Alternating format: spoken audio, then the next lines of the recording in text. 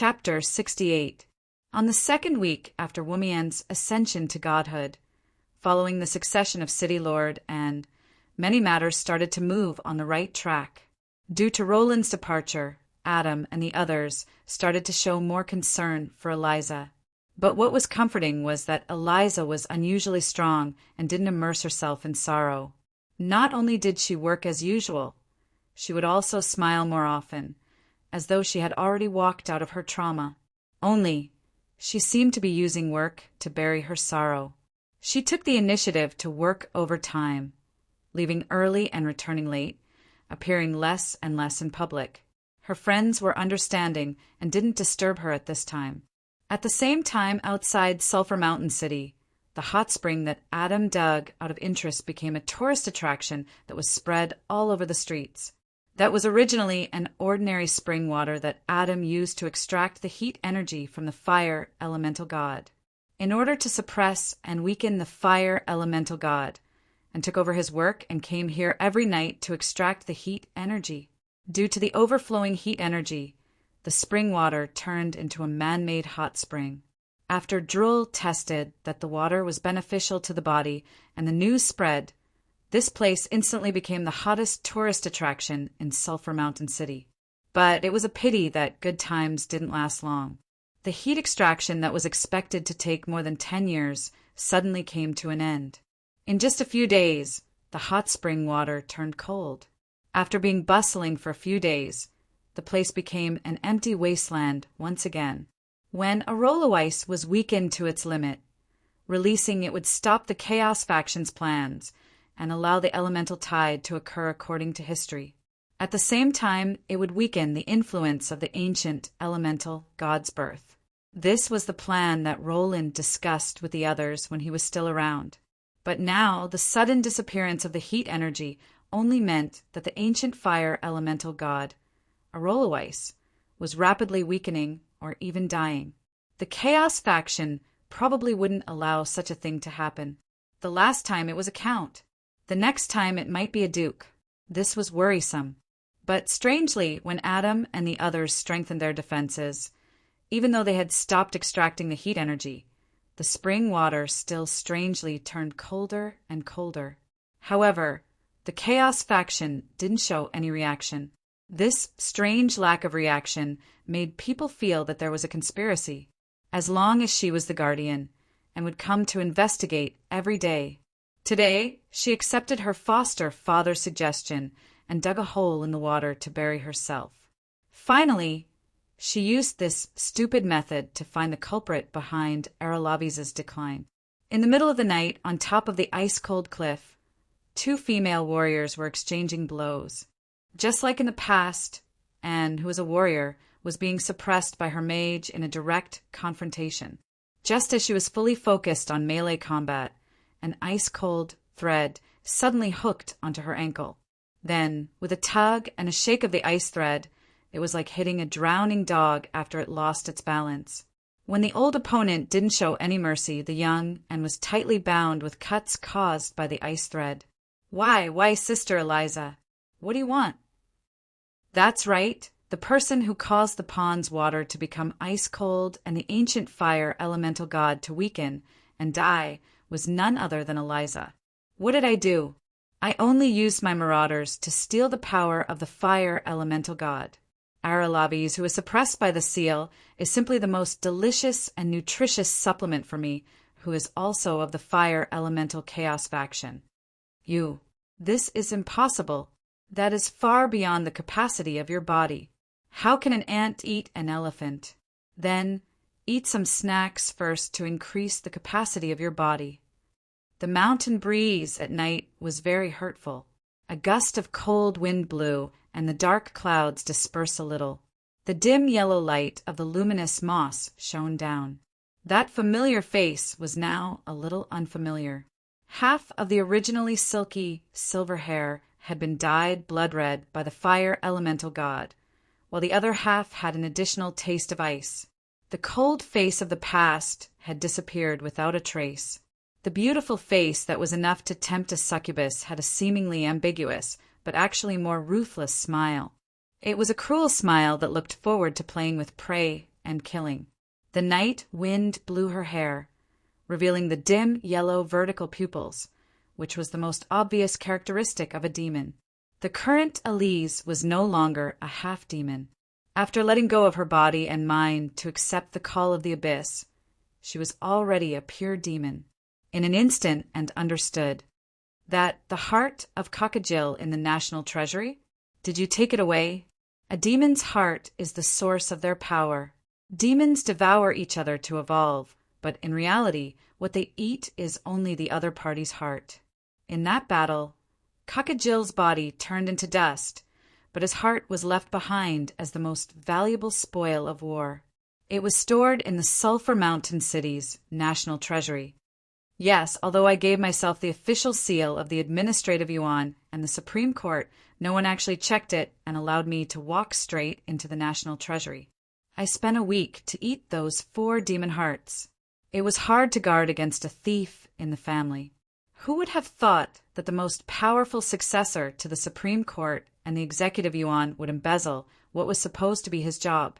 Eliza's soul imprint marauder is very unique. It can steal the power that her body can bear. The ground that Cockajil walked on was scorched, and he is proficient in fire-type forbidden spells like meteor fire rain. So he is the most suitable tonic for Eliza, who is also a fire-type demon, and immediately broke out in cold sweat. She also knows about the ability of Eliza's soul imprint, and demons have the powerful ability to devour each other, which is a perfect match for this ability. Adding the two together, even if the current Eliza isn't as strong as Cockajil, she isn't far from it. Seems like you have thought it through? And in order to suppress and maintain this form so that I won't be exiled to another dimension, I feel really bad.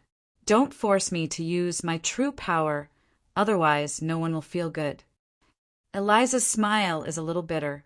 The power that she yearned for even in her dreams, the first thing she used after obtaining it is actually to deal with her friend.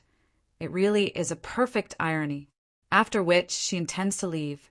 Since she was discovered, then she should speed up the devouring.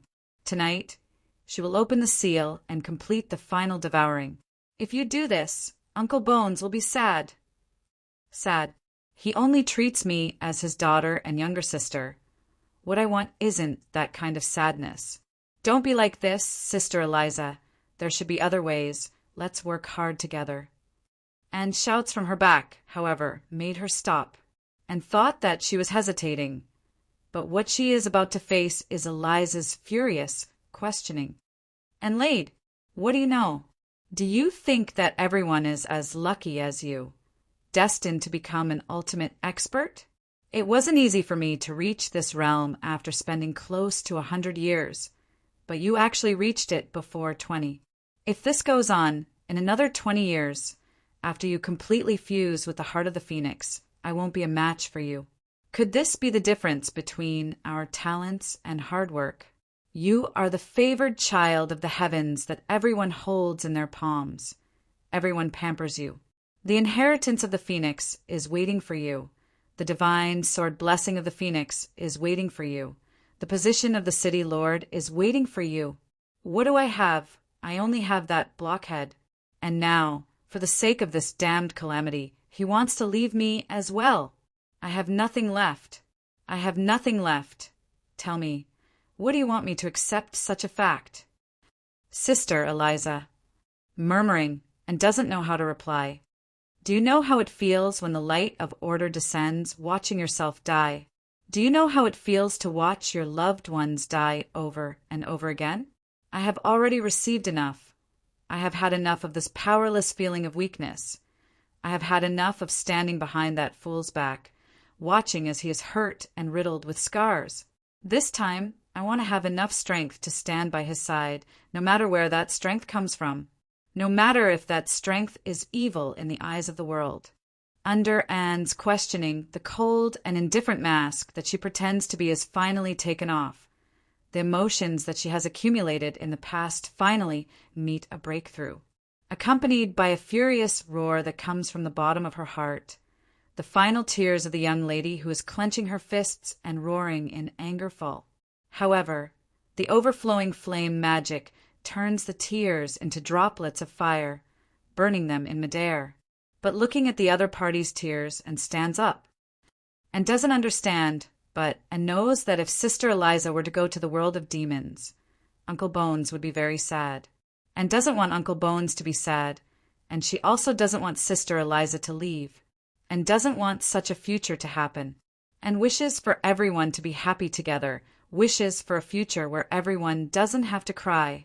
The flames of the phoenix ignite once again, the bloodline that is getting stronger and stronger, allowing and to transform into a humanoid phoenix. Following the light of the rules, the soul imprint of the Order faction is finally formed. At this crucial moment, Anne, Galen, has successfully broken through to legend rank. Guardian. The flames of the phoenix turn into an emblem of a shield and a crossbow, while the pair of bright eyes behind represent the attribute of this soul imprint, guardian and watchful. Following which the illusory image of the phoenix flames rises, proving that she is definitely not an ordinary legend rank. After breaking through this bottleneck, she immediately breaks through to Saint rank. Before Anne, who had just broken through, could even make sense of her new ability, that fist ruthlessly smashes into her face. The frightening brute force sends the legend rank warrior flying. In the next second, countless threads catch up to her, binding her once again. And allow Big Sister to teach you one last lesson. Without the awareness of power, you are unable to achieve anything. Without the support of power, you are harming yourself and others. Along with the rising flames, the newly born demon aristocrat Eliza displays her strength.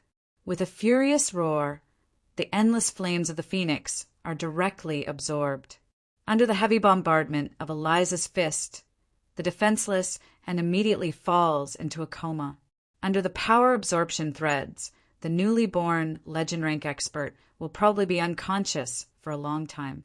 At this point, no one can stop Eliza from completing her own sharp transformation.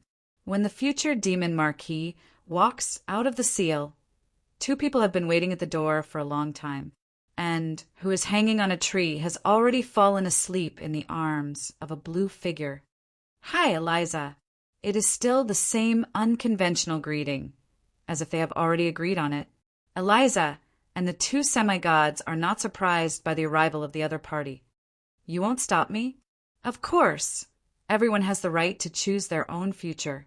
This is your choice, so why would we stop you? We are only sending you off. No matter if you are Eliza or Lisa, at the very least we were once friends."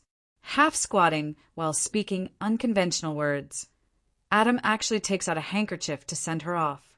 Following which, the handkerchief embroidered with blue lilies is confiscated by the red-faced Marguerite. Without the resolve of power, nothing can be achieved. Without the support of power, kindness is harming oneself and others. Although it is a little extreme, it is indeed well said, and should be able to listen to it. Looking at Eliza, Marguerite is actually proud, as though she is looking at a proud student who has a successful career. As she speaks, she even nods her head in agreement. Since they heard all these, it means that they have been here for a long time, just that they didn't appear yet. Shaking her head, Eliza doesn't say anything else. Some things are better left unsaid than exposed. As the demon's gate opened and Elisa walked in, Margaret's voice sounded from within. However, this time it wasn't as cold as usual, and there was more warmth in her voice. "No matter what, Sulphur Mountain City is your home. If you feel wronged, you are welcome to come back anytime. I will be back. That fool Roland needs me." As the voice falls, the dimension gate closes, leaving the two semi-gods staring at each other. "You saw Eliza's resolve, right? From what I can see, the stubborn but soft-hearted Roland probably won't be able to withstand it. Now what about Anne? What about the matter you promised her?" This time, it is Adam's turn to look helpless. "I was intending to entrust my orphan to Roland before I die, holding his hand and saying, 'Promise me to marry, and otherwise I won't be able to die in peace.' Based on Roland's personality, there is a 90% chance that he would agree on the spot, and as long as he agreed, He would definitely fulfill his promise. But it is my fault for not dying. Then, when Roland comes back, we can act it out again. All right, to think that Adam's so-called arrangement is this. But as expected of Adam, even though it is messing around, it does hit the nail on the head. If he were to really carry it out, there is a high chance that it would succeed. Looking at this foolish face, Marguerite's anger surges. Nonsense. Do you believe that if you mess around at this moment, Roland will really chop you down with a blade? Forget it. Let's not bother about it. The younger generation has their own fortune. Let them settle it themselves. All right, revive for me. Right, there's still Eliza. What happened to her? And who is the one who unsealed the fire elemental god?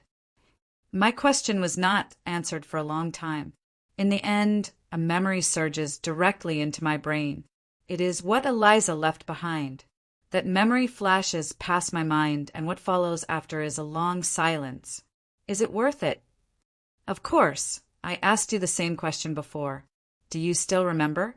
I remember. That was when I told this plan to Eliza. She asked me like this.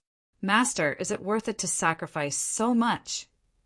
And of course it is worth it. Without sacrifice, there will be no gains.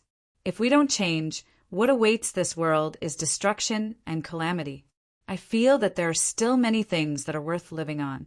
But the voice of a young lady comes from within. However, don't get me wrong. I am not doing this for the world. I am doing this for a wooden fool. Remember, the world doesn't owe me a favor, but you do. After long silence, I finally smile. All right, I owe you one. When you come back, I will compensate you. That's more like it. I will help you find out news about Cavendish. That's all. Recently, I have been very busy. These demon brats, they betray us so easily. They are even more annoying than you. After which, the silver ring darkens. It isn't easy to communicate across dimensions. From the system's description, this ring can only be activated 3 times a day at most, and the accumulated time cannot exceed 15 minutes. Judging from the 2 times of communication, the password to activate this ring is most likely the name Eliza. At this moment, I silently remember this debt of gratitude. Then I turn my attention to the system. At this moment, the system has already listed out all the different types of physical bodies according to my request. Normal human physical body. Strength, 10 agility, 10 stamina, 10 intelligence, 27 will, 19 charm, 10 talent, none lifespan, 60 years recommended job. Any job the physical body of a normal human is really not worth mentioning, other than intelligence, and which are additional attributes of the soul. The other attributes are only 10 points. Furthermore, their lifespan is short, so naturally I won't choose them. However, the advantage of humans is that they can take on any job, and they are unobstructed on the surface. Even though the difference in basic attributes doesn't seem to be big now, as they grow, the difference in basic attributes and talent will become bigger and bigger. This is the biggest shortcoming. The system is really inflexible. It lists more than 50 types of physical bodies, but at least half of them are white physical bodies, no system rating, that I wouldn't even consider. The ones that attract me the most are naturally the few golden bloodlines at the bottom. Son of the ancient red dragon, dragon descendant. Strength, 19 agility, 12 stamina, 18 intelligence, 25 will, 17 charm, 16 talent, dragon transformation, dragon wings, dragon breath. Recommended job, mage, warrior. Lifespan, 2000. Overall evaluation, silver pinnacle. System notice. You can look for the dragon Queenine Mesis to undergo the dragon transformation ritual and obtain her bloodline to turn into a true dragon. Considering the relationship between the two of you, this isn't difficult at all. However, I'm afraid that you will have to call her mom in the future. Although the system notice makes me speechless, the power of a red dragon can't be underestimated. The ancient red dragon is a half-diamond bloodline. If it were to evolve into the diamond bloodline of an ancient dragon in the future, its battle prowess would definitely be reliable. Furthermore, after being a lich for so long, I am fed up with my weak physical body. The powerful physical body of dragons is indeed very attractive, but the drop in intelligence and will shows that this physical body has a negative effect on intelligence. However, considering that I am going to enter human society in the future, an obvious abnormality like dragon wings isn't very suitable. I can only keep this in mind for the time being. Immortal artificial body, strength, 12 agility, 12 stamina, 15 intelligence, 30 will, 20 charm, 18 talent, immortal, high-speed learning, release specialization, recommended job, mage, recommended to become a saint in the future. Overall evaluation, gold. System notice. There is no need to explain how this bloodline came about, but it is definitely powerful. As it is a clone of a unique individual, there are some side effects, such as the appearance and skin color similar to the original. You know what I mean. If you call me now, you will also receive a marguerite set along with a physical body. Side effects? Skin color similar? I think it is just the appearance that is similar. Partial similarity? I think it is most likely to be exactly the same.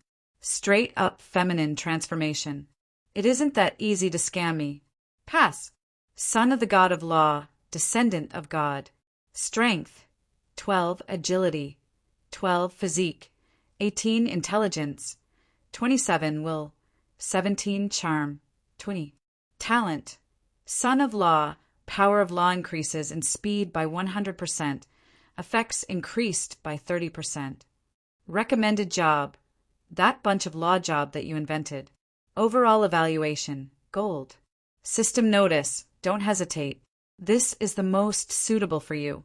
Also, how does it feel to be your own son? All right, I ignore this darn system notice once again. I am indeed a little tempted by this physical body. However, this physical body of a descendant of God that is obviously inclined towards the Order faction means that necromancy is just a side character from now on.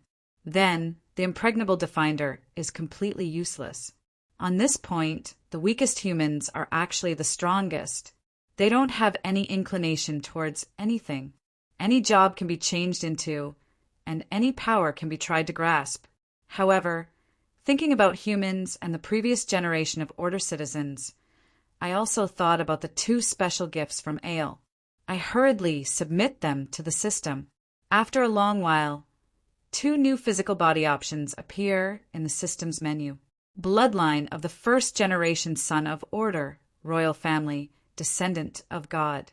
Strength, 18 agility, 18 physique, 20 intelligence, 27 will, 17 charm, 20 talent, war angel form. Overall evaluation, diamond bloodline. Recommended job, Order Knight. System evaluation, as expected of the favored son of the goddess of Order.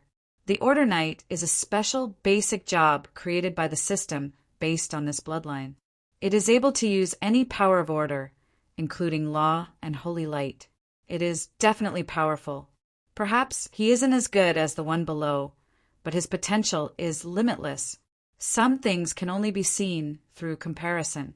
Without a doubt, this bloodline is really powerful. Furthermore, the Son of Order has the same weakness as the Son of Law. Their incompatibility with necromancy will still cause negative effects on the soul world. On the other side, bloodline of the first generation son of Chaos, royal family, demon descendant. Strength, 22 agility, 20 physique, 22 intelligence, 29 will, 20 charm, 8 talent, original sin demon god form. Overall evaluation, diamond bloodline. Recommended job, Chaos Witch King Devil Knight. System evaluation, ridiculously powerful basic stats. Perfect physical body. Choosing him will grant you endless power.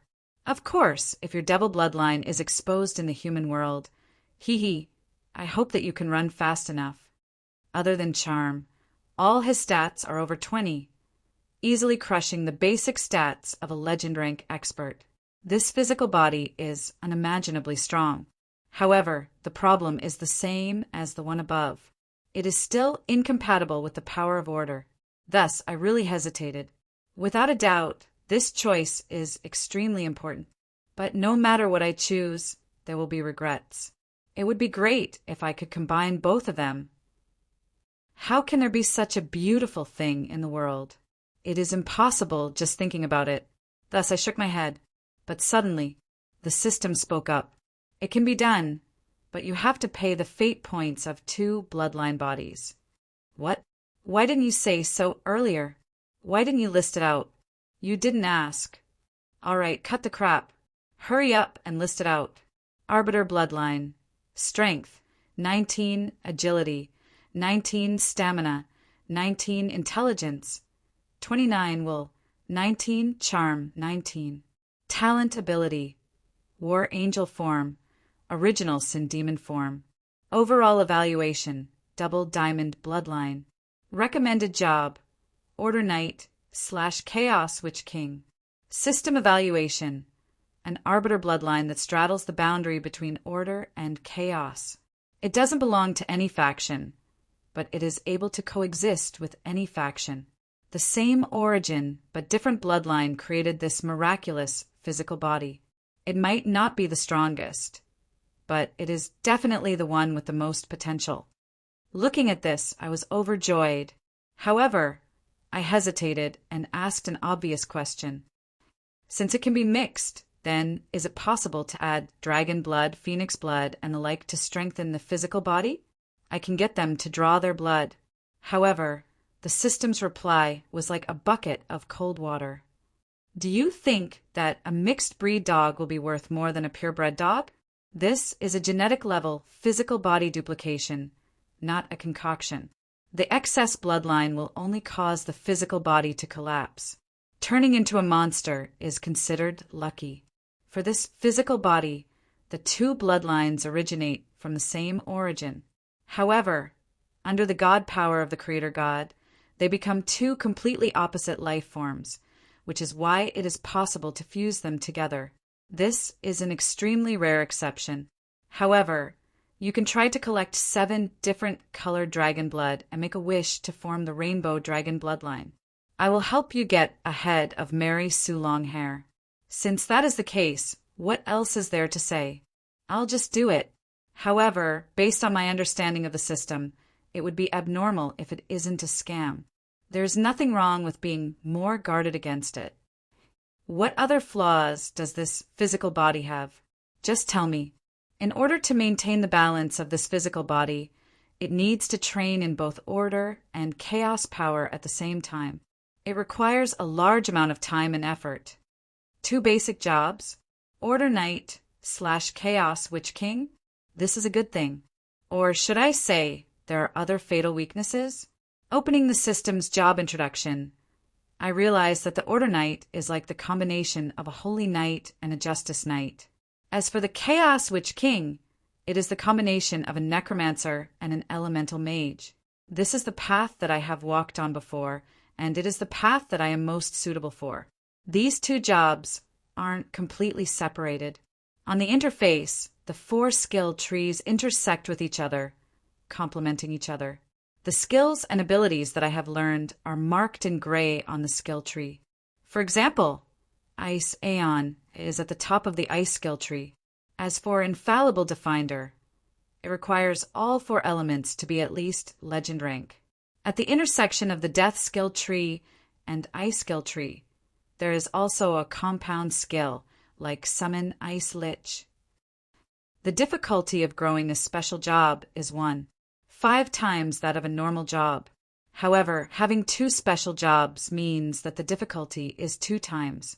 Adding on the fact that the Diamond bloodline has a physical body that grows slowly, all in all, it is at least 3 times harder to level up than a normal human. Hearing that, I am delighted.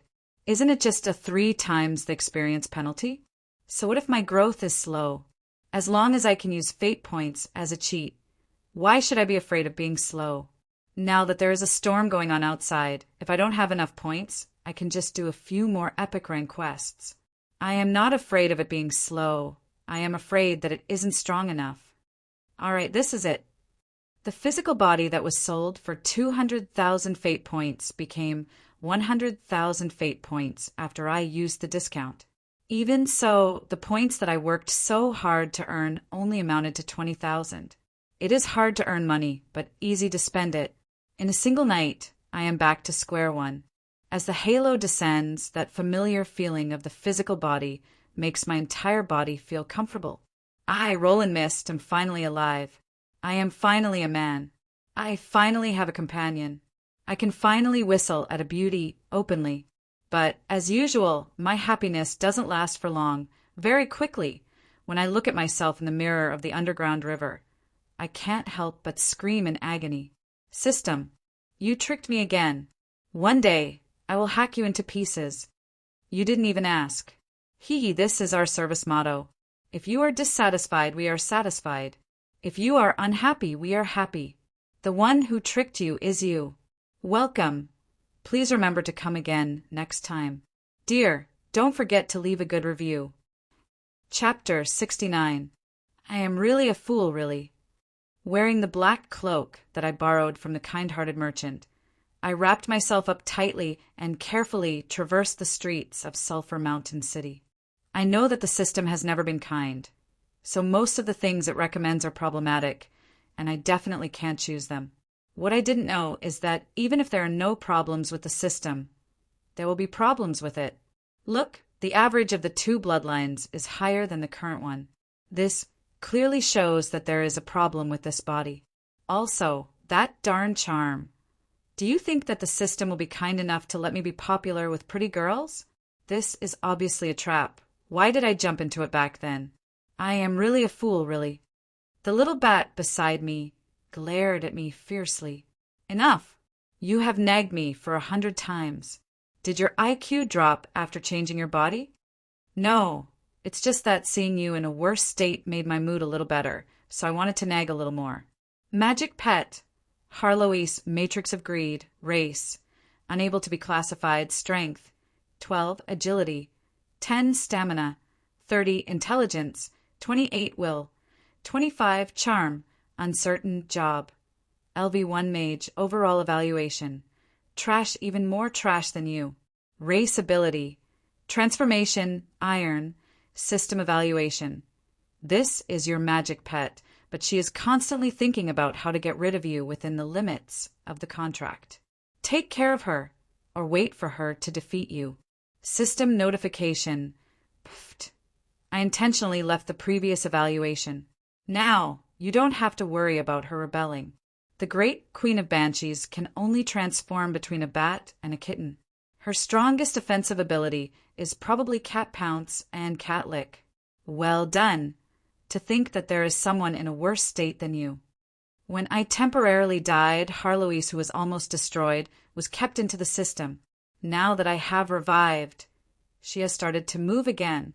However, I am still a living person when I drop to LV1, but she can no longer maintain her human form when she drops to LV1. Are you sure that if I remove your cloth and scream that someone is running around naked here, what will happen? Gritting her teeth, the little bat uttered the scariest threat she could think of, but I laughed. Go ahead, running around naked here is a common occurrence. No one will mind. Running around naked isn't news. It is news when no one runs around naked every few days. Do you think I am a fool? How can there be such a scary place? Catch that naked bull! That's right, the one nicknamed the Naked King. Don't let him escape. He had only been quiet for a few days, and that damned Wild Bull Alliance and Gentleman Alliance were actually active again. This time, we'll lock them up for a month. Before Harloise could finish her words, her jaw dropped in shock. While I was still in a daze, a naked Tauren and a group of naked men dashed past. Immediately, a group of dark elf knight chased after them. The supreme judge with the honorary title of Naked King. Inexplicably, my heart ached. My worry for the legal system mixed with the shame of my family's misfortune. I felt an urge to clean up my family and silence them. However, it was obvious that if I drew my sword in anger, I wouldn't be cleaning up my family. I would be sending myself to my death. Let's go. I have plenty of toys in my lab that use illusion to change one's appearance. Looking at my current state, I can't do anything. While searching for a way to deal with that fellow in my mind, I carefully wrapped my cloak around myself. From a certain perspective, this city is the safest in the entire underground city. But from another perspective, it is also the most dangerous, especially since my current state isn't good. While avoiding sight, I carefully pulled my magic pet bat along as I walked quickly. However, Harloise was staring dumbfounded at the other side. A few Holy Knight and a few Death Knight were chatting happily. This is definitely a situation that can't be seen anywhere else. It is the symbol of the harmonious coexistence of order and chaos. Just as I was about to boast a little, they started fighting in the next moment. While fighting, they scolded and argued fiercely. Their attacks were vicious. That's more like it. Harloise nodded her head in satisfaction. However, at this moment, a scolding sound traveled over, leaving Harloise dumbfounded. "You bastard, you don't know what to say. Did you agree to the Banshee Fellowship? Why are there only a few female undead? Look at their faces, they are covered in maggots. Can they even look? TSK, ignorant brat. That is the fashion of our undead district. Also, are you decent? Did you agree to the beautiful clerics? Why are there only a few cafeteria aunties? Do you think we are fools?" There were already spectators cheering on the side. The argument between the two sides got fiercer and fiercer as they fought. However, the Death Knight didn't use his rune sword and the Holy Knight Gate didn't use Holy Light. Instead, they started punching and kicking like hoodlums. "You want to meet the banshees and medusas of our district? Don't talk about the door, there isn't even a window. We can't even get them ourselves, so why should we introduce them to you? Let me tell you the truth. We have to fight physically just to talk to the female clerics. Resources are so scarce, so why should we introduce them to you?" All right. Amidst the booing from the spectators, the matter was already clear. The reason why both sides organized the fellowship was to gain something from the other party's female resources. In the end, both sides bumped into each other and realized the other party's intentions. The fellowship between the undead and the Holy Knight? Is this world crazy or am I crazy? Harloise was dumbfounded. Should I be thankful that I have a body? Looking at this bunch of buffoons, I clutched my stomach. That should be my stomach, right? This was the first time I felt what a stomach ache and neuralgia was. Someone go and contact the town security. Don't move who is creating chaos. Haha, it's you bunch of grandsons again. Last time, during the tripartite gathering, you guys were really amazing. You actually dared to bring a half goat and a half horse. If it wasn't for the fact that we were quick-witted and called the legendary Bayfoam over to scare away those hungry beauties, we would have already fallen into your hands. This time we'll settle our old and new grudges together. Eat my condemnation strike. All right, there was no need to call the town security anymore. This new graduate from Nanxiang has already arrived. However, from the information he revealed, should I be impressed by their friendship? Somehow, my stomach hurts even more. Ouch! All of a sudden, someone knocked me into the air. Sorry, Momo is chasing after those bastards. It turns out that when a dark elf town security was chasing after them, he accidentally knocked into my body. My cloak was knocked away, and light shone into my eyes, blinding my eyes. However, looking at the shocked Momo, I immediately came to my senses. I hurriedly used the cloak to cover my body. The system wouldn't be so kind as to give you a set of clothes. Just like what Harloise said, my new body was almost naked, and I wasn't wearing anything under the cloak. I have nothing to do with those fellows from the Wild Bull Alliance. I am a newbie who came here to learn the power of law. It is just that I was robbed and my clothes were stolen. I tried my best to recall the second smile of the Holy Knight, the smile of righteousness when I didn't do anything wrong. At the same time, I tried my best to distance myself from those perverts. I don't want to be locked up in the juvenile detention center for no reason. I am already penniless, so I came to rely on the Lich uncle named Roland.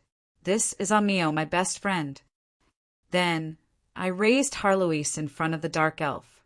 At this moment, under my command, she had already turned into a cute black kitten. Under my command through the magic pet contract. Even though the dignified Queen of Banshees was so angry that her eyes were about to spit fire, she could only obediently meow and act cute. Meow. Hee. Girls usually have no resistance towards cute things. Seeing that I am not a threat, she will definitely let me go after a quick check. But very quickly, I realized that my actions were unnecessary. The female dark elf town security ignored the Queen of Banshees, who was meowing, and only stared at me without saying a word. Then my saliva dripped down without a care for my image. I am rich. A top-grade Shota. Naked. Can Momo eat me? Immediately, anger flared up and I roared furiously. You are the Shota. Your whole family are Shotas. All right, this time I admit that I was scammed by the system. What training from a young age is beneficial for controlling one's body? What soul and physical body are the most closely linked, no matter how many excuses I use to comfort myself? It can't hide the fact that I was scammed. A 14-year-old physical body is indeed the expected age of my physical body, and it is also the true form of my soul, suitable for the fusion of soul and physical body. But how would I know that ancient humans lived for more than 200 years? To them, a 14-year-old is still a child. Yes, the average lifespan of the first-generation humans is at least twice that of the current humans. This 14-year-old physical body of mine looks at most 10 years old. I should have thought of it long ago. Compared to the other two physical bodies, the basic attributes of this physical body are slightly lower due to my young age, and the high charm value is purely due to the fact that children are usually cute. Yes, cute, the kind of cute that doesn't care about handsomeness. His golden hair exudes the radiance of the sun, and his cheeks are rosy, just like a freshly washed red apple, tempting one to take a bite. His white skin is moist, and it is obvious that he hasn't been exposed to the sun before. On his small face, there is a sunny smile that he is used to, making one feel his cheerful and lively personality. Turning back to a young age isn't scary. What is scary is that when I used the dark river to look at myself in the mirror, I felt like an oversized doll, very cute. 19 charm, if it were an adult, it would be such a charming existence. Using it to pick up girls is practically invincible. But on a child, what is the use of being cute? This isn't the most sinister part of the system. A young outer appearance isn't a big deal to a mage. There are all kinds of secret potions and tools to fool one's age. Old demonesses and old monsters that pretend to be young can be seen everywhere. As long as I return to the laboratory and take out my collection, disguising as an adult isn't a problem at all. But the biggest problem now, even though I have a little partner, as it hasn't matured yet, it is equivalent to not having one. This is the core of the problem. I knew that the system didn't have good intentions. It wasn't easy for me to get rid of the body of a lich that doesn't have any physical desires, but it gave me a physical body that hasn't matured yet, one that doesn't have any physical desires. My current goal is to hurry back to the underground book vault to check on when the first-generation humans reach puberty and when they can get married. All right, I know that there isn't a book that would be so boring as to record all these, but thinking about it isn't wrong. At this moment, looking at the drooling and love-struck dark elf, this time it seems like a disaster is about to befall me. Little cutie. No, little friend. How about going to see goldfish with me? There are many cute little animals at my house. Goldfish? There are goldfish in the underground world. Do you think that I am a fool? Currently, I am only LV1, so it is impossible for me to defeat this weakest silver rank town security knight. Right, little friend. I still have lollipops here. Looking at this idiotic elf taking out a large amount of candy from her breastplate, I have no idea what her brain is made of. Is this the Sulphur Mountain City's proud town security knight? Thinking about this, my stomach hurts even more. Let go of me! I don't want to. It isn't easy for me to meet such an appetizing one. Momo must catch him and raise him. I will be able to harvest him after a few years. Momo will be the first to find a husband among the sisters.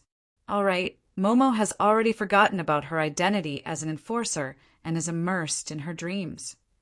Hee, to have such a cute little husband. Momo will be envied to death by the other sisters. I really want to woo pretty girls, but I don't want to be wooed by pretty girls like a child bride. Thus, without saying a word, I turn around and run. But just after running 2 steps, the pain in my stomach worsens. Then I fall to the ground helplessly. Why do I feel so uncomfortable? My entire body feels weak. Could it be that there is a problem with the fusion of my physical body? But suddenly I feel my entire body being carried up. The voice of that love-struck elf is right beside my ears. Why are you so light? Little friend, have you obediently eaten your meal? Eat. All right, I finally remember what I forgot. It took me 2 days to walk over from the underground river, but having just turned into a living, I have long forgotten the habits of a living. I really didn't expect that I would have to eat. Furthermore, Harloise, who is also an undead, wouldn't have thought of reminding me. So it isn't the stomachache, it is hunger. For you to be fine after not eating for 2 days, looks like your body is still quite healthy. After coming to a realization, the next moment I fainted from hunger. But luckily, before I fainted, I shouted with all my might, "Save me! There is a weird Annie. She wants to feed me milk." Looking at the town security rushing over, my chastity should be preserved. Tragedy. Darn system. I will not live under the same sky as you. Chapter 70. Due to the disappearance of the Lich Roland, they no longer had to worry about their home being destroyed. The dark elf ladies clenched their teeth and dug out the last of their savings from their shoes to rebuild their home for the 3rd time. With the help of many free laborers, for example, a certain remnant knight, a certain kidney knight, a certain holy knight, the town security headquarters was quickly rebuilt. The new town security headquarters was designed by the Grey Dwarf craftsman. It was shockproof, explosion-proof, fireproof, floodproof, and Roland-proof. As for how I knew about it, it was clearly written on the blueprint of the building. The few red words could be seen from over 100 meters away. I still don't move on the 4 defenses at the front, but what is the meaning of the Roland-proof at the back? And this is the privilege of a child. If I don't understand, I can just ask. However, the following development, I know that I don't need Diana to answer. Roland. Who mentioned this name? The moment I mentioned this name, countless female knight jumped out of nowhere. Covered in armor, they held sharp swords in their hands. Their eyes were bloodshot, and they looked murderous. It was as though they wanted to fight it out with someone. That Protect Roland is an anti-undead barrier that we specially invited the Great Mage to set up to deal with a certain person. Right, little Rollo? You mustn't say your uncle's name here. On the surface, I nodded my head as if I understood, but I was secretly breaking out in cold sweat. It has been so long. Is there such a deep grudge? The compensation for the repairs was approved by me from the Supreme Court. Without me, how could you rebuild it so quickly? A bunch of heartless little ones. All right, looking at these red-eyed aunties who were muttering curses, even though I knew that it was impossible for them to see through me, I still instinctively wrapped my cloak tightly around me. Waha! I didn't expect your reputation to be so good. As expected of my disciple. All right, I was even mocked by this old witch who was rubbing herself in the cloak. But then, as though she had thought of something, Diana hurriedly added, "Don't say it, even if you go out, you mustn't. Your uncle, that his reputation in the city is a little terrible. Actually, I don't have any prejudice against him. But there are some things that I can't say as an elder. In short, little Roland, for the sake of safety, don't ever tell anyone that you are Roland's nephew." All right, looking at the bashful Moonlight Knight who was too embarrassed to speak ill of others, the black cat was already rolling on the ground in laughter. "Little brother Roland, what did you do? Why are you doing so badly in your own territory? Even this female knight can't say it out loud. Shut up, magical pet. Otherwise, I'll make you shout like a squirrel while doing 2.5 360-degree somersaults on the spot until you puke. The moment I said that, even if Harloise gritted her teeth in anger, she knew that my threat was real. If I said that I would make her do 2.5 somersaults, I definitely wouldn't make her do 3 somersaults. Harloise, who was always sensible, immediately shut up. All right, little Luo, hurry up and go eat. Hearing this, he immediately became excited. He had finally encountered some bad luck today, and his luck had finally turned. Now that he didn't even have a single copper coin on him, it was a good opportunity for him to freeload a meal. On the way to the canteen, looking at this hesitant female knight, I had many thoughts on my mind. There were many things that I had to do now, but the most important thing was to get rid of this young appearance. In his current state, the hilt of his sword was bigger than his hands, and he couldn't even hold the sword steadily. How was he going to fight? The young man's short stature made his steps small, his hands and feet short, and it was hard for him to exert his strength. No matter how good his basic abilities were, it would be hard for him to utilize them. Furthermore, when he reached the human world, he would definitely have to interact with those powerful nobles. However, reality wasn't a legendary knight novel. Although appearance wasn't everything if he was too young, it would be hard for him to gain the trust of others. My plan was ruined. If I were to wait for him to grow naturally, who knows how long it would take for this physical body to reach adulthood? I should first think of a way to hide it. Right? Dragons are a race that gets stronger the older they get. Judging from Little Red's age, she isn't at the age to evolve into an ancient dragon. She might have some secret arts. I'll go look for her later. After making up my mind, I started to enjoy the lunch that I had been waiting for a long time. At the table by the side, it was already filled with aunties who kept sneaking glances at me. Not only was the table full, even the entrance was filled with people. In the corner, Momo, who was chained up, was still howling incessantly. Momo, I am not a Shota lover. It is just that the person I like happens to be a Shota. All of you who haven't touched a man for dozens of years, you thirsty hashtag at it, Yanette, ask yourselves, do you not want to paint this innocent and pure smile with your own colors? He already has an owner. He is all mine. Don't you dare snatch him away from me.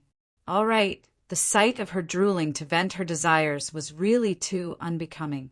Her companions couldn't bear to look on anymore, and this time their mouths were gagged. On the other side, even though Momo's mouth was gagged and her neck was chained up, she still tried her best to pounce over like a frenzied dog.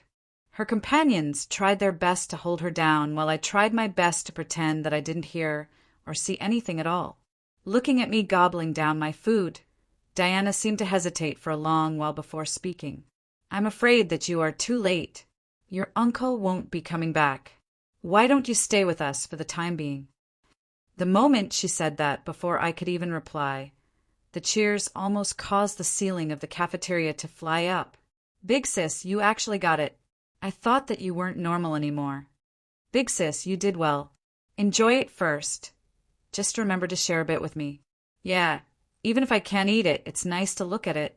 But, big sis, you really won't eat it all by yourself, right? Humph, I am not a Shota lover, so I am not interested. However, I don't think that big sis will object if I borrow it 30 years later. Anyway, humans grow very quickly. You should be sick of it 30 years later. Yeah, you are not a Shota lover. You are an uncle lover. As expected of the open-minded dark elves, the scale of their words was shocking. While the elves were surprised, it made my heart tremble. I started to doubt whether it was worth it to enter the tiger's den just for a meal. Hearing the cheers of her companions, Diana was stunned for a moment before smiling bitterly. She couldn't explain it either. Could it be that she coincidentally found out that Roland is Lord Woomians and Lord Woomians has already ascended to heaven? So this child is destined to be unable to find her uncle? Even if it is Sulphur Mountain City, it is a dangerous underground world. If she were to meet a human trafficker or a pervert, Sulphur Mountain City doesn't seem to lack the latter. At least that fierce dog who is still struggling despite being chained up is definitely one of them. Think it over. I see that you are white and tender. You don't look like a child of the underground world at all. This place is completely different from the surface. You should be thinking about how you are going to survive here. Thank you, big sis, but Uncle Roland said that if I can't find him, I should look for Lord Einmesis. Looks like I can only force myself to look for Little Red first. Looking around, those female elves seem to be hiding something suspicious in their mouths. Their eyes are glowing green, and no matter how I look at them, they look like a pack of hungry wolves. It is too dangerous to stay here. However, due to certain reasons, I have to return to the old residence for a period of time. Perhaps I should find a reliable guardian for myself first. Hearing the great name of the new Dragon Empress, Diana is first shocked. Then, recalling that the child in front of her is Wumien's nephew, there is a high possibility that he is related to Lord Einmesis. Coming to a sudden realization, she nods her head. All right, I will send you there after you finish eating. Ignoring the sighs from the side, Diana silently takes out the form and passes it to me after I finish eating. Looking at you, you should know how to write. Fill in the basic information, and I will make a temporary pass for you. That covetous gaze of hers makes my back break out in cold sweat. I have long wanted to slip away. Thus, I quickly finish writing the form, threw it down, and left. Gossiping is the nature of women. The moment Diana, as the leader of the team, leaves, the female knight crowd around to snatch the form. But, strangely, as elves, they realize that they can't understand the words written on the form. Amidst the exclamation of a certain someone, they realize that the little boy has been using their mother tongue, the dark elf language, to communicate with them. Finally, under the joint research of a few scholars, that incomprehensible form is made clear. It turns out that the words written on the form contain more than a dozen different languages. All kinds of grammar are mixed together. Even though it is a mess, there isn't a single mistake. The first word is dragon language, the second word is devil language, the middle word is ancient elf language, and the grammar used to put them together is the dialect of the leopard men of the far northern sea. If this isn't a great sage who specializes in languages flaunting his linguistic skills, then the person who wrote it must have gone mad. Language is the carrier of thoughts. All living beings are used to thinking in their mother tongue. If these sentences are the process of his thinking, then he has most likely gone completely mad. Even though she is already as powerful as the Dragon Empress, Einmesis's life isn't any different from before. Every day, she still sleeps in her dragon nest, eats and fights. Other than the level of her opponents getting higher and higher, there isn't anything different about it. Just when she was hibernating in her dragon nest, she heard the Draken priest serving her say that a lad named Rollo wishes to meet her. She immediately runs to the door to welcome him. However, upon seeing him, she is stunned for a moment. Then, pooh! Ha, Roland, to think that you would have such a day. Come, call me auntie. Without any hesitation, a certain dragon rolls on the ground in laughter. Her laughter reverberates throughout the entire dragon nest, making one grit their teeth in hatred. Infuriated, I send a flying kick at her. However, not only was I completely ignored, she even laughed even louder. I can't take it anymore. You even changed your name to Rollo, Big Brother Rollo. Come, shout for the holy light and justice and continue leading us on our adventure. All right, since I can't beat her, I can only wait for her to finish laughing. That fellow actually laughed for a full 10 minutes, to the point that tears were flowing from his eyes. When I raised my request, she shook her head. A secret technique to grow rapidly? There is indeed such a technique, but if you don't want to forget your own name, it is best not to use it. So, that is a technique that dragons use to quickly hatch their dragon eggs to create cannon fodder. In a short span of 3 weeks, a young dragon can be born from a dragon egg. However, due to excessive growth, the brain would suffer fatal damage, turning it into a brainless cannon fodder. You humans really don't value life. Every process of life's growth has its own meaning. Children use play to train their body's coordination and mobility. Teenagers use games to train their thinking and teamwork spirit. Through learning to imitate the knowledge and skills of their elders, teenagers start to form teams to face the harsh nature. Middle-aged people learn the responsibilities of their family while their physical strength deteriorates. Old people are weak, but they gain wisdom. Every age has its own way of living. This is a gift given by nature. Those who only stare at the future won't have the present. If there isn't even the present, how can there be a future? Hearing this string of words, I am stunned. This doesn't sound like something that Little Red would say at all. Why are you looking at me like that? No matter what, I am a giant dragon whose age is enough to be your grandmother. It doesn't matter if I say some philosophical words occasionally. Is that what Molly said? Of course not. How could she understand such things? It was my dad who said it. All right, so it is the legendary Unlucky Dragon King. However, looking at Little Red's gleeful look, is this the legendary you can't be cool for more than 3 seconds? However, what she said does make sense.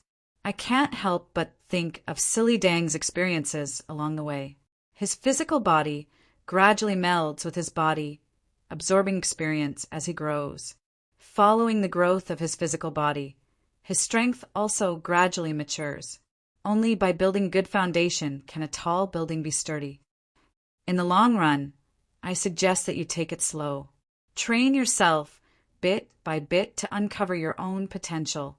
No matter what, it is better than pulling up seedlings to help them grow. But this won't do. I can't even hold my sword properly. At the very least, I need a body that can fight. If you only want the outer appearance of an adult male, then you found the wrong person from the start. You should look for Marguerite. Time and space are her specialties. Adjusting her body without affecting her growth should be a small matter for her. Marguerite? Who? Oh, that saint who likes to wear blue clothes. Can you introduce her to me? I nod my head. My guess should be correct. However, the moment I say that, the face of Little Red, who had just turned into her human form, instantly turns pale and ugly. What kind of joke is this? You forgot about her again. Forget it. There's no point in getting angry with you. Follow me. All right, this time, even if I don't want to meet Adam, I have no choice. Under Little Red's lead, we charge straight ahead. Very quickly, we meet at the city lord's residence. Ha ha, so cute. Little brother Roland, to think that you would have such a day. How delightful. All right, I knew that this would be the result. The fellow who is rocking back and forth in laughter like Little Red is my indescribable nemesis, Adam. Uncle Bones is so cute, and dazed eyes look a little dangerous. However, from the fact that she didn't pounce on me, she is still much better than those female elves. As for the blue-robed sage, he also smiled slightly. It is just a time reversal ring. It is very simple. Come and collect it a week later. Thank you so much. It is our first time meeting, and I am already asking for your help. I am really sorry. I will remember this favor, and I will repay you in the future. I am unable to comprehend what happens next. Even I know that one should thank others when asking for help. However, why is it that the moment my words leave my mouth, the bustling scene a second ago turns cold in an instant? Cough. You haven't returned to your old house yet, right? And I will return in a while. This time, I seem to have suffered heavy losses. I am afraid that I will have to spend 3 months inside. Right. Have you collected the shards of the Roland sacred sword? I can reforge it. Yes, when I asked the system for compensation, the system gave me the benefit of using points to forge weapons. Since I can forge a god weapon, the first thing I thought of is my family heirloom sword. Cough, of course. Wait a moment, I will go and collect it. When Adam, who tried to smooth things over, leaves, the scene becomes even weirder and more silent. When Adam appears with a bag of shards, no one wants to speak. In the small city lord's office, a weird atmosphere spreads. Everyone becomes silent. Naturally, under the premise that no one wants to speak, this reunion ends on bad terms. The moment I say goodbye and walk out of the door, I hear sobbing sounds behind me. Right now, even I know that I must have done something wrong. Thus, I quicken my pace and rush back to my old house to find out what I have done wrong. Looks like I said something wrong again. Sigh. Just what did I forget with this little bit of intelligence? Intelligence is the basic stat for using magic. However, it also represents a human's logical thinking ability and memory. It is a part of the soul, but it is also affected by the physical body. I remember that when I was a Lich, my intelligence was 30. Subtracting the 2 points of intelligence from the Lich's body, my basic intelligence should be 28. But now it is only 27. Obviously, I suffered some damage during my reincarnation. How can there be no price to pay for death? The shattering of the soul in death and the infiltration of the river Styx are all killers that steal one's memory. But I am completely fearless. Anyway, it isn't the first time. It isn't like I will die if I forget something. Besides, I don't even know what I have forgotten, so I won't feel sad or regretful. It doesn't matter. The moment I step into the old house, the extinguished lights light up one after another. The entire house seems to come alive. However, I didn't stop at the residential area. From the very start, my destination was the basement of the old house. That is also the reason why I must return to Sulphur Mountain City. There isn't a sliver of light in the long and narrow passageway that resembles a medieval tower. The only thing echoing is my footsteps. The moment I enter the lowest level of the basement, the entire underground library lights up. Under the effect of an arcane spell, countless books fly around the room, as though they are birds that have just been given life. Soul examination is correct. Welcome back, Master. I am the artificial Tower Spirit 007 of the laboratory and library. I hope that you didn't forget me this time. Then, according to your request before you left, I will start the re-education process. This time, where do you intend to start from?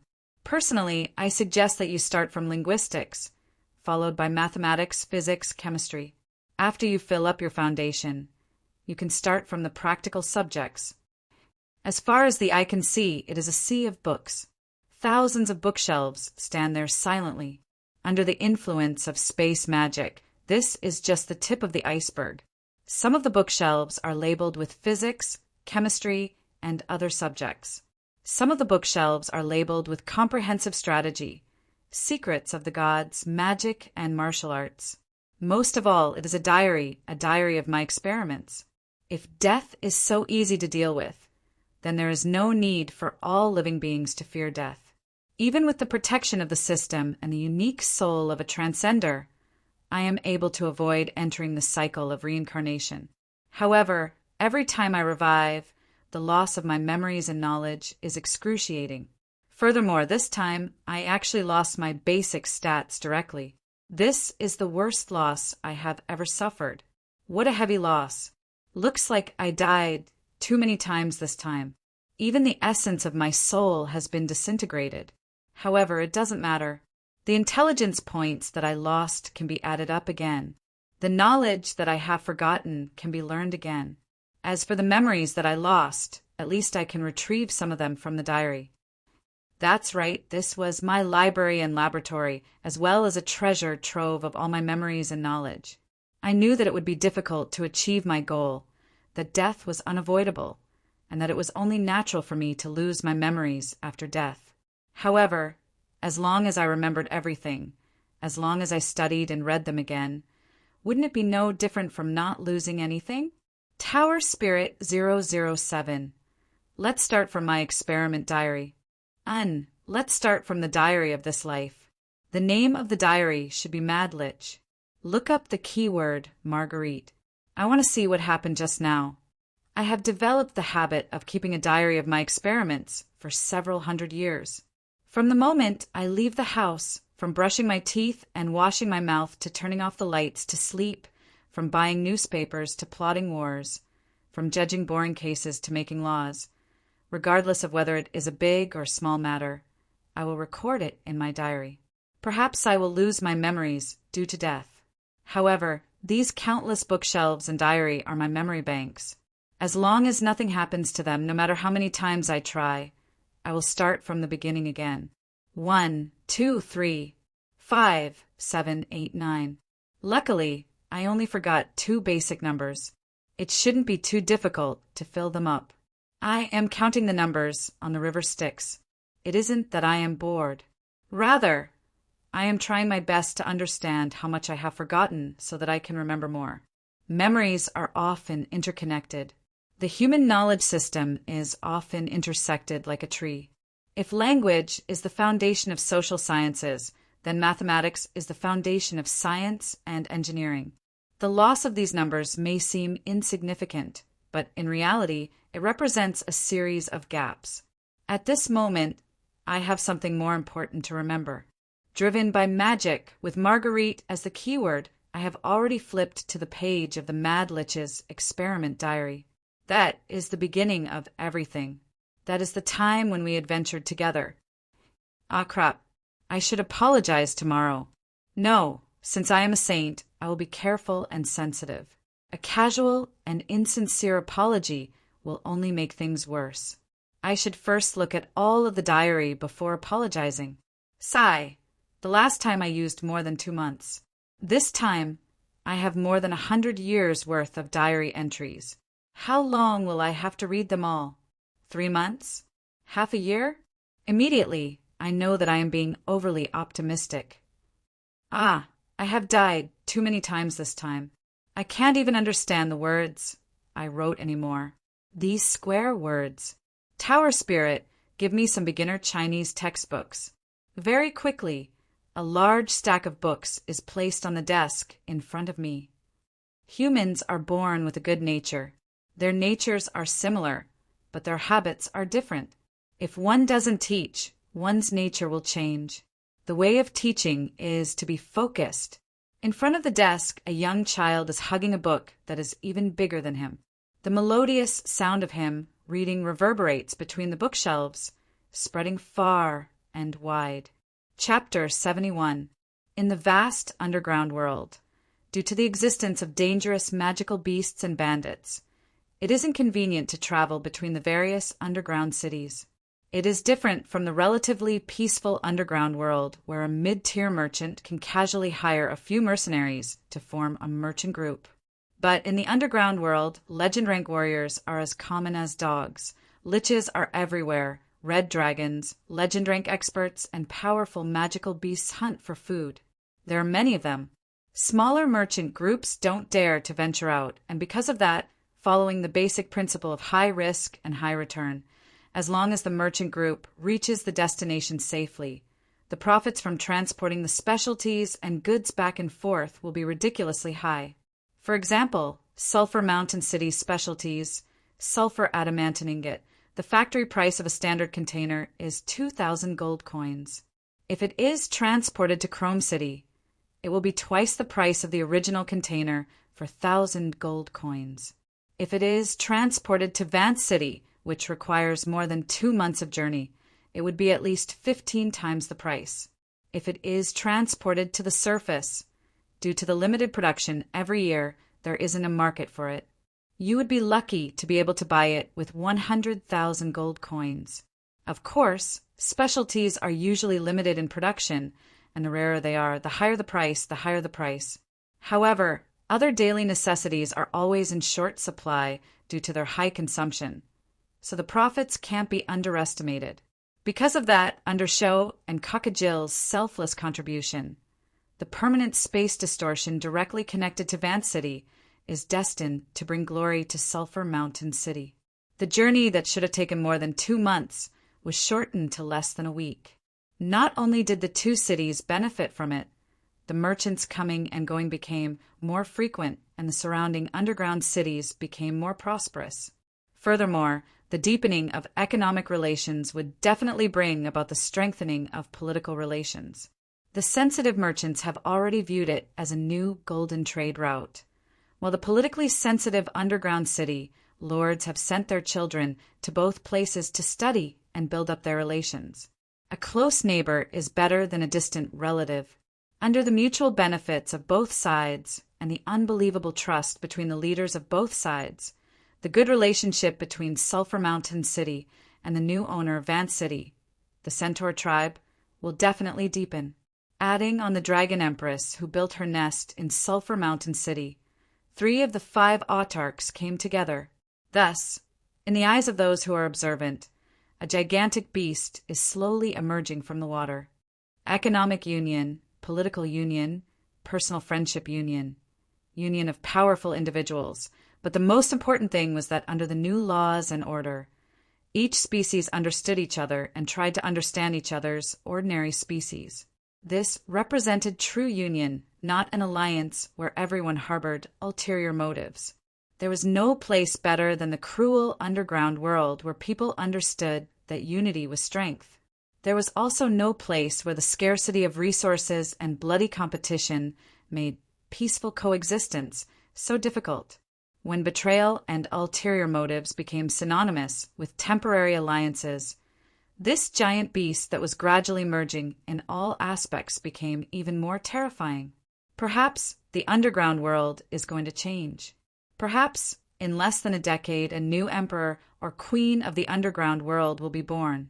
Perhaps the current underground alliance would be replaced by the new united behemoths. Perhaps there will be a day of peace in the chaotic underground world. However, all of these are things to be discussed later.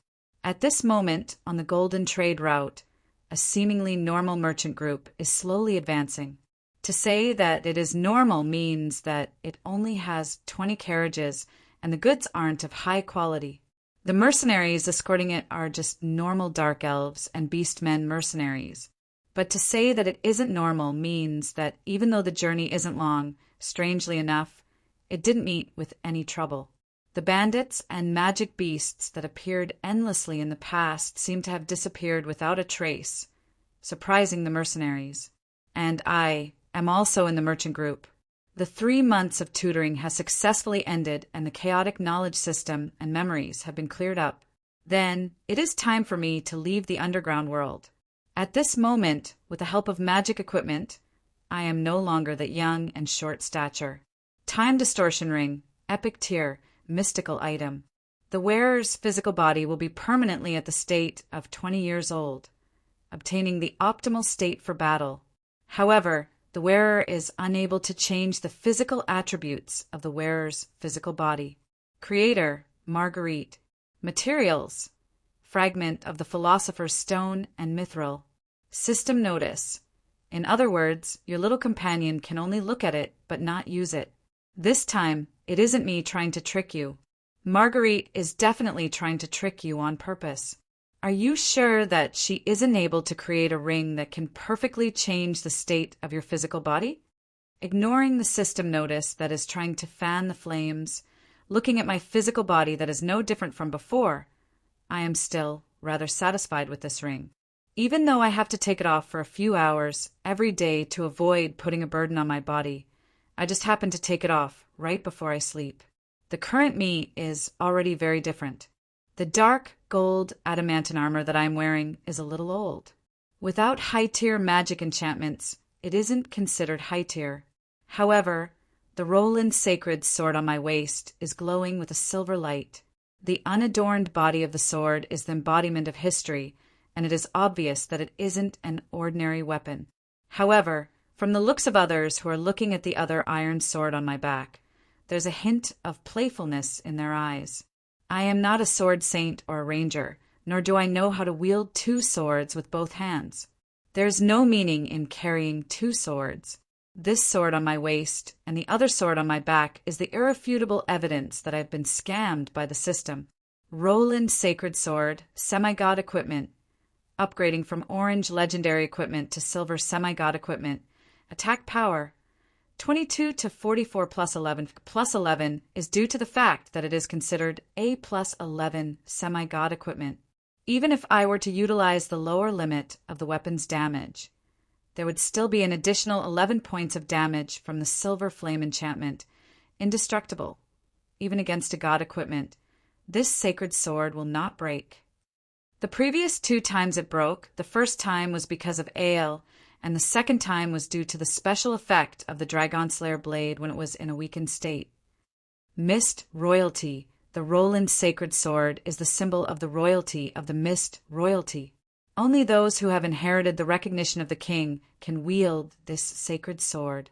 Following the rise of the Mist Kingdom, it is working hard to evolve and become stronger. But at the same time, this proud sacred sword can only be wielded by the Mist royalty's most trusted knight. Wind of the King. The wielder's strength +2, agility +2, stamina +2, charm +6. In a country established by the Mist bloodline, the wielder's reputation starts from respect.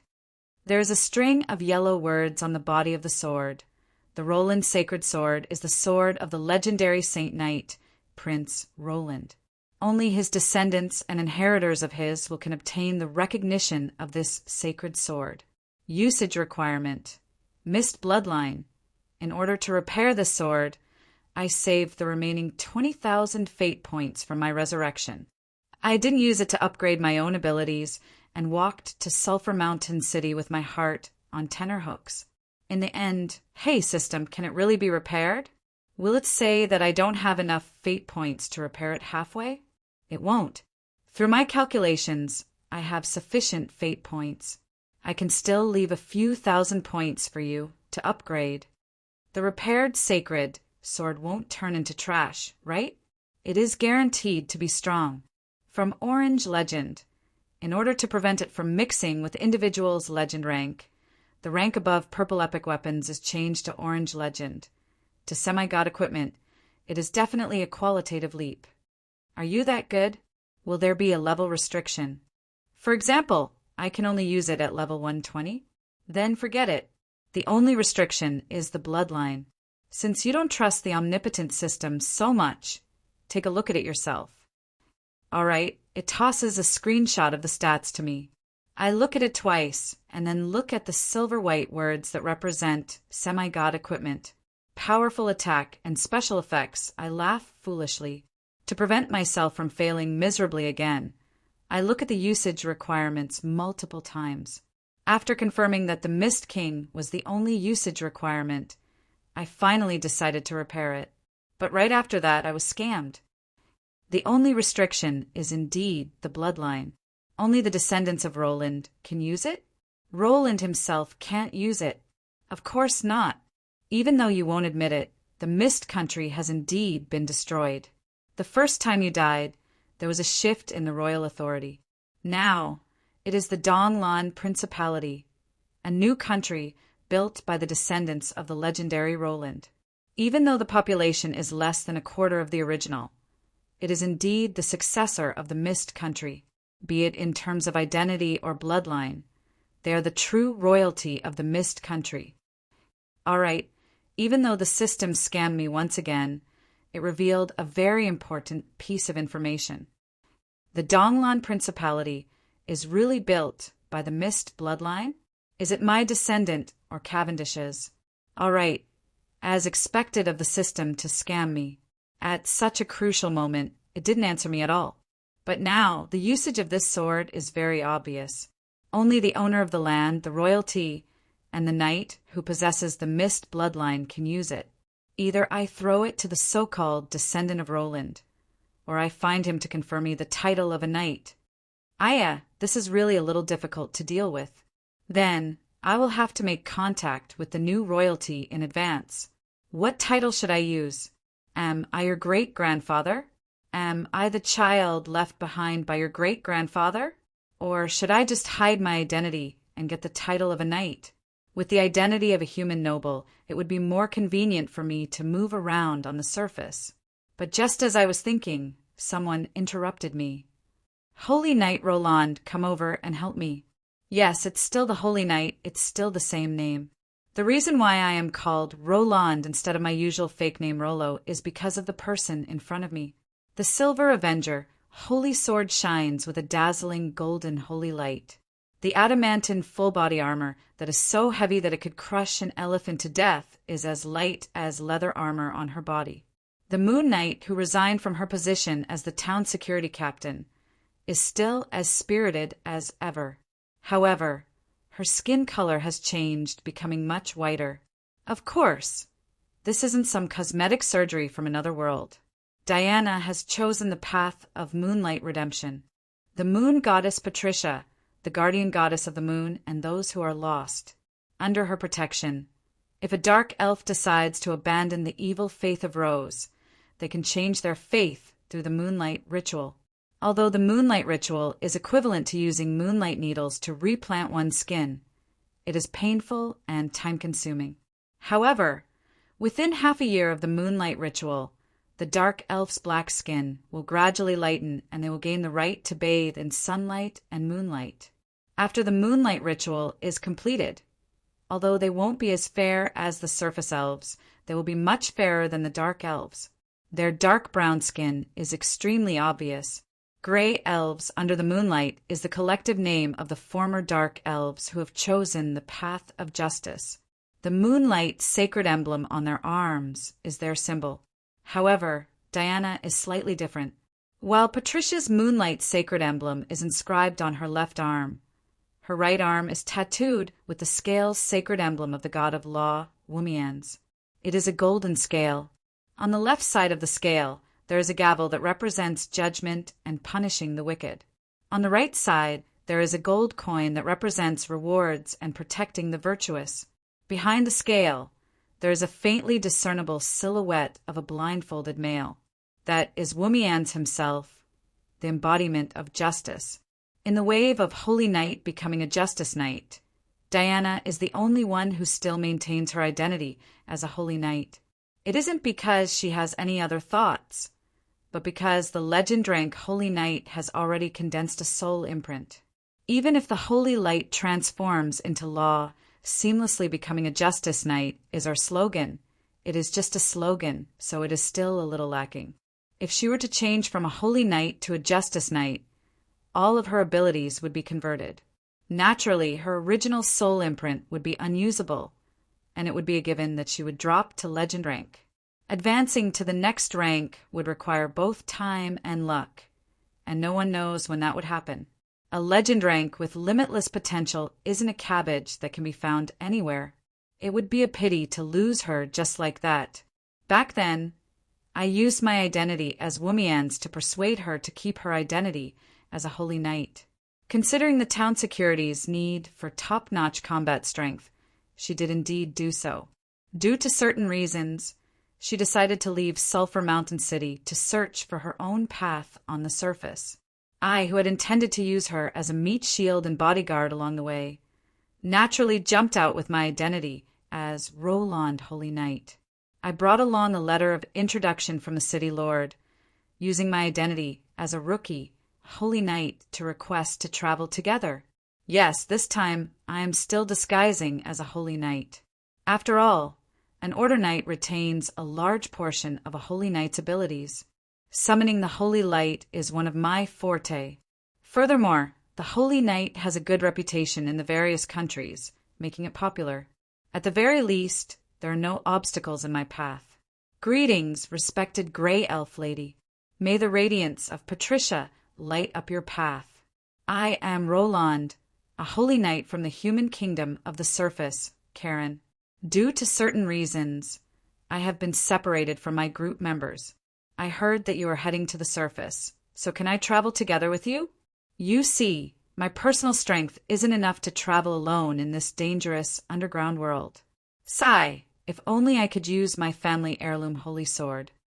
Humble, polite, self-aware, coupled with the lack of confidence in my own strength and the shame and regret of not being able to use my family heirloom sword due to my lack of strength, I am the perfect image of a rookie Holy Knight. Roll and Mist, Strength 20, Agility 19, Stamina 20, Intelligence 29, Will 19, Charm 19. Talent abilities: War Angel form, Sinful Demon God form, Sword of Order, Titan body, LV-21 Order Knight / LV-21 Chaos, which King Even, after spending the remaining 3,000 plus EXP from repairing the Holy Sword into my own growth. The 3 times EXP penalty still only allowed me to level up to LV-21, which had just entered bronze rank. However, it is sufficient for me to understand how terrifying this diamond rank body is. At LV-21, my physical body's strength and stamina would increase by 1. This doesn't seem like much, as even a normal Beastman Berserker would be able to do so. However, growth isn't linear. When the basic stats reach the limit of a mortal, 19, this small increment is terrifying. I thought that with my basic stats being so high, it would be impossible for it to increase any further without reaching gold rank. A mortal's main stats are usually stuck at 19. This is the threshold of life and death for them to advance into legend rank. They need to temper themselves between life and death to break through. However, my physical body easily broke through this limit. This can only mean that I don't take legend rank seriously. Just like powerful races like archangels and ancient dragons, it is only natural for them to advance into legend rank as long as they are of age. When my strength breaks through 20, I awaken the race talent, Sword of Order. When my stamina breaks through 20, I awaken another race talent, Titan Body. With 4 powerful race talents in addition to my powerful basic stats, even though I am only bronze rank, I am confident that I can take on any silver rank existence alone. However, the awakening of a race talent is completely dependent on luck. It is incomprehensible for it to be awakened so easily. But very quickly, looking at my stats, which are all stuck at X9, I come to a realization. After all, 20 is the peak of a mortal's physical body. To suddenly break through a bottleneck, one's physical body would naturally improve greatly. It is only natural for a potential race talent to awaken. However, for my stats to be stuck at X9, could it be that the system is helping me? Yes, you fool. Even that red dragon is smarter than you. You should do things according to your age. Only youths have the potential to grow. If I give you an adult body that is above 20, how can you possibly awaken a race talent? I couldn't understand it no matter how hard I thought about it. The system that has been lying to me for a long time has changed. It is actually helping me. This is my last chance. If I fail again, there won't be a next time. Besides, you are so pitiful that I can't bear to watch anymore. So I shall help you this time. Work hard. The opponent this time is really difficult to deal with. Then what about the Roland Sacred Sword? If I don't directly link it to the fate of the country, as the Sword of Kings, how can it evolve into a semi-god equipment or even a god equipment? You won't be able to escape even if the entire world is destroyed. You have lived long enough. Don't drag me down with you.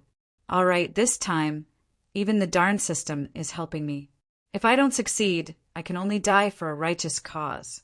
However, even though I am strong enough to challenge a silver rank, it is still dangerous in the underground world where legends are everywhere.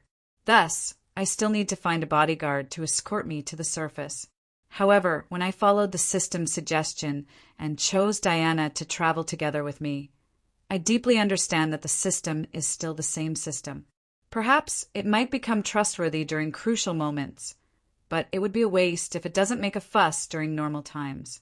After I suggested traveling together with me, Diana, who is also a holy knight and is curious about traveling together with me on the surface, immediately agreed to my suggestion. However, when I saw the traveling companions who are traveling together with me, I instantly regretted it. Fierce Dog Momo, and this is the nickname that I came up with for her. She, who had also completed the moonlight ritual, has been looking at me with a doubtful gaze. She even tried to indirectly ask me if I have a younger brother named Rollo. Judging from the mysterious liquid that kept dripping from Rollo's mouth, even if I had a younger brother, I would never tell her about it. Furthermore, I have made up my mind to never take off my ring in front of her. All right, this is still the easiest to deal with. gold rank judge crows or kolos. After turning into a female, she successfully evolved from the #1 beauty in the legal system to the #1 beauty in Sulphur Mountain City. Her goal is the elf sacred spring in the surface world. It is said that it can dispel any curse. After realizing that the God of Plague halo is still in effect, I personally welcomed this unlucky lightning rod. At the very least, I can watch a joke along the way to relieve my boredom. However, looking at the murderous gazes that the other 2 flower protectors are shooting at me from time to time, it seems that I am not welcomed at all. Now that I am lacking in strength, if I were to approach her rashly, I might end up becoming the main character of a joke. That wouldn't be good. Thus, I instinctively smile and shake my head, expressing that I have no feelings towards beauties. However, strangely, as though I am not as annoying as the other flies, Kolos took the initiative to chat with me, causing the other 2 flower protectors to be filled with resentment. Alright, these are actually the easiest to deal with. The hard ones to deal with are the remaining few. Armor Specialist Blacksmith Grandmaster Hoyle, a gray dwarf, nicknamed Big Orange Head Shorty. He has quite a personality. If I were to use the shortest sentence to describe his uniqueness, it would be, and he is a core member of the Gentleman Alliance and is at the top of the town security's blacklist. Alright, there is no need to explain the rest. Everyone should understand. Ingo, BR, also a core member of the Gentleman Alliance, the organizer of this merchant group. If I knew from the start that this merchant group is a safety brand, I wouldn't have participated even if I was beaten to death.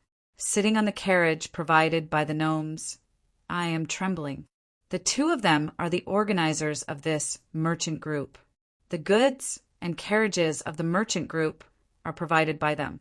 It seems that they are going to the surface world to participate in some Grandmaster Council. However, looking at the heavy goods being dragged by the carriages, there is an 80% chance that it is a Roland.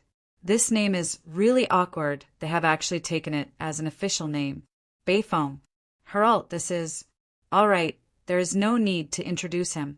Thinking about that inconceivable 10,000 points. Thinking about this fellow's glorious title, the man who single-handedly created several races, I can't help but feel the urge to draw my sword. That day, a true god gave me a revelation. I, Bayfoam, a lost draken, decided to embark on a journey to find my true self. Who at #I gave you a revelation. Don't spout nonsense. You %yen% are a pervert. Don't drag this onto Woomians. Hearing him say that, even I can't help but feel the urge to curse. Alright, as a judge, Kolos is still very competent.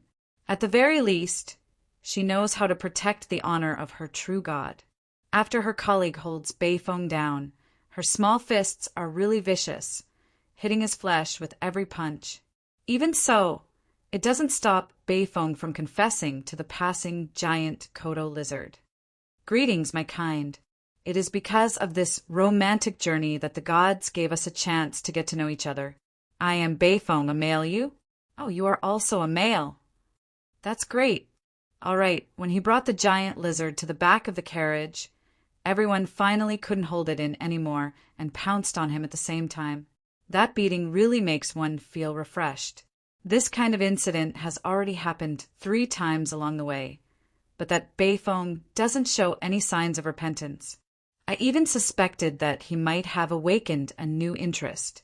All right, back to normal. After dealing with Bayfoam as if it was a daily mission, Diana actually took the initiative to ask me for help. Knight Roland, we didn't meet any bandits or magic beasts along the way. There is obviously a problem. It is highly possible that the bandits have banded together to ambush us. There is a long and narrow valley in front of us. If there is an ambush, it is highly possible that it will be there. You should move together with me later. I know that she is being kind. Currently, I seem to be the weakest in the merchant group, so she is afraid that something might happen to me. However, I would like to say that she is thinking too much. Ambush? Under such circumstances, I look around my surroundings. Even though it is clearly out of my sight, a a few black figures are hurriedly hiding themselves. In my perception, within the dark clouds, the ominous wings of death are moving slowly. The merchant leader, who is 3 kilometers ahead of us, looks back every few minutes. Not too far away, a thunder-like roar indicates that a battle is going on. A figure who is moving at high speed is faintly hiding behind a stone pillar by the side. A blue figure, who teleports, is following behind him. Gria, as the newly appointed 3rd Senator of Shiloah, you should have endless official matters to attend to. Is it all right for you to be so free? Little Lionheart, doesn't your neck hurt from turning your head so frequently? Shueti, stop hiding. With such a huge body, that small sapling won't be able to stop you. Adam, Marguerite, even the 2 of you. Forget it, I don't care anymore. Yes, before I left, I did bid farewell to them. However, I didn't expect that they were worried that something would happen to me along the way. So they actually came to escort me secretly. In the end, a large group of big shots tried their best to imitate the techniques of bandits to sneakily follow the merchant group. As for the bandits and magic beasts along the way, they were killed in an instant from a few dozen kilometers away. Forget it, they are just doing it out of goodwill. If it isn't easy to explain, then I won't. Although I say that they are unnecessary, for some reason, I feel an uncontrollable joy in my heart.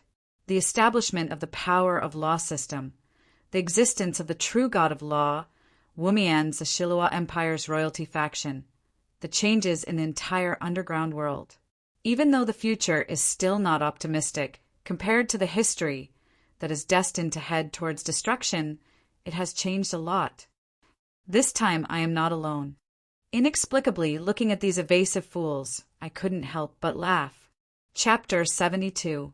Hey, this is the system that furiously grinds your presence. Here are 2 of your daily quests. System upgrade, great rewards. Both of them are from the righteous faction. From now on, you must complete at least 1 daily quest every day. Otherwise, I will deduct your fate points. Completing both daily quests will give you additional fate points. Daily quest. As a knight, you must challenge a giant dragon alone. You must challenge and kill an evil dragon that is at least an adult. What right does a young dragon have to reward you? But considering that you only have the fighting prowess of around 500 cats, it is indeed difficult to challenge an evil dragon with the fighting prowess of 30,000 cats. You will be rewarded with 100 fate points. However, please note that it is alone. So, if you seek help from those hiding behind, 1,000 fate points will be deducted. I directly ignore the malicious quest to challenge the evil dragon alone.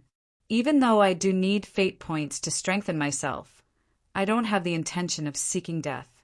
However, the other daily quest is even more confusing. Daily quest. Every epic hero begins by helping a little girl find a lost cat. Find a girl, no, find a cat and return it to its owner. You will be rewarded with 3 fate points. If you don't complete both quests, 100 fate points will be deducted. What a scam! To find a cat in the wilderness, and it just so happens to be a lost one. Isn't this clearly deducting fate points? As expected, I was too naive to think that the scammer system has changed. But then I remember that although the system is a scumbag, there isn't a quest that is impossible to complete. Or perhaps my train of thought was wrong from the very start. This isn't a quest that you should use the normal way to complete. Perhaps I can do it this way. Next, Kolos picks up a suspicious kitten that suddenly appeared. And it is indeed suspicious. Not mentioning how a kitten lives in the cruel wilderness of the underground world. Its attitude of ignoring the beast tamer's beast summoning ability and heading straight for the young lady is suspicious no matter how I look at it.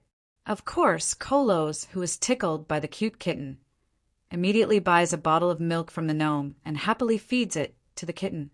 That damned gnome bastard. This milk is too watery. All right then. Ever since she turned into a cat, Harlow's complaints had never stopped. Things like, "This is detrimental to the dignity of the Queen of Banshees. You're clearly a man's soul. But why do you look so much like a woman? You're even using the fat on your chest to press me down. Your subordinates are indeed a bunch of perverts. You're the king of perverts. No, the god of perverts. Considering that she still had to put on an act later on, this complaint about milk being mixed with water should be dealt with the same way as any other complaint. I should just pretend that I didn't hear it. Well, since he had the cat and the cat girl, the next step was naturally to lose the cat as required by the mission. However, it is extremely illogical for a cat to go missing for no reason. Thus, when the righteous holy knight Roland arrived, Bayfoam, Herald, who is known as the Dragon of Extreme Evil, was just about to do something to the pitiful cat that was cowering in fear. All right then, when the enraged owner of the lost property heard the news and came over with his subordinates to beat up Bayfoam, I cried crocodile tears of sympathy. Although you are innocent this time, who asked you to usually... Thinking about his usual actions, the little bit of guilt I felt turned into anger. Kolos, don't give me any face. Beat it to death. It isn't innocent. Master, whoa, it is fortunate that you dared to arrive in time. Otherwise, my pure body would have been ruined. Harloise trembling in fear wasn't an act. Just now, when she was facing the almost legend-ranked beast tamer alone, she was indeed helpless. Now that she found someone to rely on, she started sobbing. In an instant, my expression turned terrible. Pure body? Putting aside the question of whether the experienced Harloise has such a thing, to be able to scare the Queen of Banshees to the point of crying, scaring the stubborn Queen of Banshees to the point of obediently calling her master. What did you do, Bayfoam? You are too heartless to be able to do such a thing at such a young age. Considering the huge difference in their physiques, I was suddenly curious as to how he did it. However, after thinking about it a little, due to the disgust I felt, I couldn't connect the dots any further. Daily quest. Every epic-ranked hero begins by helping a little girl find her lost cat. Reward: 3 fate points. I hope that you will continue to work hard. All right, ignoring this daily beating of Bayfoam, I brought Harloise along and silently left his tent filled with weird creatures. At least I don't have to be deducted anymore. Continue to work hard? Go to Dragon Slayer? Isn't that courting death? But suddenly, thinking about the system's weird change in direction and its usual temperament, considering the weird way of completing this mission to find the cat, I had a new idea. Based on the system's personality, if I am unable to complete it, it would immediately give me a sky-high reward to disgust me. Is there really a way to complete it with these 100 fate points? After hesitating for a moment, I nodded my head. Since there is no loss even if I fail, then it is worth a try. Thus, in the largest tent of the temporary camp, I found the old merchant, Carter, who was very familiar with this route. What? There is really an evil dragon's lair nearby? Even though it is just a young black dragon, it is really a headache for it to ambush merchant convoys and steal their goods. However, we have a legend-ranked holy knight in our group, so we don't have to worry about the crafty black dragon ambushing us. But last week, 2 merchant convoys were killed by it. Right? I heard that due to it affecting the movement of the merchant convoys, Sulphur Mountain City has organized a few attempts to exterminate it, but it managed to escape in advance. All right, I roughly understood it. Thus, I raised my sword high up and raised my voice to make a vow. Those who do evil deserve to die. All right, since there is an evil dragon, let me represent the holy light and justice to get rid of that evil black dragon. I will behead the evil dragon by myself. All right, not only Carter in front of me. Everyone in the surroundings looked at me in shock. Not only did they think that this was a death-seeking vow that was in line with the Holy Knight style, it was also because I said it so loudly that half of the camp probably heard it. Then, as expected, I felt the slowly revolving power of death in the clouds start to move again. Thus, I nodded my head in satisfaction.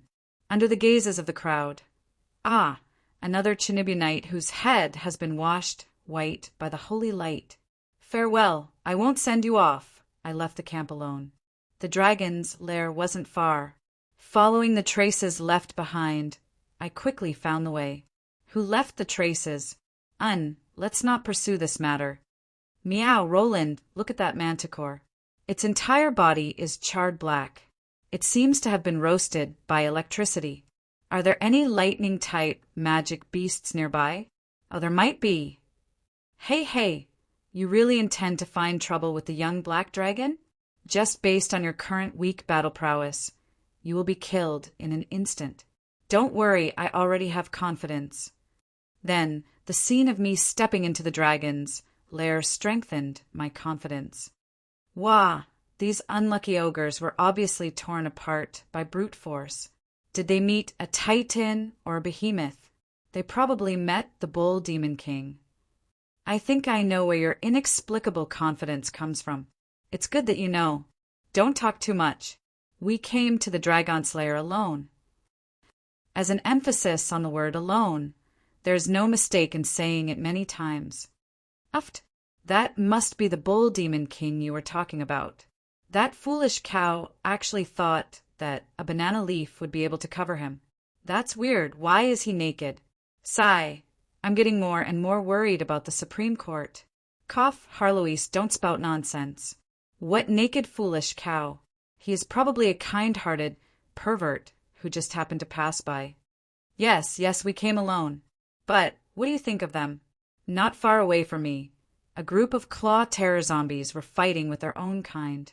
The resurrected zombies didn't have the biggest weakness of normal zombies, which was slow movement. They were swift and unafraid of death. The brainless zombies actually coordinated with each other, completely suppressing their own kind in terms of strength. This is obviously the product of a master who specializes in summoning death. Looking at the outstanding formation of the zombie battle formation, it is most likely a top-notch death knight. They are probably a group of kind-hearted passers-by. Don't worry, they will leave very soon. Z. A bolt of lightning flashes past. Whatever zombie battle formation, whatever claw terror reared by the evil dragon, they all disappear without a trace. The only thing left on the spot is a charred corpse. Harloise doesn't know what to say anymore. This is obviously the Titan god's lightning. It is probably a kind-hearted Ultraman who threw out a light wave. There are so many passers-by today. Let's not bother about these kind-hearted passers-by. Let's go to the Dragon Slayer. All right, I won't be surprised when I see the tied-up black dragon later. Don't worry, I won't be surprised either. As expected, in the deepest part of the dragon's lair, I see that evil dragon. Although it isn't tied up, it is in a much worse state than being tied up. This man-eating evil dragon's body is charred black. Its wings are torn apart, and it falls to the side. Its 4 limbs are tightly bound by space-time magic, and the power of death is corroding its entire body. It looks as though it was beaten up by a group of semi-gods. Even if I leave it alone, it will definitely die in no time. I silently take out my sword and swing it down. For the holy light. Dang. All right, the dragon's skin is too tough. This cheap sword is too weak, and it actually isn't able to pierce through it. It's fine, we can just do it a few more times. For justice. Dang. For honor. Dang. For the scene in front of me is destined to be a protracted battle. Harloise is already starting to chase after her own tail out of boredom. If it wasn't for the fact that it is too hard for me to think of a new slogan, I really want to remind her that cats don't chase after their own tails, only dogs do. For fate points. All right, after 30+ slashes, I can't think of a new slogan anymore. That evil dragon's face is filled with resentment. That expression of wanting to cry, but no tears seem to be saying, "Can you hurry up?" This is torturing a dragon. I am still waiting to collect my lunchbox. For the dog raised by your second uncles, neighbors, daughters, boyfriends, teacher. All right, I don't even know if it is this genius slogan that came into effect or if the black dragon finally succumbs to its injuries. Its neck crooked and it falls to the ground dead. Finally, Dragon Slayer succeeded. This heavy panting isn't due to the exhaustion of swinging the sword, it is mainly due to the panting from shouting the slogan. Detected that only your magic pet Harloise was in the surroundings when the host completed the daily quest. The host has fulfilled the condition of alone. Congratulations to the host for completing the daily quest. As a knight, you must challenge a giant dragon alone. The reward is 100 fate points. Today's daily quests are all completed. The reward is an additional 100 fate points. System notice. To think that you would notice it. However, don't expect tomorrow's daily quest to be so simple. Alright, I don't want to say anything more. System, you need to top up your moral integrity. On the field of the temporary camp, a battle between the knight is going on. The two ice-cold swords clashed against each other. Then they split into two. What made everyone shocked was that the one who was at a disadvantage in the clash of swords wasn't the newbie holy knight who somehow managed to slay a dragon. Instead, it was the justice knight who was at the peak of silver rank. As expected, if we only look at strength, even if there is a difference in rank, I won't lose to any warrior below gold rank. Although the main attribute of a dark elf knight is strength, I don't think that a dark elf who is born with weak strength would be able to surpass my 20 points of strength that surpasses mortals. Ha! Looks like you aren't a normal gigolo. Your charging force isn't too bad. I wonder how your techniques are like. Don't look good, but don't be so useless. Even though she is at a complete disadvantage in the clash of swords, the fierce dog Momo, whose hands are numb, still doesn't forget to tease me. That dirty joke of hers with a double meaning won the cheers of the crowd. However, how can I fall for such a simple and obvious taunt? Since a dark elf who is born with weak strength is foolish enough to compete with me in strength, how can I let go of this opportunity? Ha! The mad barking of a defeated dog! With a loud roar, I press my hands down forcefully. The two swords intersect, and I slash down forcefully. Under the difference in brute force, Momo is forced to kneel on one knee. However, after going through countless combat training in Sulphur Mountain City, the other party isn't someone to be trifled with. She has already started chanting silently. I have to say, compared to the priest and holy knight whose main attribute is will, the law class, which focuses on intelligence, is more suitable for the dark elves who have higher intelligence. Aha! Incantation of law. Equality of life. Darn it, it's this shameless move again. The light of order flashes, and the situation turns around in an instant. The half-kneeling Momo jumps up in an instant. I am the one being suppressed instead. One of the effects of the god equipment of the original codex. All are equal before the law.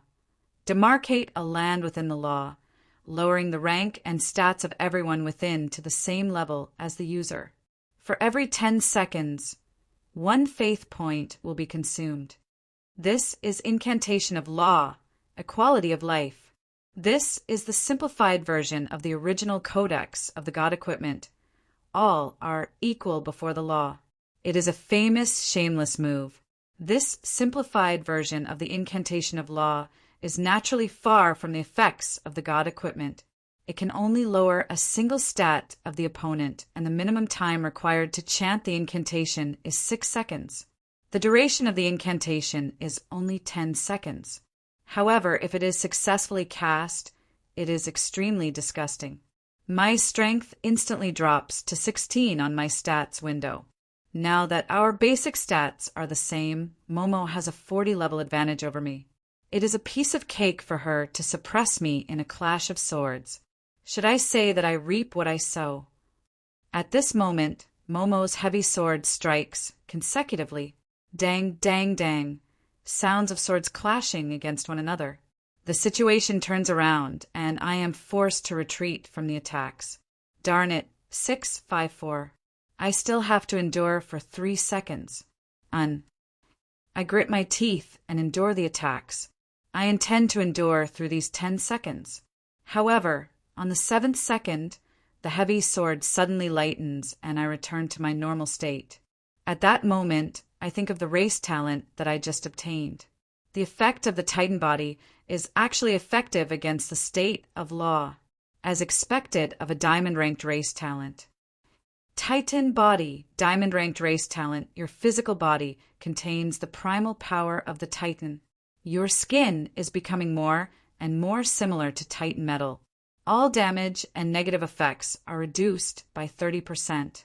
All damage is reduced by 5 points. This is the race talent that I awakened after my stamina broke through the limit of 20 points. Although the description is simple, the effects are extremely useful. Exquisite, two-handed sword, steel, attack power, 0-8 system notice. 2 lousy swords that cost 10 gold coins. Do you still expect a system notice? I am speechless. You have the nerve to use such a lousy sword. I feel embarrassed for you. Actually, I still have a few good swords here, and they are very cheap. Of course, a little troublesome curse won't be a problem for you.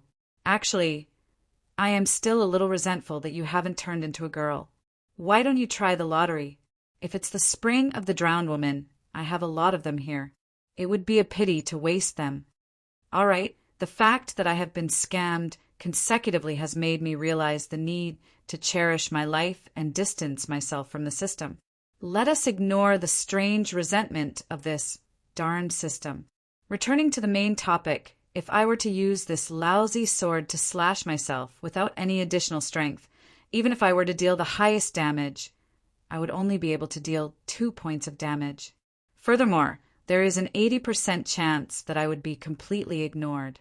Even if my opponent has additional strength, I am wearing the knight's armor, which provides outstanding defense. At this moment, under the effects of the Titan body, the 10-second duration of the law incantation is forcefully reduced to 7 seconds. This is out of everyone's expectations. In a real battle, every second counts, not to mention a full 3 seconds of miscalculation. Thus, taking advantage of the other party's opening, I forcefully knock and twist my sword, sending Momo's mithril two-handed sword flying into the sky. Then, while the opponent's attention is distracted by the flying sword, I suddenly increase my speed and slam into her. The full-powered charge of a holy knight who has 20 points of strength and is fully armored? That is equivalent to a miniature train.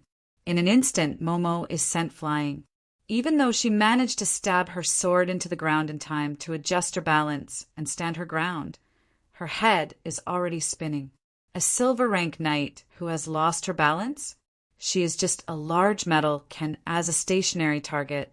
Thus, I make use of this opportunity to use another diamond rank race talent. Since it awakened after my strength reaches 20 points, it should be a powerful offensive ability.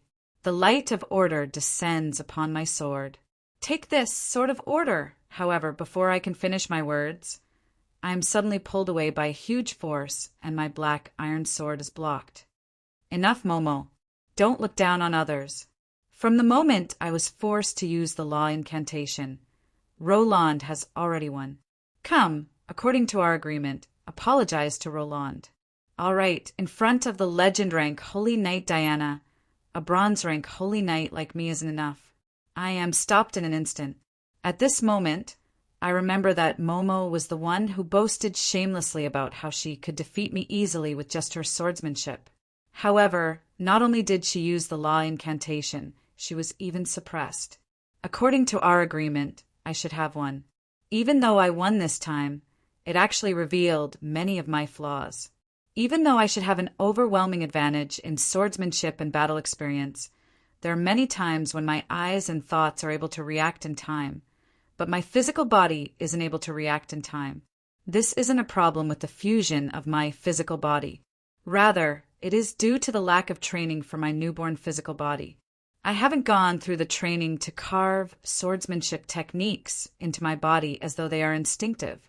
This is the reason why I act so arrogantly. I smile and shake my head at Momo, who is reluctantly apologizing, indicating that I don't mind it. However, my thoughts are elsewhere. Looks like I have been slacking recently. I have forgotten what my foundation is. Let's start from swinging my sword 10,000 times a day and slowly recover. However, What is surprising is that when I am swinging my sword alone in my tent in the middle of the night, an unfamiliar visitor suddenly interrupts my training plan. Moon Knight Diana sneaks into my tent with an embarrassed blush on her face. Is this the legendary night raid? Father of the kingdom of heaven, the resurrection is too amazing. To think that I, Roland, would also have such a day. As expected of the legendary dark elves, to be so proactive. I am so lucky. But then, thinking about my little friend who is still in puberty, I almost cry tears of blood on the spot. How unfortunate. Is there anything more unfortunate than this? However, the moment Diana opens her mouth, I know that I have jinxed it once again. The god of misfortune is still on my side. Lich Roland, Lord Womian's long time no see. Chapter 73. Are you Lord Roland, Lord Womian's little Rolo, or all three? In a tent in the middle of the night, when a man and a woman are alone, there is often an ambiguous atmosphere.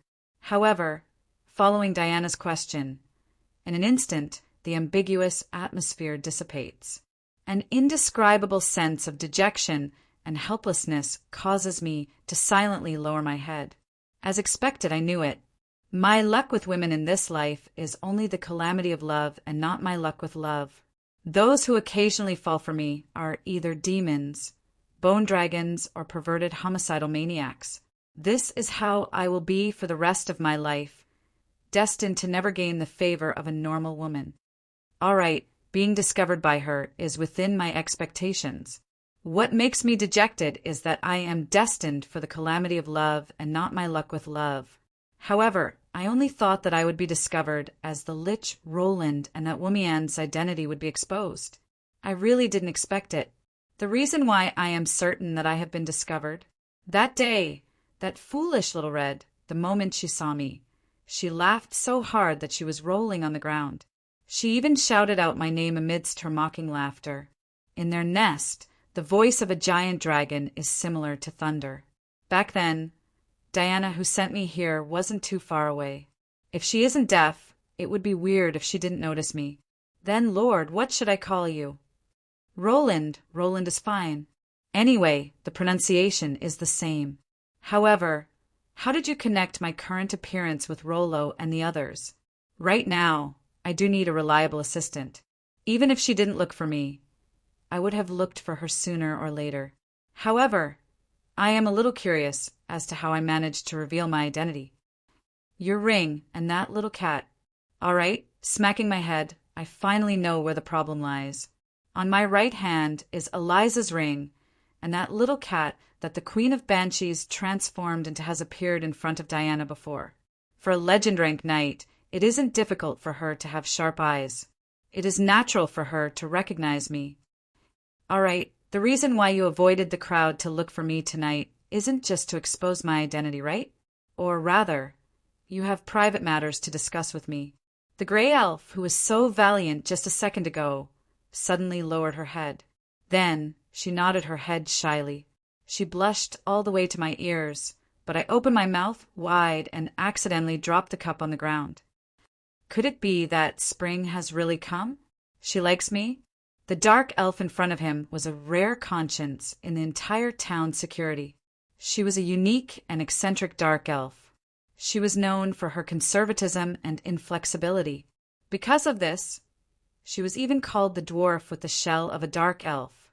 She had a good reputation in the city.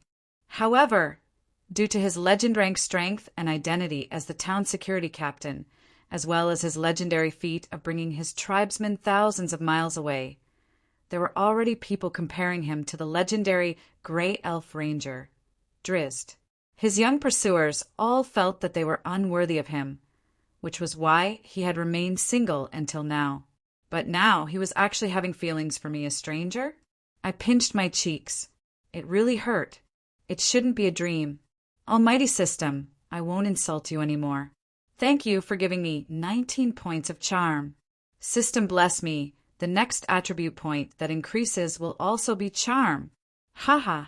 Relying on one's face to make a living is the hard truth. A holy knight is a knight with a face. The era of I, Roland, has finally arrived. Finally, Diana, who was playing with her fingers with a red face and her head down, gathered her courage. My lord! Yes, I'm here. I have something that I am a little embarrassed to say. I would like to consult you on. I love things that people are embarrassed to say the most. You won't mock me, right? You are obviously a holy knight. To think that you would do such a shameless thing. I won't. I love shameless things the most. That's great, my lord. I knew that I would be able to trust you. Please guide the path for the lost me. I have lost myself in my faith in the holy light. What? Seemingly realizing that what she said was too simple, Diana hurriedly added a whole bunch of things. It turns out that the shameless thing that Diana was talking about was that, as a holy knight, she realized that she had unknowingly betrayed her own faith. It turns out that she, like most of the Dark Elves, believed in the Spider Queen Rose.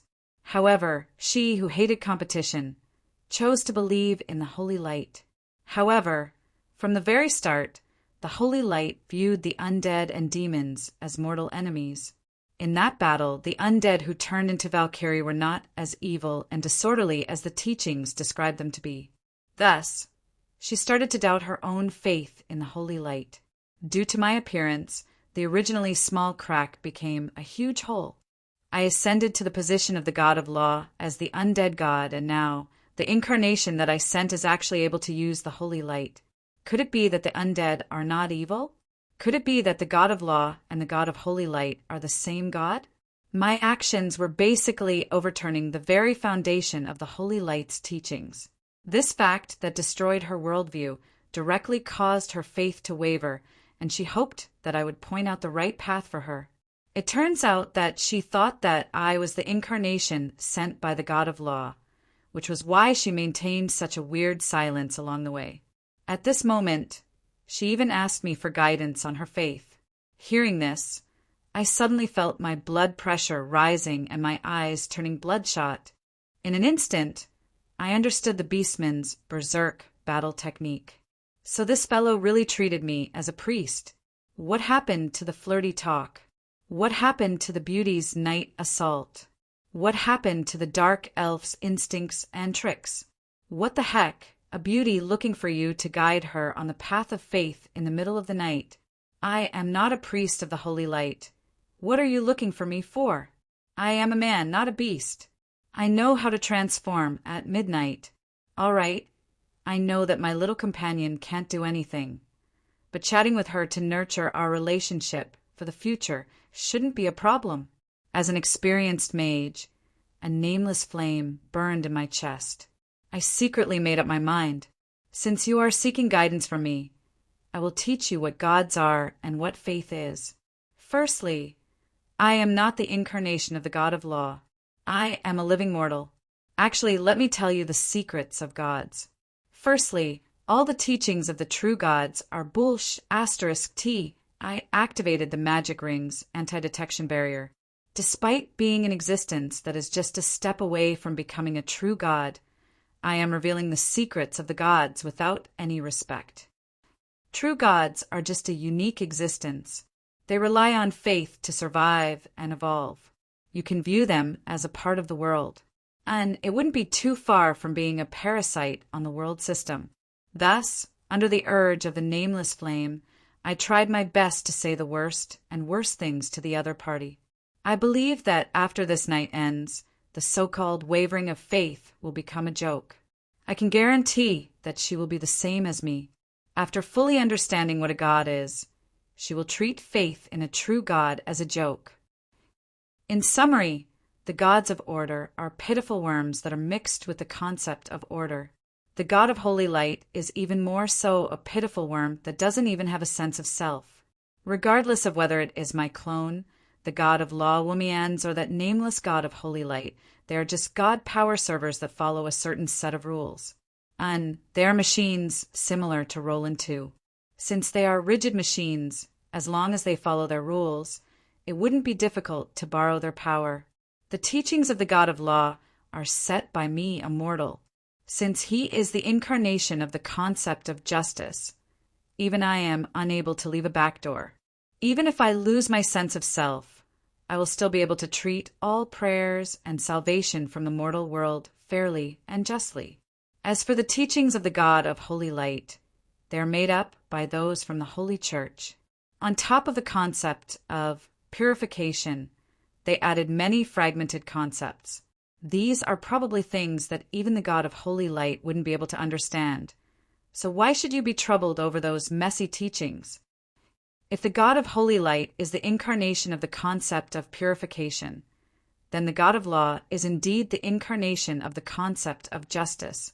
The most obvious example of this is the concept of equality, which brings both sides to the same level.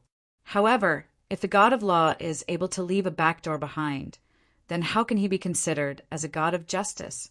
However, sometimes there is no need to leave a backdoor behind when one is cheating. The fact that Wumian's ascended to the God throne as my clone is an important backdoor that I left behind. Of course, I won't tell Diana about these deeper secrets. But just this alone is enough to destroy the worldview of the legend Holy Night and cause her faith to collapse. And this is exactly the result that I want. The situation that I am facing in the future is far too grim. On the surface, where I have no kin, I need a helper. A helper who is willing to work for me wholeheartedly, a powerful trump card that can help me grow stronger once again, an assistant who truly trusts me. However, what is puzzling is that even in Sulphur Mountain City, where experts are as common as clouds, there's basically no one who is able to act as a trump card and move freely in human society. Needless to say, the Undead District and the Shilua royalty faction, if they were to head to the human kingdoms on the surface, it would be equivalent to the dead declaring war on the living. It is the same for the 4 heavenly kings of law under me. Kale, Dia lacks mobility and stamina. High elves are too conspicuous in human society. Previously, he was still a senator of the country of law. The moment he appears, he would cause countless disturbances. It is the same for the other heavenly kings of law. There is no need to talk about Lilith, who is a blood tribe. Kevin is a human, but he is burdened by his work and family. A gold-ranked Justice Knight isn't as effective as a trump card. As for the most powerful candidate for my assistant, even if Eliza, as a hidden heavenly king, is still in Sulphur Mountain City, I definitely wouldn't dare to bring her along. After all, it is an impossible task to find a race whose reputation is even worse than the demons. The physical characteristics of the demons are so obvious, and the power of chaos around them is even more eye-catching. Any holy knight would be able to notice them. As for the Naked King, even if I am willing to bring him along, and the Supreme Court of Sulphur Mountain City is willing to release him, I would have to put a collar around his neck and disguise him as a Taran slave. After all, most beast men are either enemies or slaves in the eyes of humans on the surface. As for the town security, unless they are willing to endure the life-threatening moonlight ritual. Otherwise, considering the terrible reputation of dark elves on the surface where they can be burned to death, bringing them along would definitely bring trouble upon themselves. In the end, even though I have many experts under me, in order to not be labeled as a heretic or a different race, I'm not suitable to bring anyone along.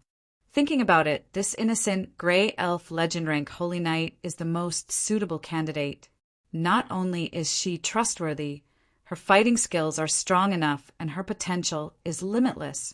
Of course, most importantly, her personality is innocent and easy to fool. History has proven that her potential is limitless. This is also why I said that even if she doesn't come looking for me, I will go looking for her. She is foolish, strong, and pleasing to the eyes. What a good bodyguard.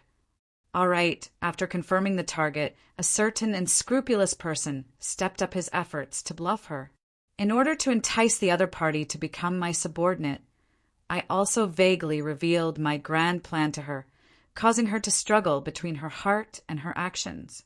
In the end, when the sky was just beginning to brighten, Diana said that she needed to go back and think about it for a while.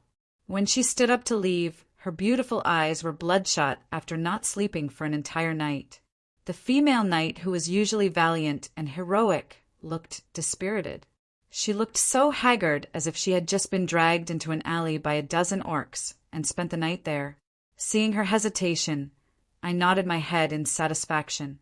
Based on my understanding of her, I guessed that the result of her consideration would most likely be satisfactory to me. Then, looking at the gradually brightening sky, I felt a little tired after a sleepless night. I prepared to make use of the last 1 to 2 hours of sleep to return to sleep. But before I could even close my eyes for 10 minutes, in a daze, I was attacked by a ferocious hound. "Bastard! What did you do to Big Sister?" The enraged female elf barged into my tent with a sword in hand. Without saying a word, she flipped my bed board upside down with a kick. What? Momo has never seen Big Sister so haggard before. She was even crying as she walked. "What did you do to Big Sister? Could it be that you still forced yourself on her because your techniques were too bad? Big Sister is really pitiful. It was clearly her first time, yet she met a useless silver-looking wax spearhead like you. She must have left behind sad memories. What the heck is going on?" Looking at her messy clothes and bloodshot eyes, she might have been eavesdropping outside for the entire night. I rejoiced inwardly that in order to talk about the secrets of the gods, I activated an anti-eavesdropping spell early on. However, Momo got more and more excited as she spoke. "I told you, you can't just look at a man's outer appearance. There are many things that can be seen but can't be used. If I knew that this would be the result, I would have stopped Big Sister before she entered your tent and let Momo teach you a few moves first. Although Momo doesn't have any experience, Momo has read a lot of books and interacted with her sisters a lot. Combining theory with practice, she will definitely let you guys have a perfect first experience. You guys will feel extremely comfortable." Every time I felt that I was lacking in moral integrity with the darn system, I would look at the manly female members of the town security army who should be censored with their words and actions.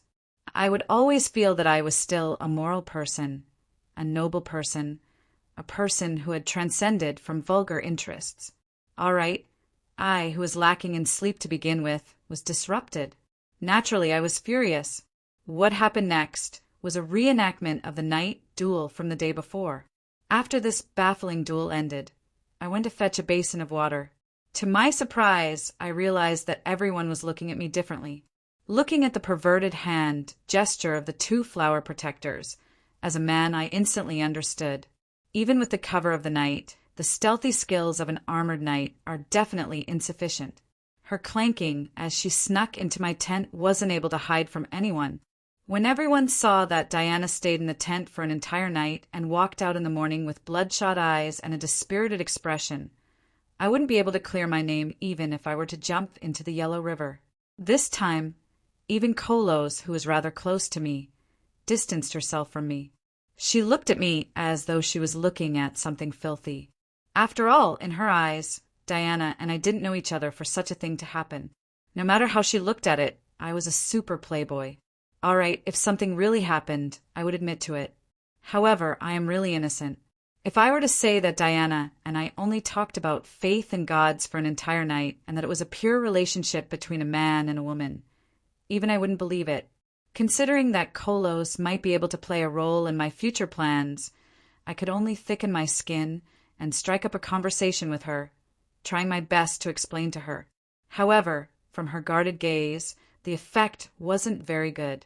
What happened next made me unable to extricate myself from this matter. Not far away, Diana removed her heavy armor and wore a thin shirt. Carrying the sacred sword Silver Avenger, she walked towards me slowly with a solemn expression. That expression of realization made her look like a saintess who was about to sacrifice herself on the altar. Just as she walked in front of me with a stern expression, she suddenly knelt on the ground. Then she slowly raised her arms and offered her sacred sword to me. "My lord, I vow to follow your teachings for the rest of my life and become your most reliable pillar of support. Your enemies will become the target of my sword, and your happiness will be my greatest glory. To become your possession that you are proud of, this will be my life's goal. All right, I instantly understood. Kneeling on one knee is the act of a knight pledging his loyalty to his lord. With both knees, he can only kneel to his elders and the gods in the sky. She is worshipping me as a true god. This ambiguous oath at the start is just a prayer to declare her faith and obedience to a true god. However, I understood it while others didn't. Big Sister. Roland, what kind of sorcery did you use on Big Sister to actually bewitch her? I will fight it out with you. All right, a fierce dog instantly turned into a rabid dog. This undisguised killing intent, along with the wind pressure of the sword, it is obvious that she is serious. Ah, I already said that those elves and humans are unreasonable. Look, it has only been a few days and they are already hooking up. Look at that human male. He always has a perverted smile on his face. One look and you can tell that he isn't a good person. Ingo, Biar, you actually dare to slander my reputation. I will definitely take revenge on you. Also, how is that a perverted smile? It is obviously the standard smile of the 59-style Holy Knight. It is a weapon to obtain the donations of noble women and a secret manual that I spent a long time to master. Congratulations, congratulations, congratulations. All right, if this wasn't the praise of a delinquent dwarf who was involved in prostitution, gambling, and drugs, I would have happily accepted it. TSK, what is there to look at about a female without any hair on her face? This is. All right, everyone knows who this existence with a unique sense of beauty is. How unfortunate. Stop chasing me. I really only chatted with your big sister for an entire night. The one who screams in agony is me, who threw my sword in the tent and tried my best to avoid the rabid dog's pursuit. Humph, is that possible? You wouldn't even talk for an entire night, unless you are impotent or a brat who hasn't matured yet. You are going too far. I will fight it out with you. All right, a certain someone accidentally stepped on his sore spot and turned around to fight with Momo. Chapter 74. Walking on the familiar streets of Vance, looking at the endless flow of people. The mood is completely different this time. It is still the same sparse crowd, but compared to the tense atmosphere during the Alliance Treaty, it is much better. After we fended off Vance, the shadows behind us disappeared one by one. Other than that silly cow who returned the way he came, the others disappeared into the underground tunnel, obviously heading to the surface. At this moment, while the merchant group is preparing in Vance, I intend to do some private matters.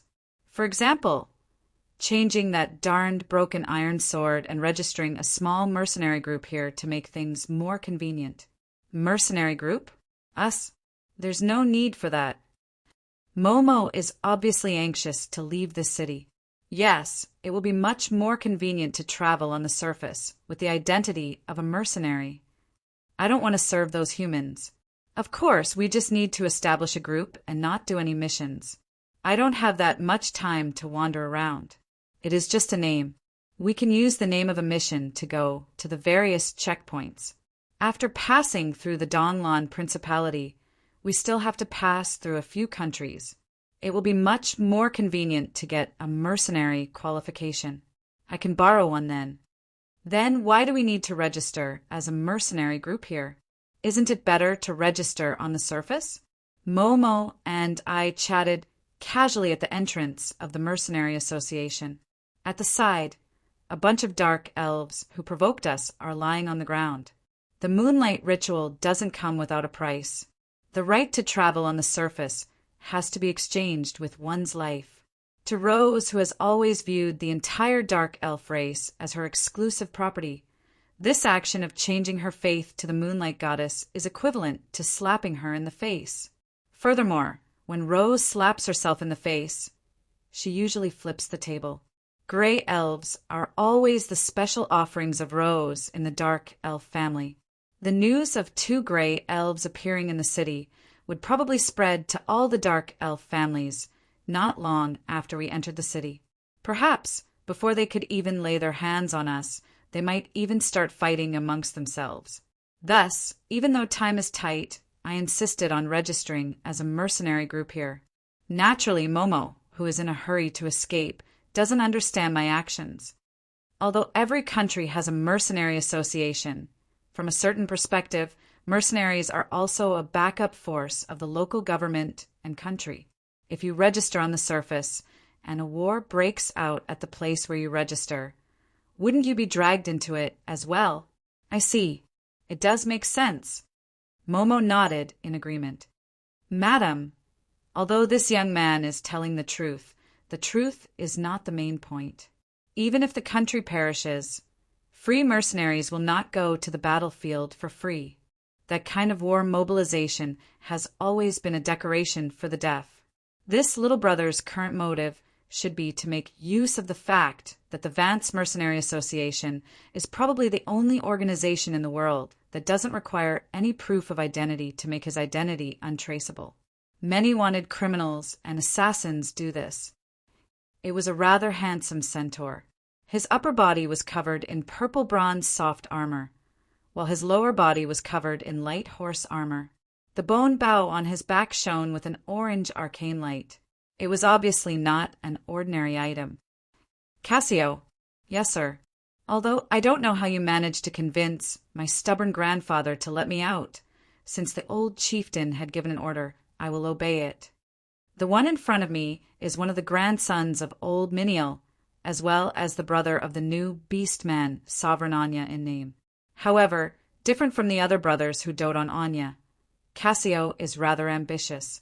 What gives one a headache is that he has the ability and prestige to turn his ambition into reality. After going through several wars with the outside world, the gold-ranked Cassio became a famous hero of the tribe. However, to old Miniel, it would be a pity to kill this ambitious grandson.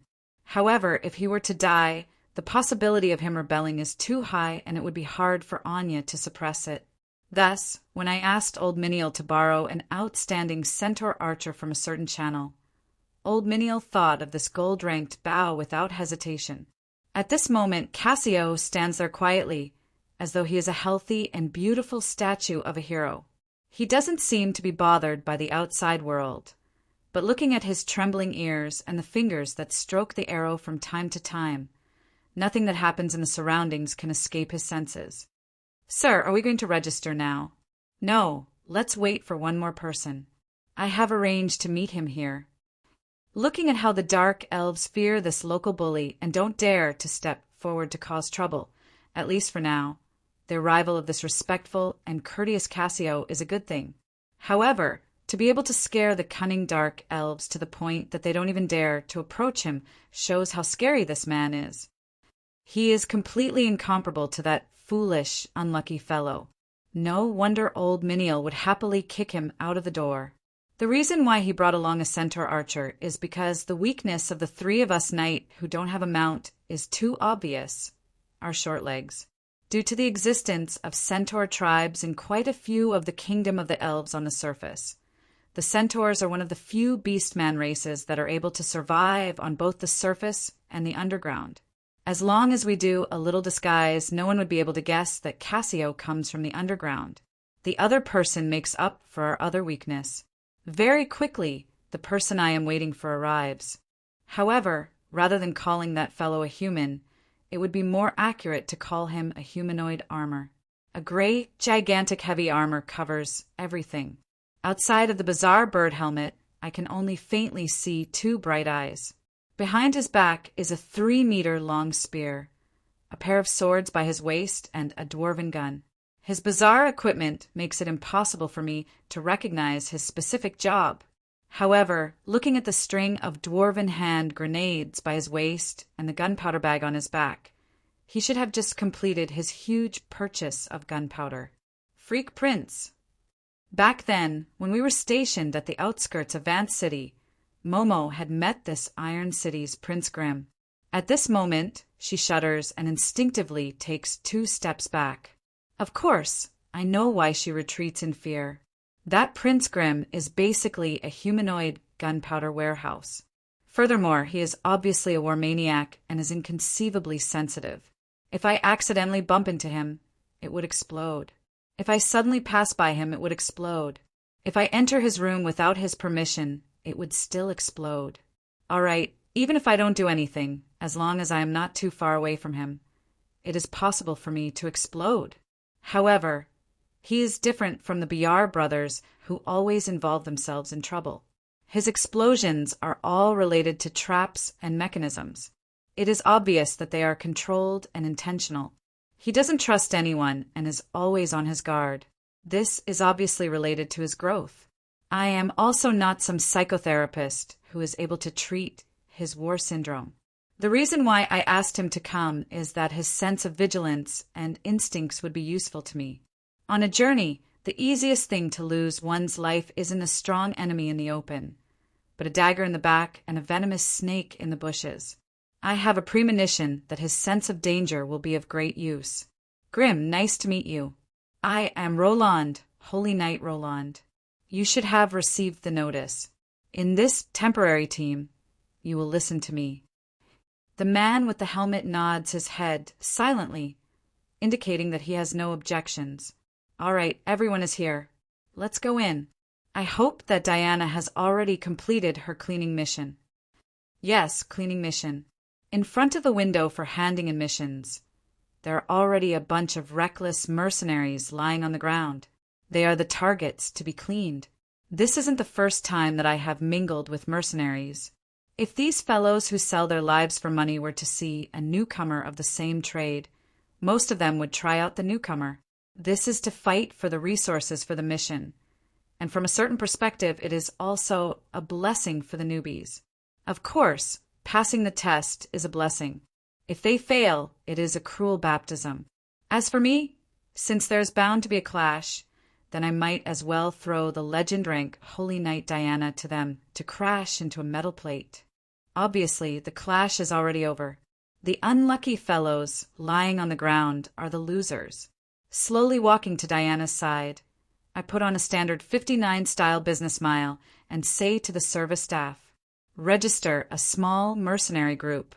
I am the leader, and this beautiful lady is the vice leader." All right. The ones lying on the ground are the backbone of the association. If they don't know that they have met with a tough opponent at this moment, they would really be fools. May I know the name of the mercenary group? Momo and her companions. All right. Everyone ignores this female elf who is trying to act cute on purpose. Law and Holy Light. We have a Justice Knight and a Holy Knight. I think it is very fitting. Diana says hesitantly. I shake my head. From a certain perspective, this name is also a vexation of Diana herself. Relying on both sides is equivalent to not touching either side. It isn't good to keep hesitating. I say a few more words with a hidden meaning. Diana hesitates for a moment before nodding her head in the end. Then, law and justice. I still shake my head. This means that the restrictions of a mercenary group that is connected to the god of law are too strong. It is easy to cause inexplicable disputes. Thus, I toss out the good name that I have prepared for a long time. This is a name that sounds much better than Audang and Abi. New Free Gentlemen Alliance. In an instant, the faces of the two former town security members collapse. One pulls out his sword while the other stares angrily. How can they accept the name of their old enemy? I agree. The name Gentleman Alliance sounds nice. However, a familiar figure suddenly appears in front of us. In an instant, as though we have suddenly met a gigantic nightmare, we instinctively take 2 steps back. Beifong, why are you here?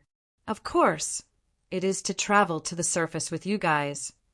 Nonsense. Didn't you say that you want to go on a journey to find yourself? All right, looking at how he stares straight at the centaur archer while drooling, I know his true goal. I say, don't even think about it. It is impossible for us to let you join us. Actually, my strength is not bad. I am definitely a qualified beast hunter. Of course, I know that he is definitely a qualified beast hunter. Otherwise, he would have been beaten to death after causing so much trouble. Based on his love for pets, I wouldn't be surprised if he were to condense a soul imprint like the love of the beast to advance into a legend. However, even if a beast tamer possesses decent long-range attack capabilities and is able to use pets for scouting and sentry purposes, which is obviously an ability that we need, I still looked for Cassio and Clint. I just don't want to be together with this pervert. However, I feel that the Gentleman Alliance isn't enough to describe our surging passion. I suggest calling it the Wild Brothers Club. All right, he seemed to have long considered himself as a member of the team, and he actually wanted to write down this strange name with a pen. Stop. Don't even think about it. All right, the two town security members can no longer hold back the excitement in their hearts. Just like before, they use their fists to express their deep feelings. As for me, I make use of the chaos to get in front of the counter and say to the confused attendant, "Absolute Gentleman Alliance, thank you." Chapter 75. Lensburg, or Lensburg Fortress, is the closest city to the exit of the underground tunnel that we chose. Situated in the Chur Highlands, Lensburg Fortress is located in the interior of the Ming Kingdom. Yet, it is one of the few fortified cities in the entire country. The thick and heavy brick walls are both beautiful and sturdy under the design of a master architect. The 10-meter tall and 3-meter thick walls were built in the imagination of the giant race. The long moat is filled with hungry piranhas. The reason? They have a good neighbor. The entrance to the underground world is wide open, allowing anyone to enter and anyone to exit. The seasonal raids of the underground beastmen, the traditional trial of the dark elves hunting the surface elves in the middle of the night, the black dragons and red dragons occasionally flying out of the underground tunnel for a change, the mages and necromancers who sneak out to look for experimental subjects, the demons who search for offerings, the worshippers of the malevolent gods. All right, even I feel that there is a reason why the residents of the underground world are exiled and viewed as enemies. At the very least, in the underground tunnel alone, we met 3 dark elves raiding parties and 2 beastmen patrolling parties. The latter bowed and left upon seeing Cassio, while the former was stunned upon seeing the gray elves.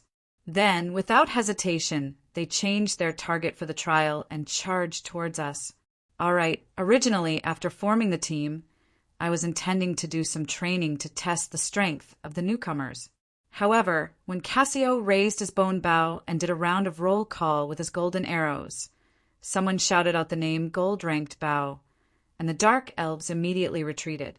Of course, Cassio's valiant appearance when he shot his arrows was indeed impressive, completely different from the muddle-headed Anya.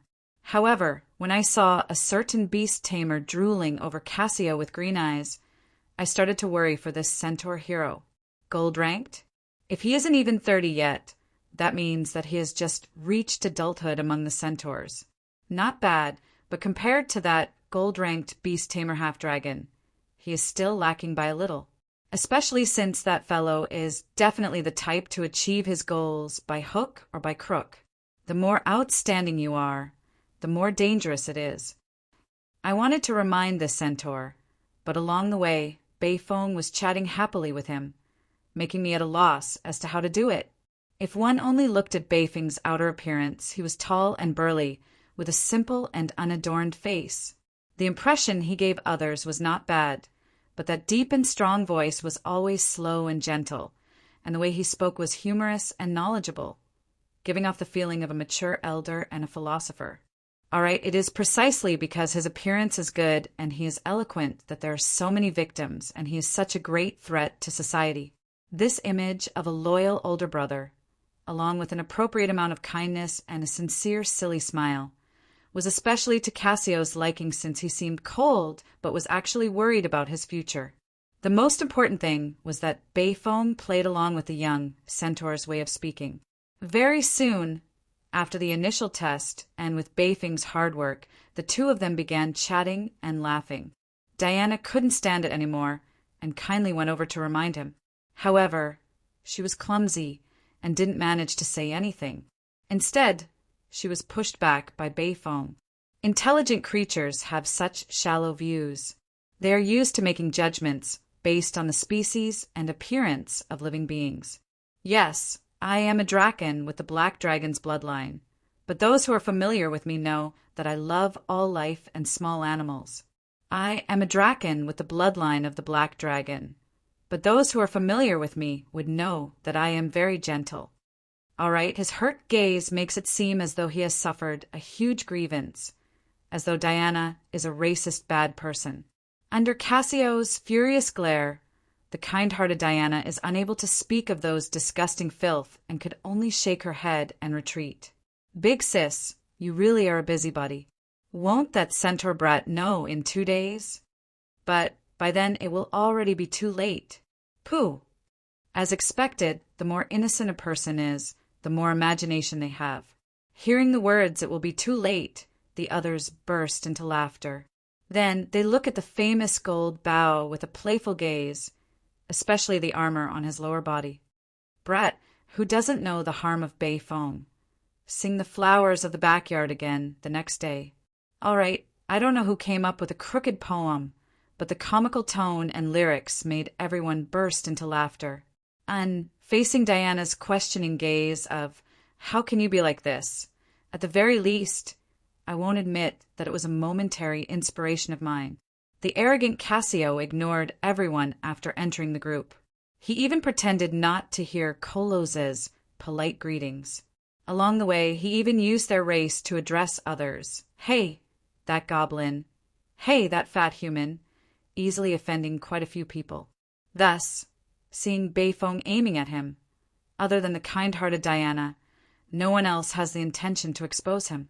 They are happy to watch him make a fool of himself, after which, other than being ambushed by the dark elves near the exit, the journey can be considered as smooth sailing.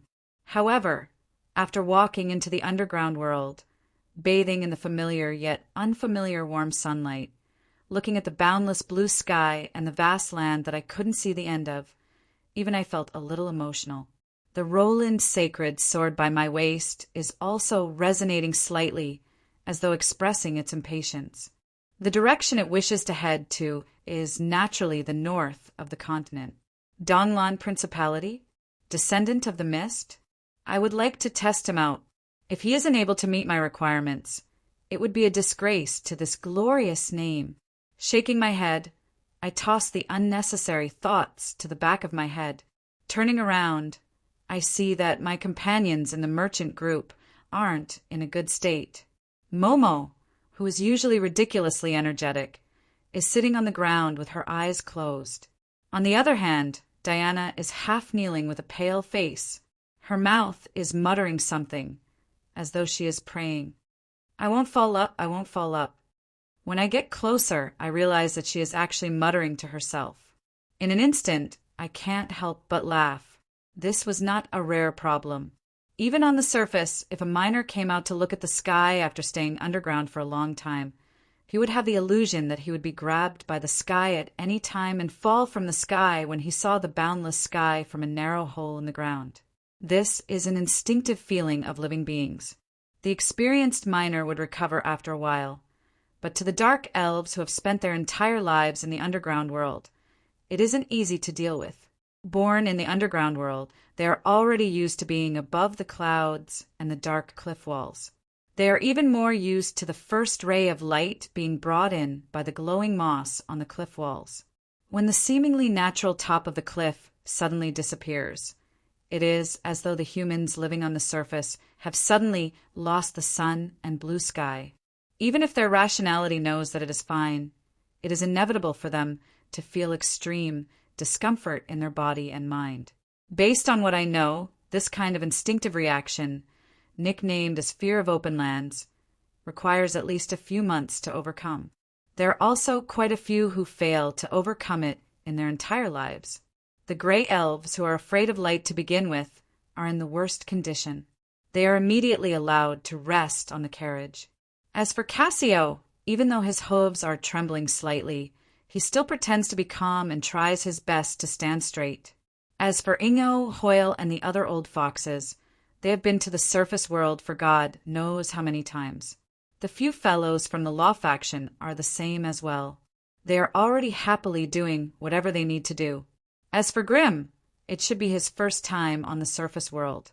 With his thick armor and bird helmet, it is impossible to see his expression. However, from the way he is constantly groping for the grenades by his waist, it seems like he isn't having a good time either. Currently, he needs a sense of security from the explosives. Why? Is there one person missing? All right, I have already intentionally neglected him. You all still want to mention him. Aren't you courting death? Are you all right? Why don't you rest on the carriage for a while? No, there's no need. I'm fine. Looking at the disdainful faces of the others, even if it is Big Brother Bayfing's sincere concern, how can the stubborn young centaur admit defeat in front of everyone? Then, brother, let me lean on you. I'm feeling a little dizzy. The black draken suddenly sits on the ground and leans on the belly of Cassio's horse. Cassio is taken aback for a moment before coming to a realization. A smile appears on his cold and arrogant face. All right, since that is the case, I will let you lean on me for a while. Thus, the arrogant centaur prince bends his hooves and sits down like a war horse, allowing Bayfeng to lean on the side of his stomach. Slowly, after sitting on the ground and feeling the warmth of his comrade and the sturdy ground, the young centaur prince's frantic heartbeat slows down. His fear of open lands is greatly alleviated, after which the iceberg of the centaur prince, who is cold on the outside but warm on the inside, finally melts and smiles gratefully. Thank you, Big Brother Bayfeng. Why are you thanking me? I should be the one thanking you. Big Brother, you are the best. You haven't seen the best parts of me yet. There will be chances in the future. While chatting, the centaur prince and draken lean against each other. Their hands even accidentally touch each other before hurriedly pulling away. That scene is so intimate that it is impossible to look at it directly. Looking at the frightening scene in front of me, I rub my head and secretly decide that I must quickly find a secluded corner to bury Bayfeng alive, so as to prevent him from polluting my eyes. Judging from the looks of those who are either gritting their teeth or vomiting, there are quite a few who have the same thought. If it wasn't for the fact that this young ace archer isn't weak, they might have already taken action. The Lensburg Castle isn't far from the entrance of the underground city, so we arrived just before sunset. When we reach there, just as we approach the city gates, we meet with a new problem. The one over there, take off your helmet for inspection. Whose slave is that draken? Does he bite? Does he have an epidemic prevention certificate? Hearing that Big Brother is being treated as an animal, the impulsive Cassio reaches for his bow, intending to kill the guard as per his usual habits. However, I hurriedly stop him. I don't want to become a wanted criminal the moment I arrive in the human kingdom. Actually, the guard's words are logical. If it wasn't for the holy knight accompanying us, he would have shouted for his men to surround us and attack us the moment he saw the draken. Draconians are a unique race created by humans. They are completely different from the descendants of dragons that are born from mixed blood. Although they have their own race and culture, they are indeed unnatural products. In the chaotic, immemorial era, the seven-colored evil dragon god Tiamat and the evil wizard created them to serve the evil dragons, red dragons, black dragons, blue dragons, etc., who are inclined towards chaos. Bayfeng himself is a draken with the bloodline of the black dragons. On the other hand, the kind-hearted metal dragons, gold dragons, silver dragons, etc., don't have any favorable impressions of these draconians. Due to the natural suppression of their bloodline, most of the draconians are still the servants of the evil dragons. For example, as the new Dragon Queen, the dragon city that Little Red is currently building has countless draconians as servants. This is also the reason why Bayfeng was able to use those words to gain Cassio's approval. Because in many places, even if the draconians are talented and possess great combat strength, they're still discriminated against due to their fate as servants.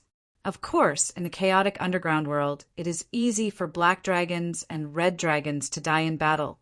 This way, it is easy for their servants and descendants to obtain freedom. This is probably the place with the most number of free draconians.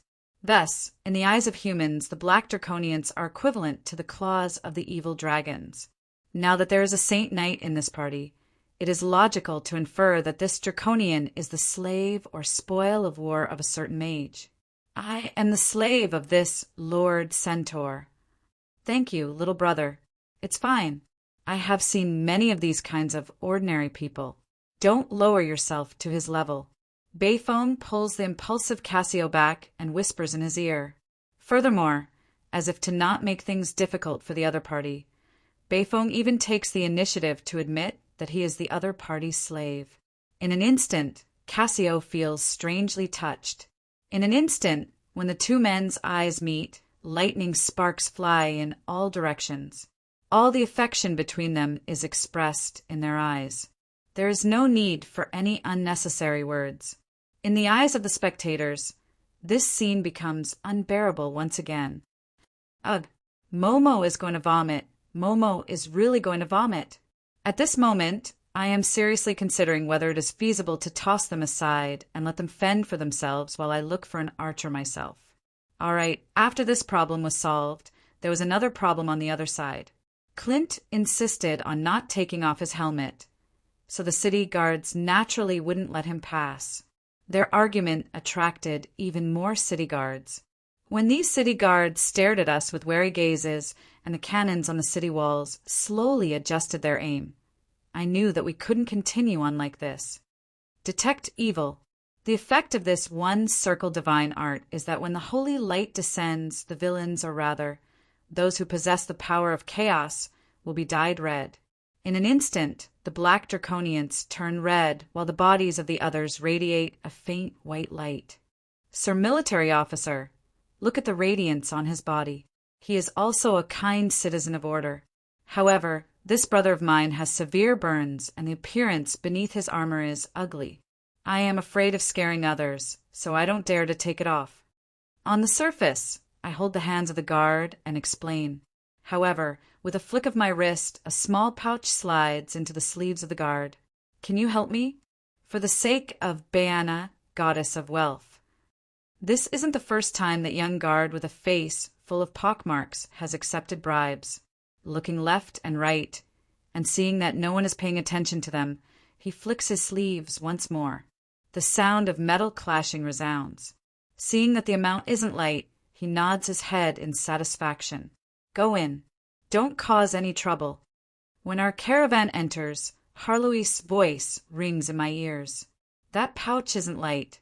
How much did you spend? This isn't something you're used to. Guess. I'm guessing that it's all copper coins, right?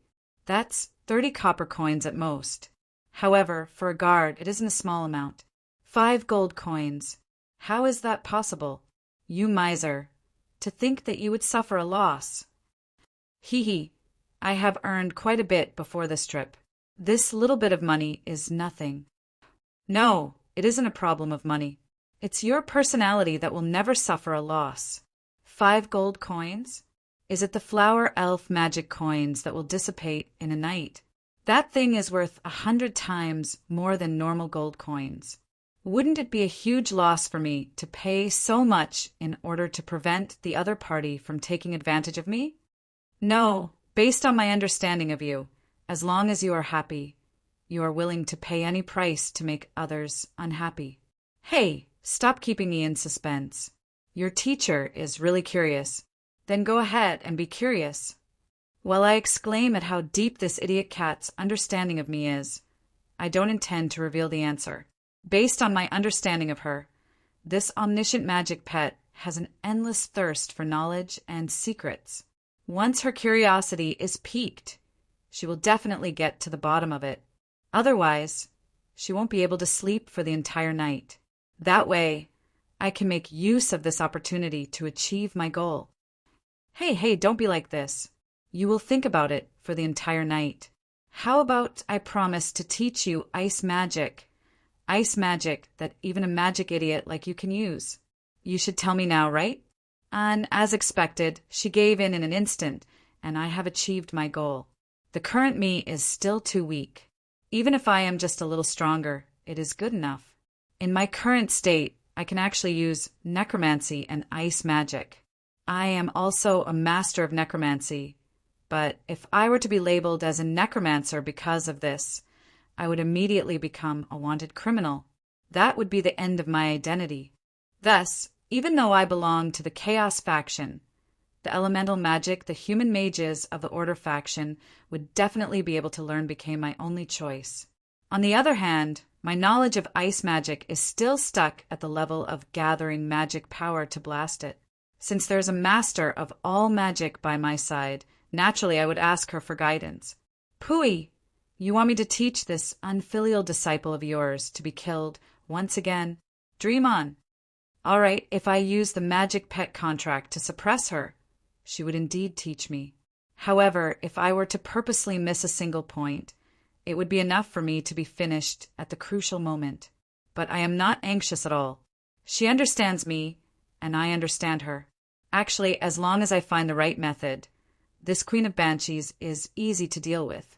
All I have to do is to wait patiently for an opportunity to pique her curiosity. As expected, not even a week after I said those arrogant words, she took the bait. Looking at the little cat, who is scratching my neck with all her might, but is unable to even break through the tightened skin, I smile. All right, the mystery has been revealed. It is indeed 5 gold coins. Didn't I interrupt the training with Momo to buy 2 black iron long swords worth 10 gold coins? So, I placed the shard in that bag. It can be considered as recycling. However, it was indeed 5 gold coins in the past, and it is still worth 5 gold coins now. That longsword's workmanship is shoddy, and the cost of crafting it is negligible. The cost of materials and the price of the sword are basically the same. However, I am not so bored as to forge a new black iron sword. Impossible! When did you prepare it? I prepared it on the way here. How many years has it been? As long as I put on a good performance. This move has never failed before. Yes, I knew that there would definitely be a problem when we enter the city. That bag of shard was prepared on the way here. Even the lines of bribery and the action of giving money were rehearsed. Bastard, you dare to make a fool out of me. Brat, just you wait. The sudden shout behind me makes me shake my head. Sigh, you didn't even change the lines. It really lacks novelty. Aren't you afraid that he will lead his troops to find trouble with you? It is one thing for a small soldier to take advantage of us, but it is weird for him to call his comrades to seek revenge. If he were to slander you as a spy, wouldn't he be able to call for help? Isn't that how all night novels are written? This is a classic plot. I look at Harloise sympathetically. As expected, reading too many night novels will result in a brain damage. With just this level of intelligence, she claims to be an omniscient person. Then, you have to first explain why he let a spy in. Furthermore, if he finds out that we aren't spies and it is just him making a false report for revenge, wouldn't that small soldier have to lose his head? As expected of my disciple, you are indeed a sly old fox. Thank you for your compliment, but please call him an experienced monk. The master and disciple look at each other, instantly feeling a sense of appreciation for each other. Behind us, Momo, who saw this scene, suddenly tugs on Diana's sleeves. Look at that Roland. His expression when looking at that cat is so weird, as though he is looking at it as a human. Could it be that he is the same species as Bayfoam? That's why he didn't touch Big Sister that night? Ever since Diana, who is annoyed by Momo, revealed that she is still a young lady, Momo has been making all kinds of malicious guesses about Roland. Shut up. You are not allowed to mention that night. Recalling the weird gazes that everyone looked at her after that day, Diana sighs helplessly. Recently, my luck is really bad. I really offended the god of misfortune. Not long after, this complaint reached my ears, and I immediately laughed heartily. You didn't offend the god of misfortune, but the halo of calamity. Ha! I found another one whose luck is lower than mine. Nice to meet you, unlucky lightning rod number 3. Let us get along well. Chapter 76. Borrowing the dim light from the oil lamp, I lay on the bed and read a book, waiting for the first ray of sunlight to shine into the room. The warm sunlight gradually warms my body and mind. This is an ordinary life that most people are used to, but it is my most cherished enjoyment. I didn't manage to read much of the book, but my thoughts were running wild. My mind is the clearest in the morning, and all kinds of bad ideas pop up one after another. Perhaps this is the instinct of life to yearn for the light. It has been almost half a month since I arrived at this Lance fortress. Ingot's merchant group has already left. They are heading towards the Ottoman Empire to attend the inauguration ceremony of the new Emperor Dasos, and that Roland robot is the congratulatory gift.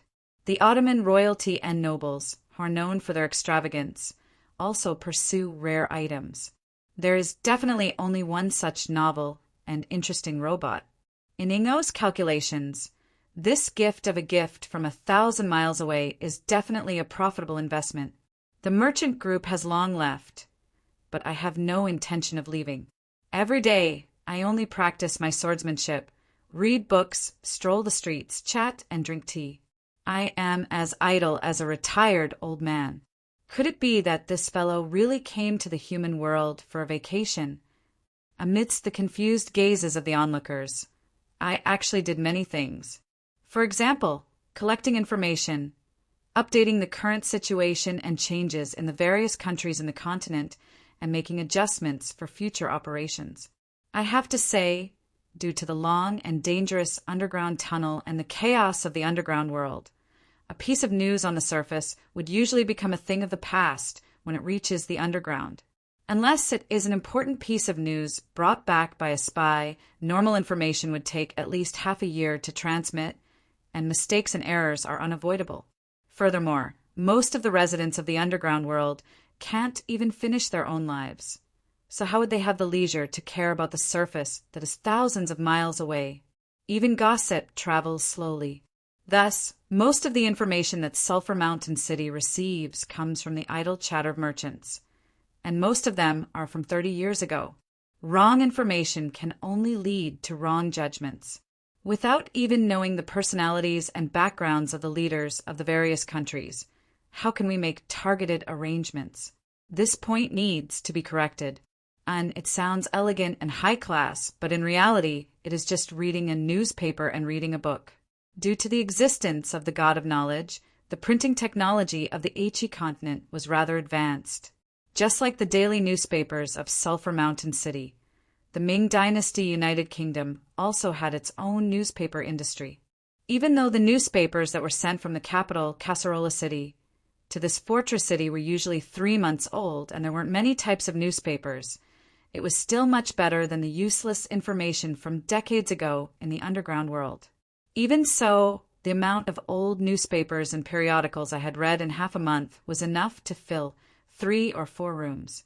The evil underground world is getting restless. The legendary Underground Alliance had surfaced.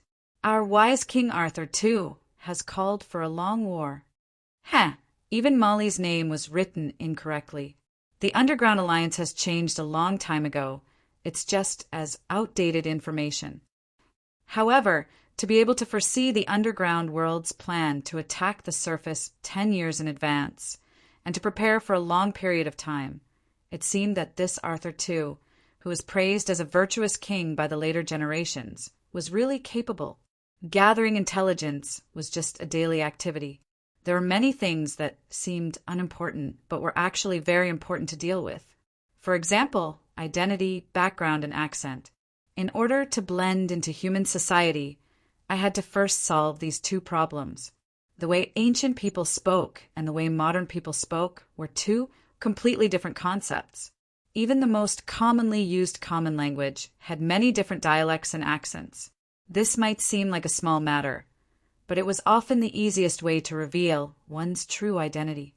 To me, learning to imitate an accent wasn't a problem. What was difficult was to remove those ancient words that had long disappeared from history. If I were to recite 300-year-old words and the grammar of the past, no matter how I looked at it, there would be a problem. In this aspect, the most important practice was to chat with others and read newspapers. In this aspect, I could only try 1 word at a time. It was time-consuming and exhausting, but it was already effective. In terms of identity and background, I had already made preparations long ago.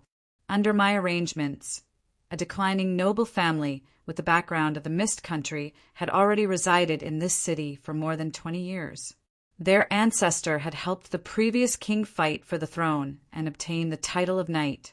Although they had already lost their noble title in this generation and were only relying on a few pieces of land to sustain their lives, they could still be considered as a member of the human nobility. They had a son, Rollo, who was suffering from leprosy. He was sent to a monastery to live a secluded life. Occasionally he would return, but in fear of infecting others, he would be wrapped in bandages and black cloth, making it impossible for others to see his face. For years ago, perhaps due to their pious prayers being heard by the heavens, the god of holy light performed a miracle and healed the pitiful young man, bestowing him the identity of a holy knight. Inconceivably, the young man ventured into the underground world alone. In the eyes of most of the nobles in the city, this was just another propaganda story used by the Holy Church to expand their influence. Anyway, the young man wouldn't be able to return, so who knows if it was true or not. But surprisingly, there was a continuation to this story recently. Just when everyone was feeling sorry for the miraculously healed young man who rashly sent himself to his death, half a month ago he actually returned. Furthermore, he returned with quite a bit of wealth, as if he had reaped a great harvest. His nickname was Rollo, and his full name was Roland. Now, under the influence of someone with an ulterior motive, this legendary story had already begun to spread in the city. All right, speaking of which, everyone should have guessed that the person with an ulterior motive was one of my men. Yes, this 19-year-old Rollo actually didn't exist. That family of his was sent out by me 20 years ago. The real person involved in this identity had long settled down in Sulphur Mountain City.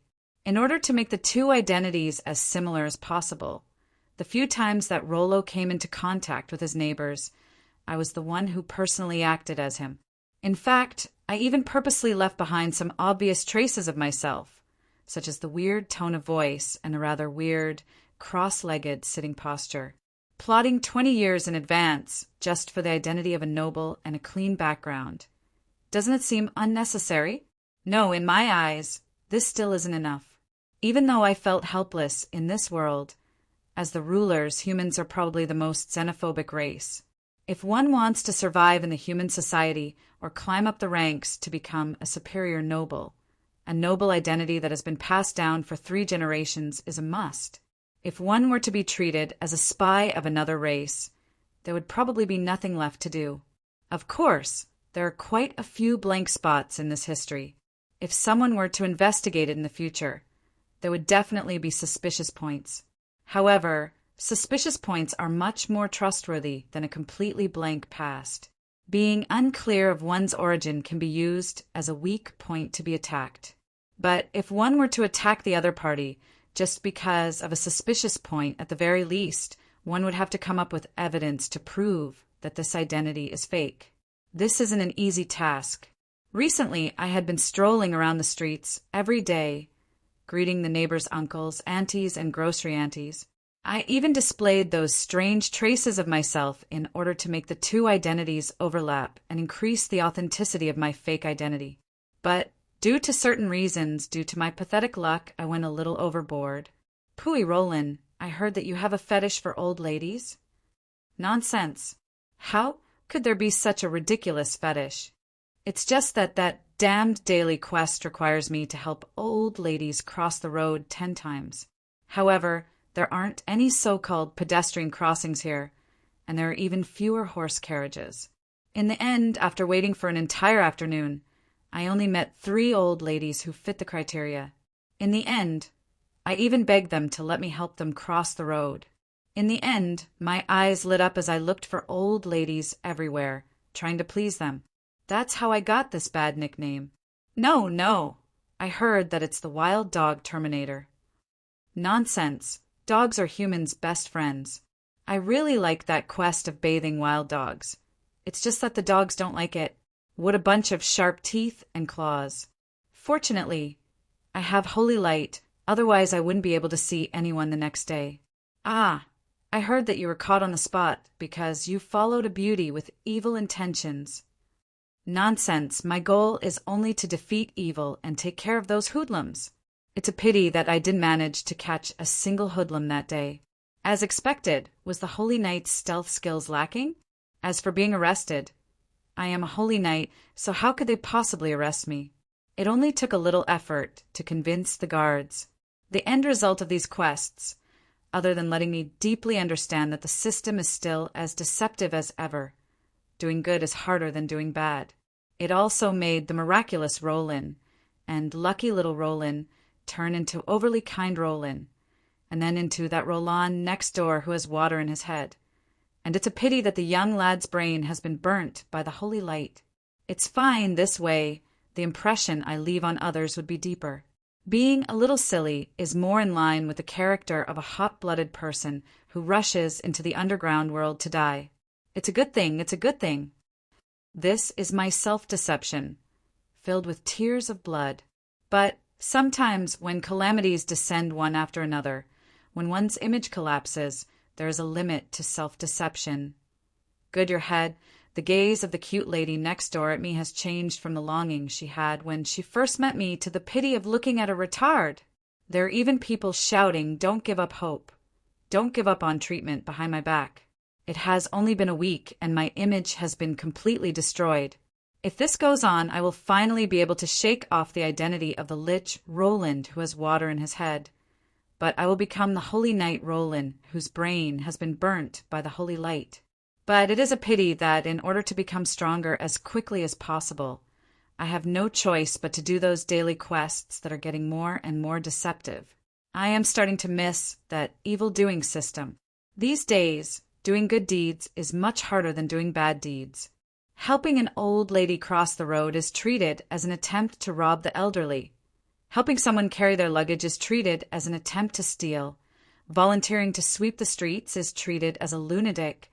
Bathing a dog and shaving its fur is treated as an attempt to make a dog meat hot pot. Can't humans have a little more trust in one another? Sir System, you win. Take pity on my ruined reputation and image. Let me go. Now, even that silly big sister Diana is looking at me strangely. When she sees me being scammed by the system, she doesn't look as surprised as before. Instead, she nods her head matter-of-factly, as though saying, "Yeah, that's how Roland should be." As expected, that dignified Judge Womien's is just a facade. But today, just as I was halfway through reading the newspaper, I was attracted by a piece of news from 3 months ago. The new emperor of the powerful Ottoman Empire has ascended to the throne. Including the Bubi Principality, Donglan Principality, and Kasilo Kingdom, 42 vassal states have sent their royalty to congratulate him. It is expected that during the ceremony they will present their flags as a symbol of their loyalty and trust, Kacha. With a crisp sound, the newspaper is split into 2 halves. Vassal states. My blood surges, and I can no longer see the rest of the words. An inexplicable anger and grievance makes my heart burn, but I don't know how to vent it. Even though I already knew that the current Donglan Principality is no longer the powerful warring state that was independent for 1,000 years, and I can understand that it is international practice for a small country to submit to a large country. But when I think about how the mist war flag, which symbolizes unyielding and protection, is actually going to be placed under the royal flag of a certain empire, an inexplicable feeling of grievance makes me so angry that I want to kill someone. Darned unfilial descendants, useless things. To think that you would actually dare to force other countries to submit to you. You have thrown away the dignity of the mist bloodline and 1,000 years of glory. All right, even though I know that my complaints are unreasonable, the inexplicable anger in me still causes me to fly into a rage in the room. After a long while, I finally calm down and sigh helplessly. Sigh, actually, you can't blame them. I know that there are some things that cannot be blamed on the later generations. It is already impressive that the later generations are able to rebuild their country. If we really want to blame someone, we can only blame the previous generation's ruler. Thus, after calming down, I look at the torn newspaper once again and piece him together. Even though it is infuriating, this intelligence is indeed very important.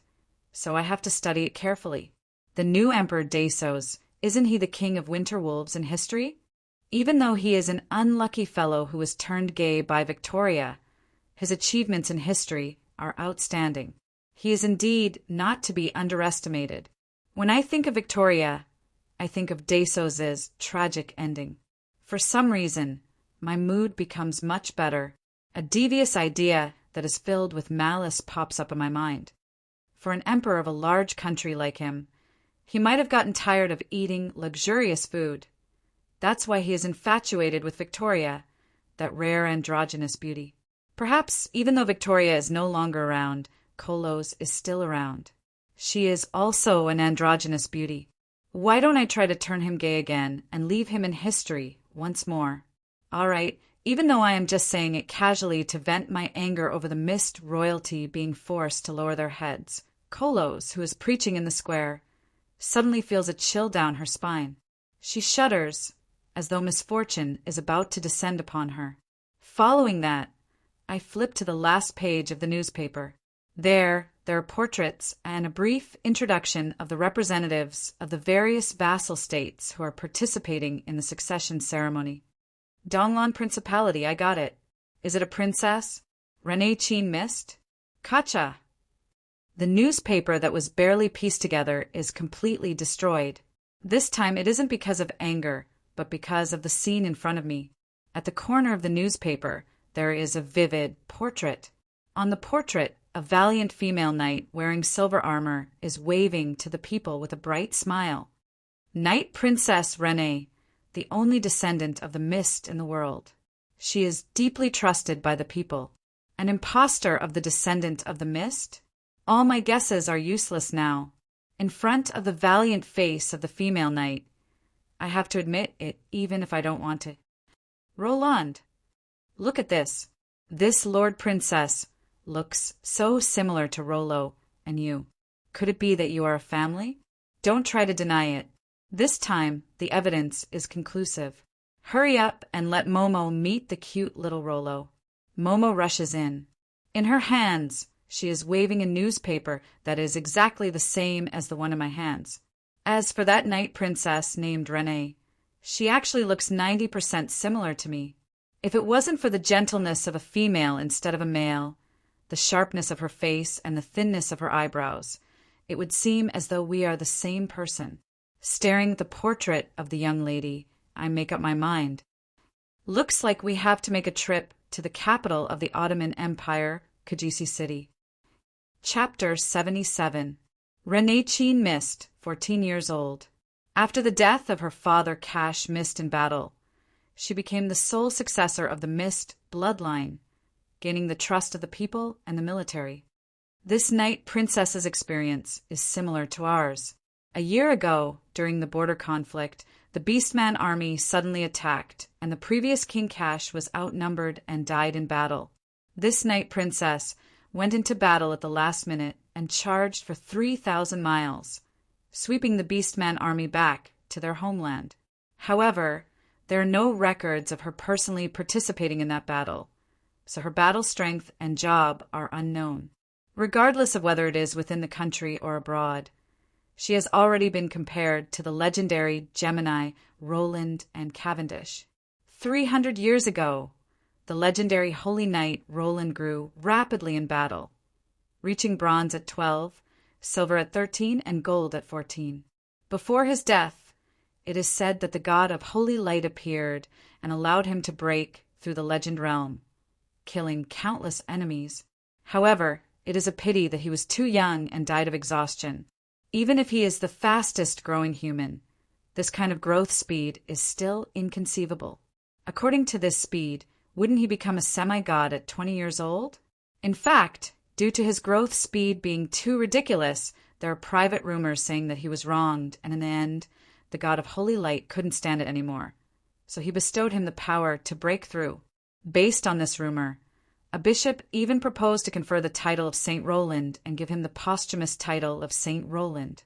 However, this is obviously exposing his own dark history and slapping the face of the entire Holy Church. So naturally, it is impossible for it to pass. All right, the rumors are so unbelievable. But the truth is that a certain transcender killed monsters and leveled up crazily in battle, thinking that he would be able to turn the tables. But in the end, he couldn't escape the tragedy of history. On the other hand, if Roland was a growth-type genius, then Cavendish would have been an unimaginable genius from the very beginning. He was a mage and warrior at the same time, and he had already broken through to the gold rank at an early age. At the age of 12, he was already a legend, which led to the bloodshed of Bern. If Roland was a genius that only appeared once every 300 years in the Holy Church, then Cavendish would be a genius that only appeared once every 1,000 years in the entire HE. However, only I knew that Cavendish had long reached the threshold of the saint rank. He didn't break through at the same time by cultivating magic and martial arts at the same time. Instead, after cultivating his magic to the legend rank, he got bored and went to cultivate his martial arts to reach the legend rank once more. This kind of growth was obviously even more inhuman. But if it was inhuman in the first place, then it could be explained. In my research in the future, I found out that Cavendish was a demon fetus, or rather, even though he was a human, he was chosen by the Chaos Abyss. How could he possibly be ordinary? It could be said that the most important goal of the demon invasion, which was filled with suspicions, was to return the favored child of the Chaos Abyss. And in another unexpected adventure, I discovered a whole lot of shady dealings back then. A certain brain-dead prophet predicted that the Prince of the Abyss would be born from the Gemini twins of the extreme north. In order to prevent such a fate from happening, they first used the upper echelons of the Holy Church to test the pressure, forcing the royal family to hand over their eldest son to the Holy Church as a soft hostage. Then, they attempted to make him a holy knight to resist fate. At the same time, they sent assassins to assassinate the second son multiple times, which became an opportunity for the second son to grow.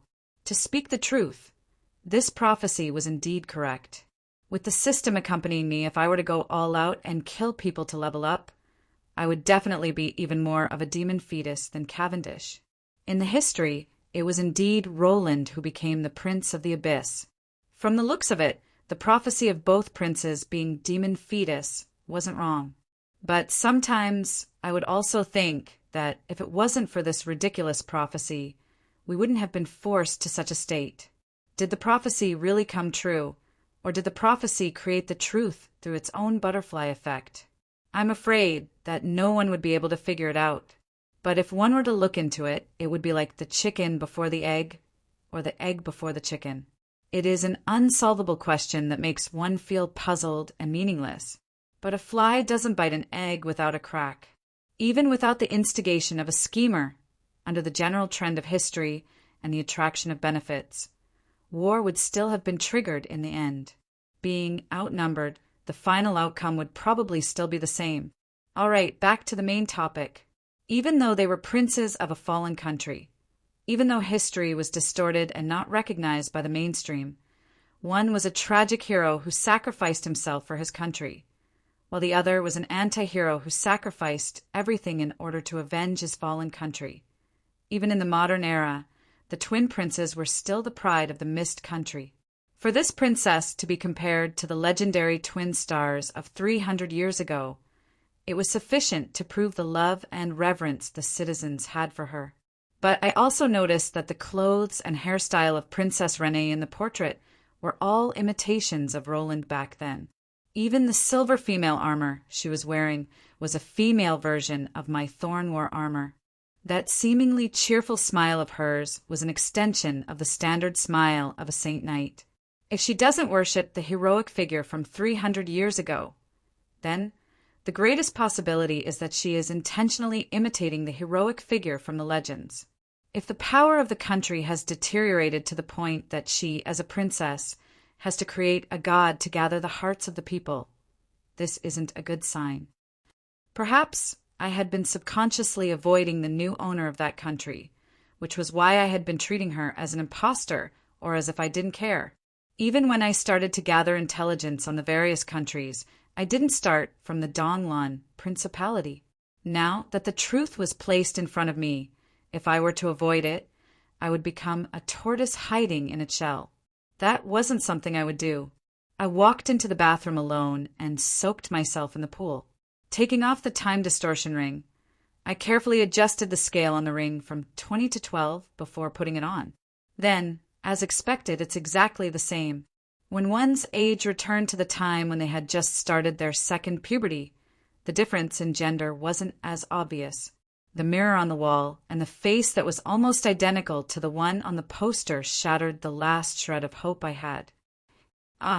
Could it be that I really got into trouble that time when I drank too much? But that shouldn't be the case. Back then, the Saint Knight Order had a bunch of rules. Before I turned 12, I lived like a monk in Bainan. After that, I fought battles every day. Where would I have the time to make mistakes? What else could be more incomprehensible than having a great-great-great-granddaughter for no reason? The only consolation I had was that even though they advertised that they were the descendants of Roland, it was unclear whether they were Roland or Cavendish. After all, the demon army led by Cavendish had cleansed them out of vengeance, creating countless enemies and resentment. Under that situation, even if they were the descendants of Cavendish, they wouldn't speak the truth. It was normal for them to use the name of Roland. You bastard brother, you still want me to take the blame for you at such a time. Thinking back to the time when we were twins who looked exactly the same and I was the one who was better at talking, Cavendish was much more popular than me.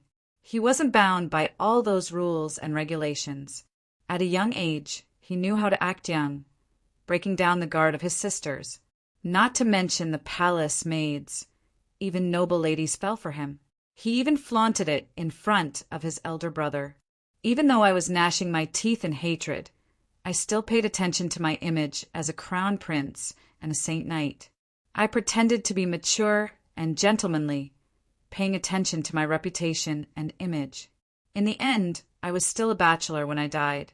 Now that I have a bunch of descendants whom I couldn't even tell if they were real or fake, I felt like I was being taken advantage of.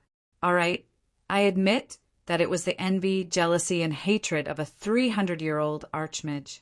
According to folklore, a 30-year-old virgin male would naturally become a mage. 300 years old. Should I be a forbidden spell mage or an archmage? But when I think about how I have a great-great-great-granddaughter who is physically older than me, the exact seniority is unclear, I feel an inexplicable headache. The door isn't locked.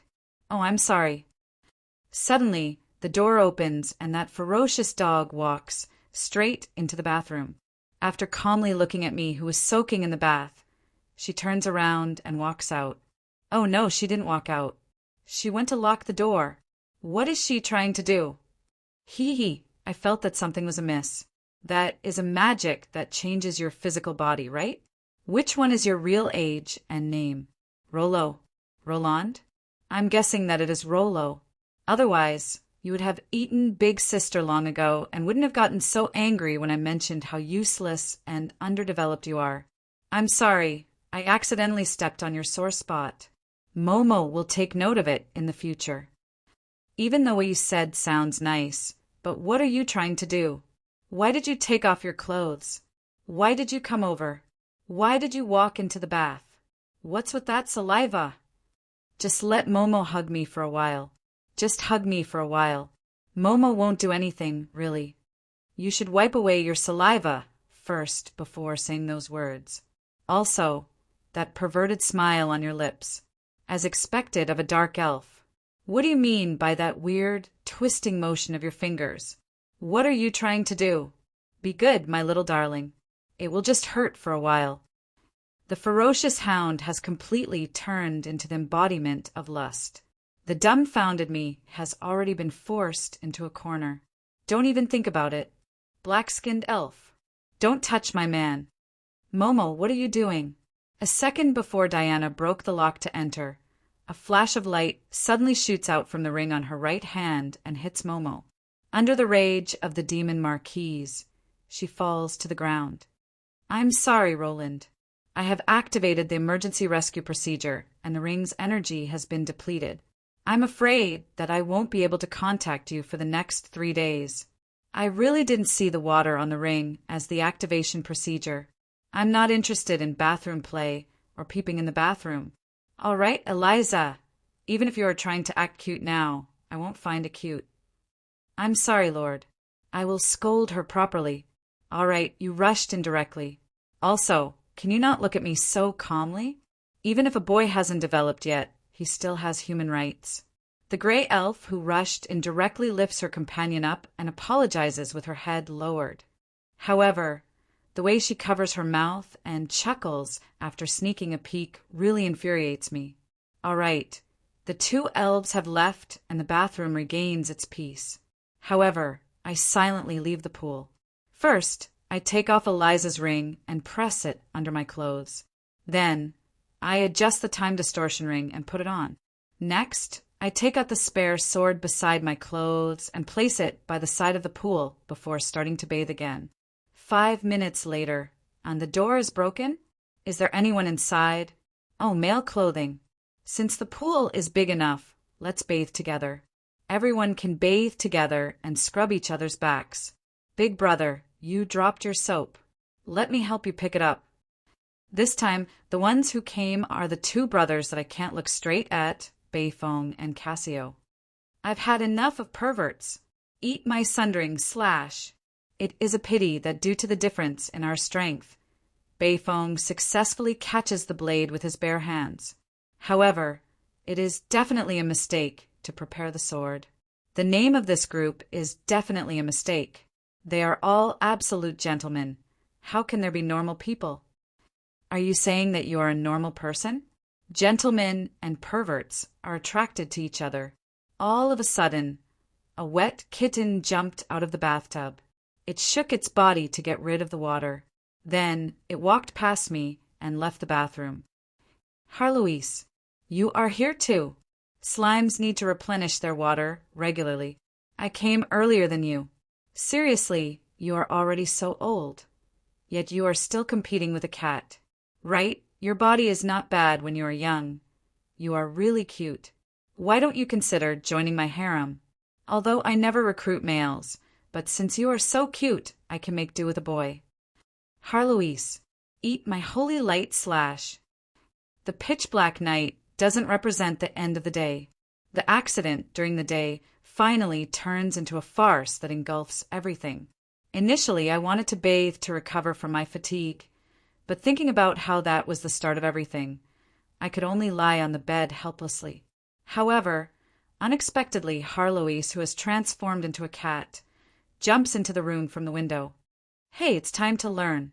You don't want the news of a holy knight learning elemental magic to be spread out, right? It's better to reduce the title of a freak. Although she is unreliable and dangerous, valuing the inheritance of knowledge and promises is one of the few good points of Harloise in the past. Thinking about the ice magic learning that I promised, my interest is piqued. In my second life, I did learn ice magic from Harloise, but back then Harloise wasn't easy to talk to, so it is hard to say how much she taught me. She even said that I was stupid and didn't learn well. But half an hour later, I said that you are a pig and you are really panting. Such a stupid acolyte is really impossible to teach.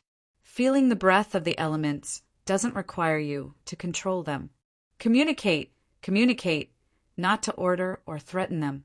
If you mess around like this, not to mention becoming a semi-god, how did you even become a legend rank mage? Of course, I used the system to cheat. All right, it is enough to just think about it in my mind. There is no need to say it out loud. However, it seems that even if Harloise had taught me seriously back then, the results would probably be the same. I really don't know how you managed to teach Eliza. Her ice magic already has its own path, and her potential is limitless. As for you, your understanding is still stuck at the level of an acolyte. I just threw her the spell book and study notes, and told her to ask Marguerite if she doesn't understand. That's all. The cat sighs helplessly, but in a moment of distortion, she transforms into a human form. My leveling up has increased her ability to transform as well. The The golden-haired girl appears once again, but so cute. Looking at the doll-like 3-inch nail in front of me acting like a teacher, I immediately burst into laughter. The intent of revenge in my laughter is obvious. Harloise sighs helplessly. Are you learning or not? If you aren't, I am going to sleep. If you were a little more capable, would I have become so small? The strength of a magic pet is linked to its master. Since I am still a weak chicken, it is obvious that she is still far from turning into a human. Elemental magic comes from the ancient elemental gods. The elemental gods and the elements have their own temperament. Every type of elemental magic has its own nature. Your understanding of ice is only at the surface, so naturally you are unable to improve. What do you think the nature of ice is? Why did you choose to learn ice back then? The nature of ice? Isn't it just low temperature? How hard is it to understand? Why did I choose ice back then? Isn't it because I was born from the snow country? So I deeply understand the cruelty of winter and feel that ice magic has limitless potential? Actually, every high-level elemental mage has their own understanding of the elements. The reason why I didn't teach you before wasn't because I was holding something back, but because I wanted you to comprehend it yourself. However, it has already been a few hundred years, and you are still at this level. I know that with your aptitude in magic, who knows how many thousands of years it would take for you to comprehend it completely. Let me talk about my own understanding. With a wave of her hand, a miniature fire eagle soars in the room. Then, with a point of Harloise, a white cloud floats over. I thought that the fire eagle would explode from the clash of ice and fire. However, what surprised me was that the fire eagle only turns white, slowing down its flying speed. This is completely different from the clash of ice and fire that is common knowledge. Suddenly, I understand a little why Eliza is able to control both ice and fire at the same time. Based on my personal understanding, ice isn't something that exists in reality. She's a kind of state and trend that slows things down or even stops them. Hearing these words, I immediately feel some respect for Harloise. Temperature is a kind of energy. Low temperature will decrease the activity of things. These concepts of physics aren't much to a transcender, but for a native mage to reverse engineer the essence of elemental magic, it requires the accumulation of countless theories and experiments. This is enough to prove that Harloise's attainments in magic are extremely high. She is indeed worthy of the title of omniscient. Every ice mage's understanding of the essence of ice is different, and there is no right or wrong between them. As for your little disciple, she specializes in the creation of ice. From what I see, she views ice as the moment of stillness. In the end, she was able to train in both ice and fire because she viewed fire as the moment of movement. Through a combination of movement and stillness, an entire world was formed in her mind. Warriors strengthen their physical body to change the world, while mages use their own will and thoughts to influence the world. Don't use a foolish warrior's way of understanding magic. Otherwise, you will remain an apprentice your entire life. Looking at the solemn face of this 3-inch nail, for the first time, I feel that she is indeed a teacher. I silently nod my head. Aisa. Closing my eyes, I think of the tall, snowy mountains and glaciers of my hometown during winter. Living beings strive hard to fight for the right to continue living under the cruel elimination of nature, and nature uses its own methods to choose the strong who have the qualifications to continue living. Thank you, teacher. I think I understand. Chapter 78. Warriors strengthen their physical bodies to change the world, while mages use their own will and thoughts to influence the world. Don't use the foolish warrior's way to understand magic. Otherwise, you will remain an acolyte for the rest of your life, or a foolish warrior who only knows how to wield the sharp sword known as magic. Harloise is right. In the past, I did walk the wrong path. Just because I was troubled by the lack of long-range and long-range attacks as a holy knight, I didn't care about my actual situation and blindly chose to learn ice magic. Demand determines supply. Back then, I didn't really need to dig deep into the potential of ice magic. Even though my talent in magic is average, fine, just as Harloise said, my perception of the essence of the elements is so slow that it's stupid. I still forcefully raised it with the help of the system. However, at the same time that I no longer have to face bottlenecks, I also lost the accumulation period of being stuck at bottlenecks and the period of growth after a breakthrough. This is just like a science and engineering otaku using pure logic to analyze a literary work. Perhaps he might be able to analyze all the attractive points of the literary work and make it sound logical. However, if he were to write his own beautiful essay, he would only end up writing dry pieces of tofu. Due to his lack of emotions and devotion, he is unable to link all the scattered points together into a truly good story. In the end, most of the stories end up as simple and clear news articles. According to Harloise, learning magic is similar to creating art. Both are about using one's own will to paint a small world in one's heart, then using one's own small world to influence the real world. In that case, learning magic requires a strong sense of personal subjectivity.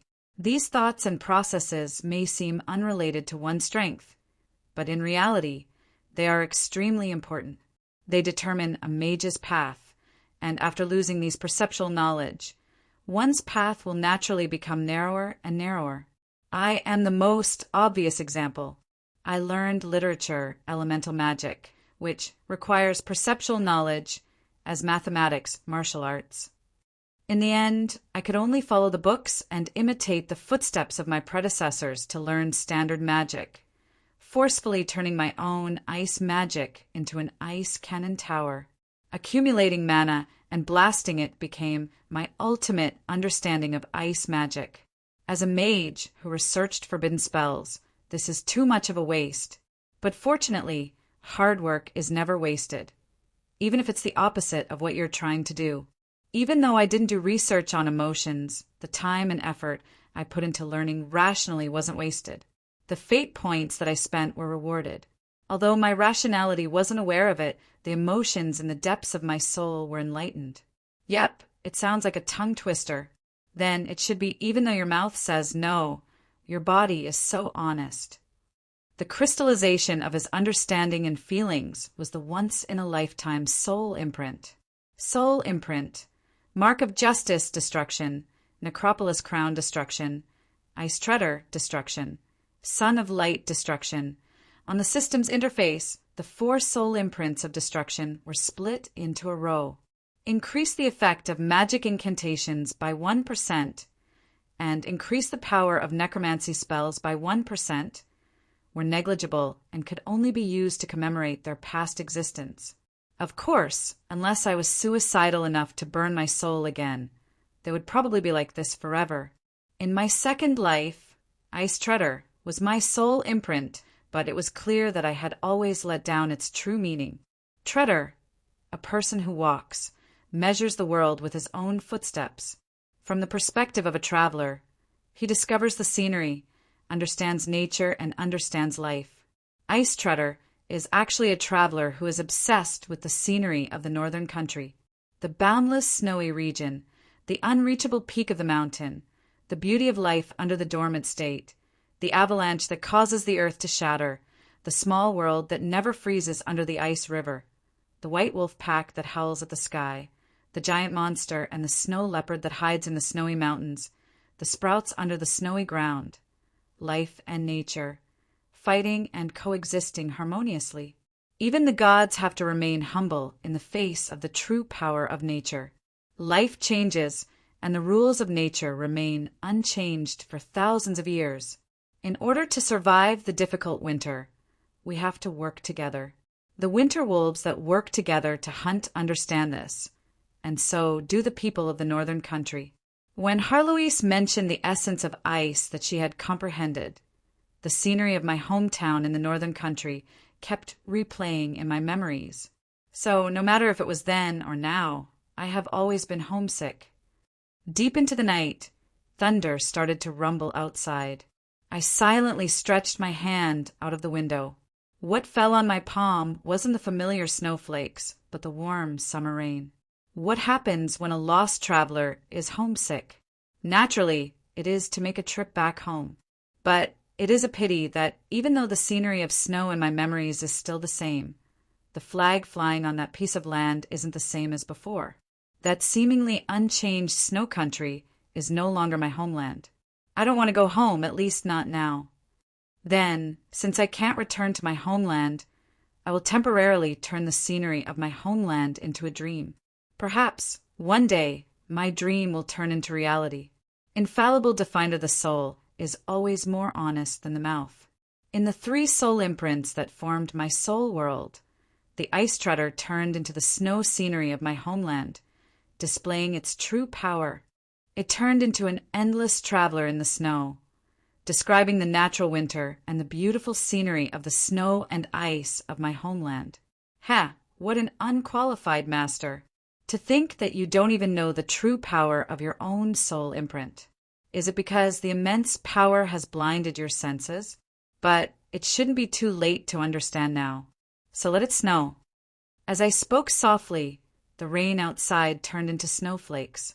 The midnight snow that was limited to the small residence might not be noticed by the neighbors, but it caused the temporary residents to exclaim in surprise.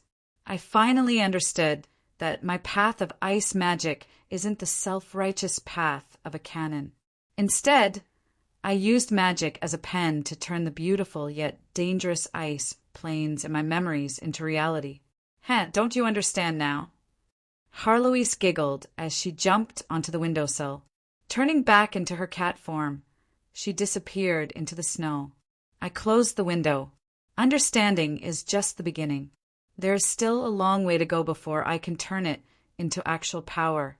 At the same time, in the depths of my soul, the soul imprint of the ice treader, destruction increases the effects of ice magic by 1%. Image of the snow night traveler quietly changed. At this moment, it is the ice treader, damaged, in the midst of recovery, increases the effects of ice magic by 3%. Looks like I have been overly reliant on the system. My soul is still here, so the body that nurtures my soul is still here. Naturally, the soul imprint, which is the crystallization of my soul, can be recovered. Let's take it slowly. A legend with 4 soul imprints. I am really looking forward to it. Very quickly, following the recovery of the soul imprint, my ice magic grew rapidly. Not long after, I was able to grasp the final forbidden spell, Ice Aeon. Then, I used the forbidden spell as a threat to force the Ottoman Empire to recognize the independence of the Donglan Principality. All right, none of the above is possible. Life isn't a dream. Just by relying on one's understanding, one can advance 1,000 miles in a day. Those are the stories in novels. In reality, one has to take things one step at a time. Even though I have already understood the essence of ice and have a plan for my future development, the problem from the past still exists. That is, as expected, my talent in elemental magic is trash. It is still that magic book, it is still that person. Even if he comprehended some principles, he is still that wooden head, unable to understand what I am reading. Thus, after reading for half the night, I can only close the book helplessly. Opening the interface, I use the old method from the past, using the system to cheat. 20 skill points, I really can't bear to part with it. Skill points is a good thing. It can allow me to learn a skill or magic, or raise a skill or magic to a circle. For example, a single skill point can raise a circle 1 ice arrow to a circle 2 ice arrow, greatly increasing the attack power and many other aspects. Now that I have just entered the 2nd rank bronze rank, the highest I can grasp is a circle 3 magic. The relationship between the number of magic circles and rank is that a 1st rank spell is a circle, a 2nd rank spell is a circle, a 2nd rank spell is a circle, a 3rd rank spell is a circle, a 3rd rank spell is a circle, a 4th rank spell is a 5th rank spell, so on and so forth. If I were to throw a dozen skill points into it at one go, all right, then I would be a cripple. Not mentioning the fact that the higher the circle, the more skill points are required to raise.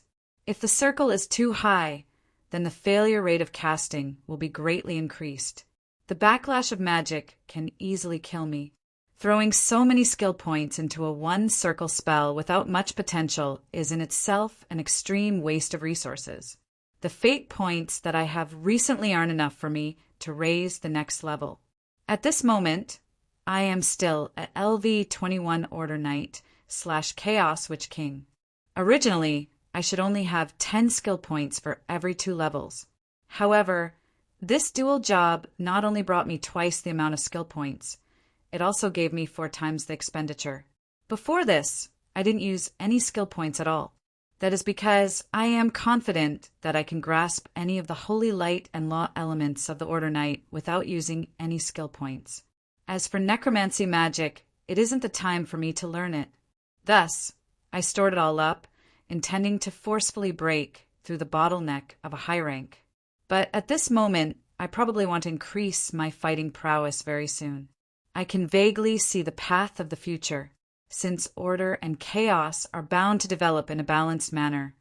Then naturally, I have to invest more in the weaker areas. Furthermore, with my terrible talent in elemental magic, it is impossible for me to save on skill points. If there is any difference, it would be that I understand the path of the future through comprehension. I am consciously choosing the direction of development, accumulating experience and breaking through, and no longer making random choices. Looking through the messy ice magic on the interface, most of them are powerful, turret-type magic. However, what I need isn't them. Very quickly I found my target. I have already learned the one-circle ice magic, Ice Shield. Adding on the other 2 spells, I should be able to reach my goal. First circle ice barrier. Steel forms a thin ice barrier on the caster's body, increasing defense by a small amount. If the caster is struck by the enemy, the attacker will be slowed down by 1 second. 2 circle ice breath. Bronze casts a cone-shaped ice breath, dealing 1 to 3 ice damage. Also, it will cause the target to be slowed down by the freezing effect. The maximum range is 2 meters, and the duration is no more than 6 seconds.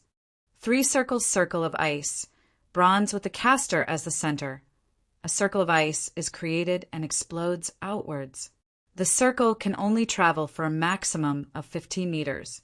Those who come into contact with it will be slowed down by the freezing effect.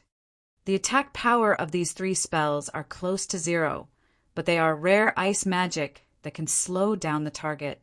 If my estimation isn't wrong, they should belong to the same series, which can serve as a stepping stone to higher heights.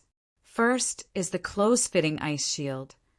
The ice armor that can be ignored by the naked eye doesn't have much effect, but it allows me to be enveloped by the ice element.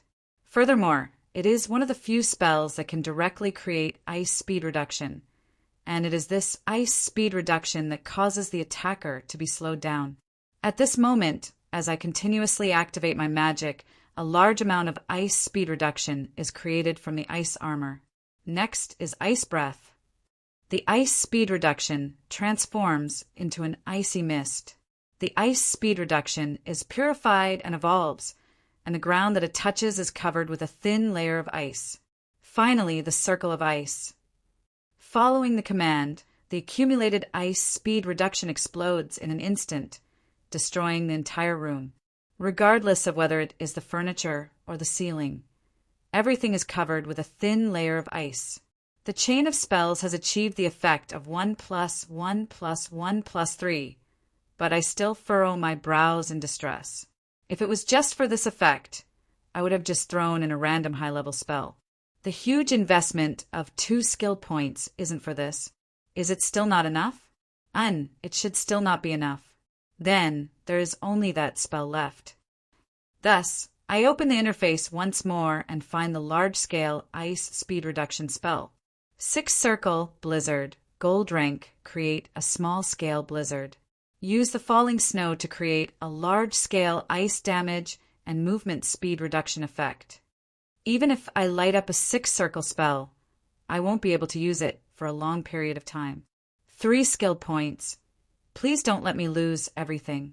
In the next second after I activate Blizzard, the ice armor disappears, and the ice speed reduction spell that fills the room is suddenly retracted. Then, with a breath and a release, it turns into a higher quality, lethal ice speed reduction spell. Ding! Congratulations, host! You have learned the combination skill, Ice Speed. This skill is a simulation of the cold of the natural world. No life form is completely immune to it. Brat, you have made a good choice this time. You finally know how to use me. Use the best steel on the blade. Cherish your skill points. Ice Speed Reduction Spell. A type of silent and deadly ice speed reduction spell. It can be attached to the physical body and weapons, and can also be used along with ice magic. Those who come into contact with it will have their movement slowed by 1% and will receive 1 point of ice damage per second. This ability can be stacked. If the movement speed reduction effect exceeds 20%, the user will suffer from ice speed, mental rigidity, and many other negative effects. If the movement speed reduction effect exceeds 50%, the user may die from hypothermia at any time. Usage requirement. Soul Imprint Ice Treader. If host breaks through gold rank and grasps Blizzard magic, ice speed reduction will automatically evolve to the next stage. As expected, my guess wasn't wrong. Under the catalyzing effect of my soul imprint, the accumulation of ice speed reduction spell has turned into a qualitative change. Just by imagining it, one can imagine how sinister and deadly this silent ice speed reduction spell would be. As long as one fights with it, it would be stacked. By the time one realizes it, the ice speed reduction spell would be wrapped around one's body, and it would be too late to reverse the situation. It would be like those pests in the fields that were suddenly frozen to death in the middle of the night. They can only watch helplessly as they die. And this is just the beginning. This ice speed reduction spell that mimics the cold of the natural world will become the cornerstone for me to reach a higher stage. In the end, it will become the impassable winter that belongs to me alone. As expected, only after passing through the cold of winter will I be able to see the warmth of spring. Only by abandoning my incomplete physical body and starting anew will there be a possibility of improving. Perhaps with the accumulation of 4 soul imprints and 4 lives, I will be able to reach the peak of this world in this lifetime. Chapter 79. Don't let go of anyone who passes by. You won't lose out in 2 minutes, and you won't be fooled in 2 minutes. As long as you give us 2 minutes, we'll give you a brand new choice in life. Brother, the holy light is watching over you. Everything is possible. The Laughing Sisters welcome you with all sincerity. Mother Earth is protecting you. Anything you want is cheap, and anything you buy is good. Opportunity doesn't come again. Clear out the entire warehouse and sell at a loss. Try it before you buy. Quality guaranteed. Fine 10 times for any fake one. Bayana's golden signboard is trustworthy. Clang, clang, clang. The God of War is great. The God of War is awesome. As long as you believe in our God of War, you'll be able to cure any illness and strengthen your body without any illness. No matter if it's a cold or stage 10 tuberculosis, as long as you believe in the God of War, you'll definitely be cured. Old Wong from the neighboring village got seriously ill 10 years ago at the age of 93. After joining our Church of the God of War, not only did he come back from the dead, he's now full of vigor. Just 2 days ago, he beat up a dozen or so kids. If you thought that this was some store slogan, then you'd be completely wrong. This was the large plaza in front of a Len City Lord's residence, and it was the most bustling place in the entire city with the highest flow of people. And these people jumping around and beating drums were all respectable priests of a true God. Hey, brother, are you interested in the Church of the Goddess of Wealth? If you join now, we'll even give you 2 bottles of shampoo. Shampoo? The Laughing Sisters over there are giving you cooking oil. You lack sincerity. Please wait a moment. I'll go ask the Archbishop. We should have cooking oil in reserve. Don't be ridiculous. We're out of cooking oil. How about toilet paper and shampoo? Right? I still have 2 months of free Holy Communion rolls. Deal. But can you wait a moment? I just joined the Church of the God of War, and they only let me leave after 3 months. Sure, join before the end of the year and leave after. You still have to complete the annual mission. TSK, they still need my help to complete the annual mission for so little? I'll just go to the Church of the Goddess of Wealth. All right. Since he felt that the gift was too little, he turned around and left. However, from the looks of the dozens of small gifts in his hands, how many times had he joined and left the guild? In the past, these venerable old gentlemen should be in their own churches, waiting for people to come to their door and spread the faith and doctrine of their true God, instead of acting like the merchants they used to despise, stopping pedestrians in the square, giving gifts and promoting their products for free. The reason? It was very simple. A powerful opponent had arrived in this city. She had obtained unbelievable prestige at an extremely fast speed. A large number of believers from other churches had changed their faith. The annual mission that was about to be completed had become an impossible mission. Wild Elf Judge Kolos. At the mention of this name, all the venerable regional priests would gnash their teeth in anger. She completely ignored the unspoken rules that everyone had agreed upon. She didn't create any promotional brochures, nor did she prepare any gifts. She didn't just stand in the square and smile lightly, and countless young men would take the initiative to ask her. Some even changed their faith of their own accord in order to win the smile of a beauty. Thus, in a short half a month, the number of believers in the God of Law in this city had increased exponentially. In this world where there was a true God, believers were the source of the true God's power, the cornerstone of the true God's church, and the annual mission that every priest had to complete. The total population of the city didn't increase, but the Church of Law rapidly grew stronger. Naturally, the other churches were at a disadvantage. Faced with the endless number of believers leaving their churches, the other churches were naturally anxious. All right, there were already pitiful young female priests wearing thin clothes, confessing while handing out flyers and gifts to passers-by. However, it was a pity that as long as Kolos smiled, the situation would turn around once again. Now that the situation had developed to such an extent, even the venerable retired priest walked onto the streets, holding a thick paper bag of gifts, and began his career as a salesman. Of course, just relying on beauty wasn't enough. The crux was that the teachings and views of the God of Law were very attractive.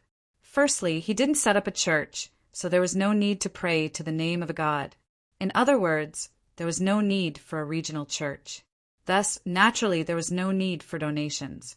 Due to the existence of the cycle of reincarnation and the true God, it was a fact that non-believers would fall into the river Styx after death.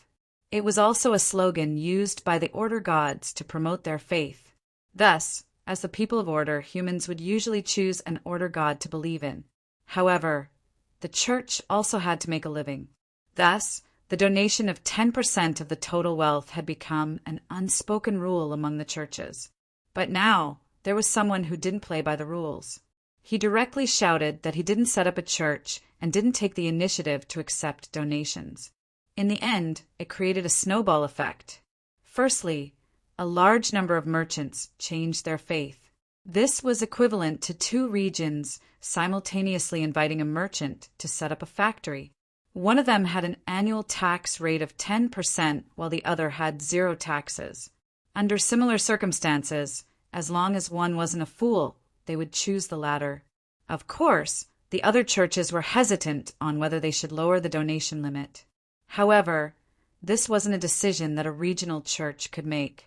Furthermore, if they were to fight a price war, the other party didn't even have a church, which meant that the cost was 0.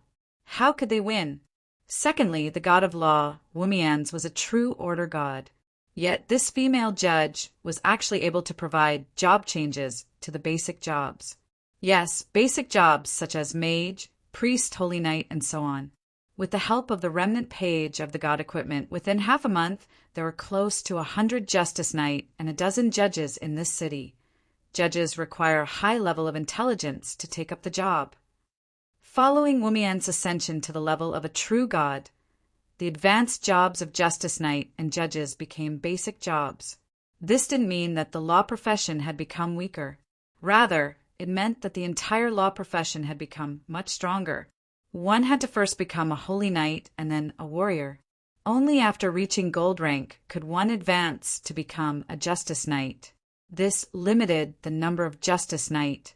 How could the talents nurtured by other churches be as trustworthy as the ones nurtured by them from scratch? In the past, there weren't many true gods capable of providing basic job classes. The most famous ones were the holy churches, holy knights, and holy light priests. Justice Knights and judgmenters were becoming more and more common, which meant that the law job class had limitless potential. Thus, in less than 2 weeks, the god of law had become the hottest topic in the entire city, and crows had become a popular figure known to every household. Of course, there are still some imperfections. For example, this beautiful female priest, equivalent to the judges of judgment. After preaching, she would always ask, "Is there any mystical creature that can turn into a male?" After receiving a negative answer, her forced smile is even more heartbreaking. It makes one wonder if the true god of law, Wumians, likes cute boys, which is why this beautiful priest is forced to search everywhere. The god of law, Wumians, likes cute boys the most. There was actually a rumor that started spreading. "Boy your head, I'm heterosexual." All right, when I heard this rumor, I immediately crushed the teacup in my hands and flew into a rage. Even though my pathetic luck had made it a habit for me to be shot while lying down, if I were to become the guardian god of gays and cute boys because of this, I would rather die. Kolos originally came to the surface to search for a treasure to dispel her curse or to change her gender. However, if she were to leave just like that, it would be underestimating her sense of responsibility as an enforcer. She left the underground world after applying for a mission to preach. Following her application, it was said that Shiwadi received a few hundred mission applications in a single afternoon. Of course, the sudden departure of so many people would naturally cause a huge negative impact on the Supreme Law. Shiwadi didn't approve of it, but the seemingly honest old bull was actually a black-hearted person. Naturally, he didn't have any good intentions. He directly said that there were only 2 slots and that they could decide for themselves. All right, the bunch of hopeless old bachelors from the Hall of Justice fought until they were dizzy. It was said that there were a total of 300 people who participated in the private brawl, and less than 10 of them were able to come to work on the second day. It was truly tragic. In the end, the one who emerged victorious was a gold pinnacle law incantation user and a gold pinnacle justice knight. Naturally, they became Kolos's flower protectors' companions. I really couldn't understand why Kolos, a legend-rank judge, would need your protection. Yes, the Night Elf Kolos is a top-tier judge who was converted from the Great Droll. Although her personality is soft and not tough enough, despite being 700 years old, her strength isn't weak at all. She, who placed great importance on her responsibility, even if she had personal matters to attend to, she still treated preaching as her top priority. She placed the treasure to dispel the curse at the back of her mind. I am indeed grateful for her loyalty to her job. But can you not ask the other party if they have a miraculous item that can turn them into a boy after preaching? It makes it seem as though we are looking for a transsexual item instead. You should be happy, former Lord Wumians. All right, that stupid cat saw through it. Even though I was grumbling nonstop, I was actually quite happy about it. After all, the divine power server that I sacrificed everything for didn't go to waste. The faith in law is also spreading at a rapid pace. Of course, without building a church, as long as one believes in law, one can use the power of law. While the faith in law is spreading at a rapid pace, it also causes the Sulphur Mountain Supreme Court, which also serves as the Church of Law, to lose control over the users of law. However, all of this is within my expectations. The Church of the Law is destined to develop in a state of disunity, allowing the other churches to heave a sigh of relief. After all, in their traditional view, The church is the root of maintaining their faith. As long as the faith in law can spread, it is enough. Churches and whatnot aren't important in the first place. With more people, and more people speaking up, it would instead start to change the original teachings. Su, imitate the God of holy light, giving up on myself and turning into the rules of law. From now on, I am the law and the law is me. There is no need to chant my God's name in order to believe in and obtain the power of law. All you need to do is to believe in and carry out the rules of law. This is my godly ascension oath. My godly ascension oath said that the law itself is Wumian's, and Wumian's will turn into the law itself. This is equivalent to completely giving up on myself. A true God who doesn't have a self will not be able to give down a God's prophecy.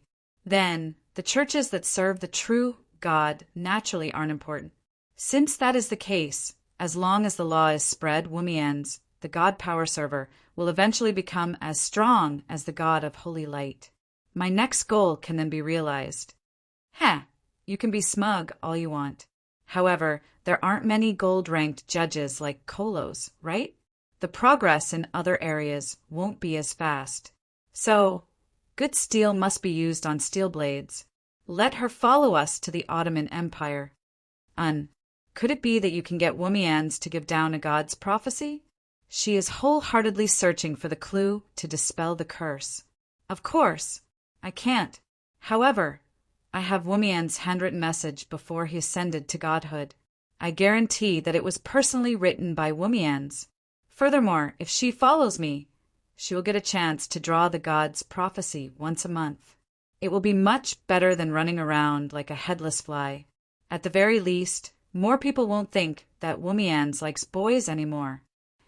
Chapter 80, Whispers of the Demon, is the first overture of Eichi's 7 calamities and the beginning of everything. Following the awakening of the will of chaos, the cultists and demon worshippers who worshipped the malevolent god of chaos started to create chaos and unrest in the world. When all of the ancient elemental gods were released, the arrival of the elemental tide changed the entire world. Other than the elemental creatures and magical beasts that increased in numbers, other than the emergence of experts from various races, it also gave the undead emperors in the undead plane the possibility of returning to the main plane. Furthermore, the shadow of the demon army invading the main plane was buried. At the same time, the ambitious and idealistic people started to stir. Among them, the most dangerous ones were the believers of the evil god who wished to establish an independent country and welcome the descent of the evil god. The underground city, lords who were ambitious and planned to return to the surface. Not long ago, this overture was activated. Other than the unlucky fellow who was weakened to death while he was still in the sealed stage and was eaten the moment he was released, the other elemental gods would be released one by one, and a large number of elemental creatures would come to this world. Of course, if it wasn't for the epic quest brought about by the overture, I wouldn't have been able to resurrect so perfectly. 10 years later, when the expansion pack Vulture of War was released, under the drive of the schemers and ambitious people, the entire continent was in a mess. Then, what exactly happened in these 10 years? Firstly, it was the emergence of talents from various countries. All kinds of new equipment and troops emerged one after another. The frantic rise in the strength of the country made the rulers of the big countries restless. In addition, some organizations and individuals fanned the flames, such as assassinating the nephew of an emperor in the name of a small country, providing the fuse for the big countries who were already looking forward to war. At the start of the war, it was just a big country swallowing up a small country. Following the victory, when the entire country fell into a frenzy of war, when endless greed and war benefits blinded the eyes of the emperor and nobles, when countless new knight lords required more land, and when the country's strength rose day by day, the vulture of war circled above the entire human world. At the end of the day, this was just the law of decline. The surface society with humans as the main body had developed to a certain extent, and the major countries hoped to go further. They hoped to become the emperor that unified the entire human society, or they hoped to become the overlord of a region. Even without the instigation of conspirators, the outbreak of war would still be inevitable. For certain supreme existences, the peach was ripe, and it was time to reap the harvest. And so, the war horn was blown once more, and the supreme holy war was waiting even earlier than it already was. World War. When the major countries brought their vassal states to start an all-out war, there were even people who happily predicted that after the war, a new empire that spanned across the entire continent would bring human society into a new stage. However, the cruel reality slapped the big countries in the face, telling them that it wasn't humans playing single player in this world, but all races playing PvP together. The rise of the Elf Empire, along with the various tribes, the invasion of the various Beastmen tribes, and the invasion of the underground allied forces allowed the human countries, who outnumbered them by 100 times, to witness what it meant by gold were like cannon fodder. Giant dragons were like dogs, legendaries were as common as dogs, and semi-gods were nothing. Before the human army, which outnumbered them by 100 times, had the chance to laugh at the numbers of the opposing army, they immediately witnessed the difference in individual strength. What it meant by 1 against 100 or 10 against 10,000. What it meant by the command center being destroyed by the other party before the war even started. What it meant by cavalry charging into the city walls. A commander might not even be as strong as an elite veteran. This war was really unwinnable. If it wasn't for the underground allied forces falling into internal strife due to the uneven distribution of resources, if it wasn't for the major countries unhesitatingly sacrificing the interests of the smaller countries, trading space for time, using land in exchange for the temporary satisfaction and division of the underground allied forces, delaying the time of the final battle, the war might have ended long ago. Then, the invasion of the undead calamity and the appearance of the undead semi-gods who were exiled to the other world since the ancient times made the humans understand the pain of lacking top-notch fighting strength and the futility of competing with the calamity army in terms of numbers and cannon fodder. As for the invasion of the demons and the last few calamities, in reality, they were just a few more stabs to the already devastated Aichi continent. Anyway, they were already on the verge of death, and if they were left alone, they would die anyway. Along with the endless deaths, the war would continue to escalate. When the goddess of order and goddess of chaos personally enter the battlefield, everything should be over. To speak the truth, every time I look at this history, the feeling of helplessness that comes from the bottom of my heart makes me feel like I have no motivation at all. In the face of this kind of historical trend, the strength of an individual is completely negligible. Prevent the outbreak of war? I am not that naive, but there are indeed some things that I can do, and I have already done it. For example, the invasion of the underground world is still unavoidable due to the strong desires of the underground dwellers. However, under the leadership of Sulphur Mountain City, at least their aggressiveness would be much stronger. As long as it is dealt with properly, they can even work together to resist against the other calamities. Shilua Empire, the variable that I created single-handedly, has another bizarre effect. The invasion of the undead plains, undead calamity has been brought forward. So, it should have started 70 years later, and not the 30 years at most that Dekars told me. Perhaps I should thank the hard work of the head of the Council of Dark Knight, the second Senator Feyman. Does it seem like a bad thing? No, it is actually a good thing. Following the arrival of the elemental tide, the connection between the various planes will become easier and easier. It is impossible for the undead emperors, who have been eyeing the Aichi continent for a long time, to not come. Furthermore, if they were to come earlier, they would become a powerful external enemy that would cause the civil war in Aichi to end prematurely. Furthermore, to forcefully enter the main plane at the start of the elemental tide, it is inevitable that the undead emperors would suffer a loss in strength and military strength. At the very least, the 3 undead emperors who have reached the level of a true god would definitely be unable to enter. Thus, the scale of the undead calamity this time would definitely be much smaller than the one in history, giving us the possibility of dealing with them in batches. Thus, the instruction I gave to the royal faction is to reconcile with Feyman and push forward with the invasion of the other planes. The earlier he arrives, the better. If they are able to arrive before the invasion of the underground world, that would be even better. Then, using the excuse of fighting against the undead together, they could find the humans to cut a piece of land or snatch a piece of land from the hands of the undead calamity. Who knows, after the war, both sides might be able to coexist and accumulate sufficient fighting strength to deal with the upcoming troubles. Of course, this is the good aspect of the undead calamity's invasion being brought forward. The bad aspect is that if they aren't even able to withstand the weakened undead calamity, they would be doomed. Or if the Underground Alliance army loses control, or if they aren't able to come to an agreement, then dealing with both the undead calamity and the Underground Alliance army at the same time would also be the end of the world. Well, since the future is filled with calamities and there isn't much hope in the first place, then we might as well try it. The Ottoman Empire has only been established for 700 years. It is considered the shortest among the superpowers. However, they aren't the weakest. On the contrary, due to the successive generations of wise monarchs who are determined to forge ahead, the country is rich and powerful. Instead, there are faint signs of them catching up. The capital, Kajisi City, is located along the river. It is divided into a total of 8 districts with a total population of close to 10 million. It is one of the top superpowers in the entire continent. Among them, the largest Pearl District has a population of 3 million and is known as the Sleepless City. If one were to describe the Ottoman Empire, then luxurious would be the most suitable adjective.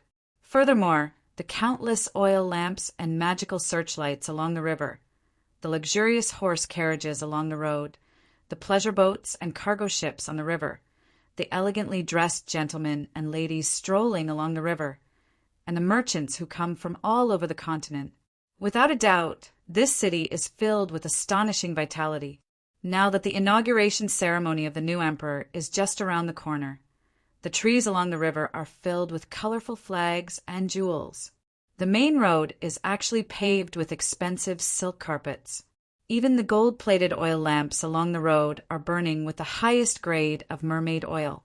While the guests who come to visit are secretly cursing the local tycoons, they can't help but admire the power and wealth of the Ottoman Empire from the bottom of their hearts. The reason why the inauguration ceremony is so grand is not just for the sake of reputation. Originally, the 26 countries that are subordinate to the Ottoman Empire have already made it a large country. Now, with 42 countries as subordinates, it means that the Ottoman Empire has completely gotten rid of the role of a political upstart and has become a superpower that plays an important role in the world. Of course, there are some people who don't think this way. They are full of evil ideas and are prepared to cause destruction. But now he is troubled. After all, meeting old friends in a foreign land is a rare, joyous event in life. However, he really wants to pretend that he doesn't know the few old friends in front of him. As expected of the City of Pearls, how extravagant.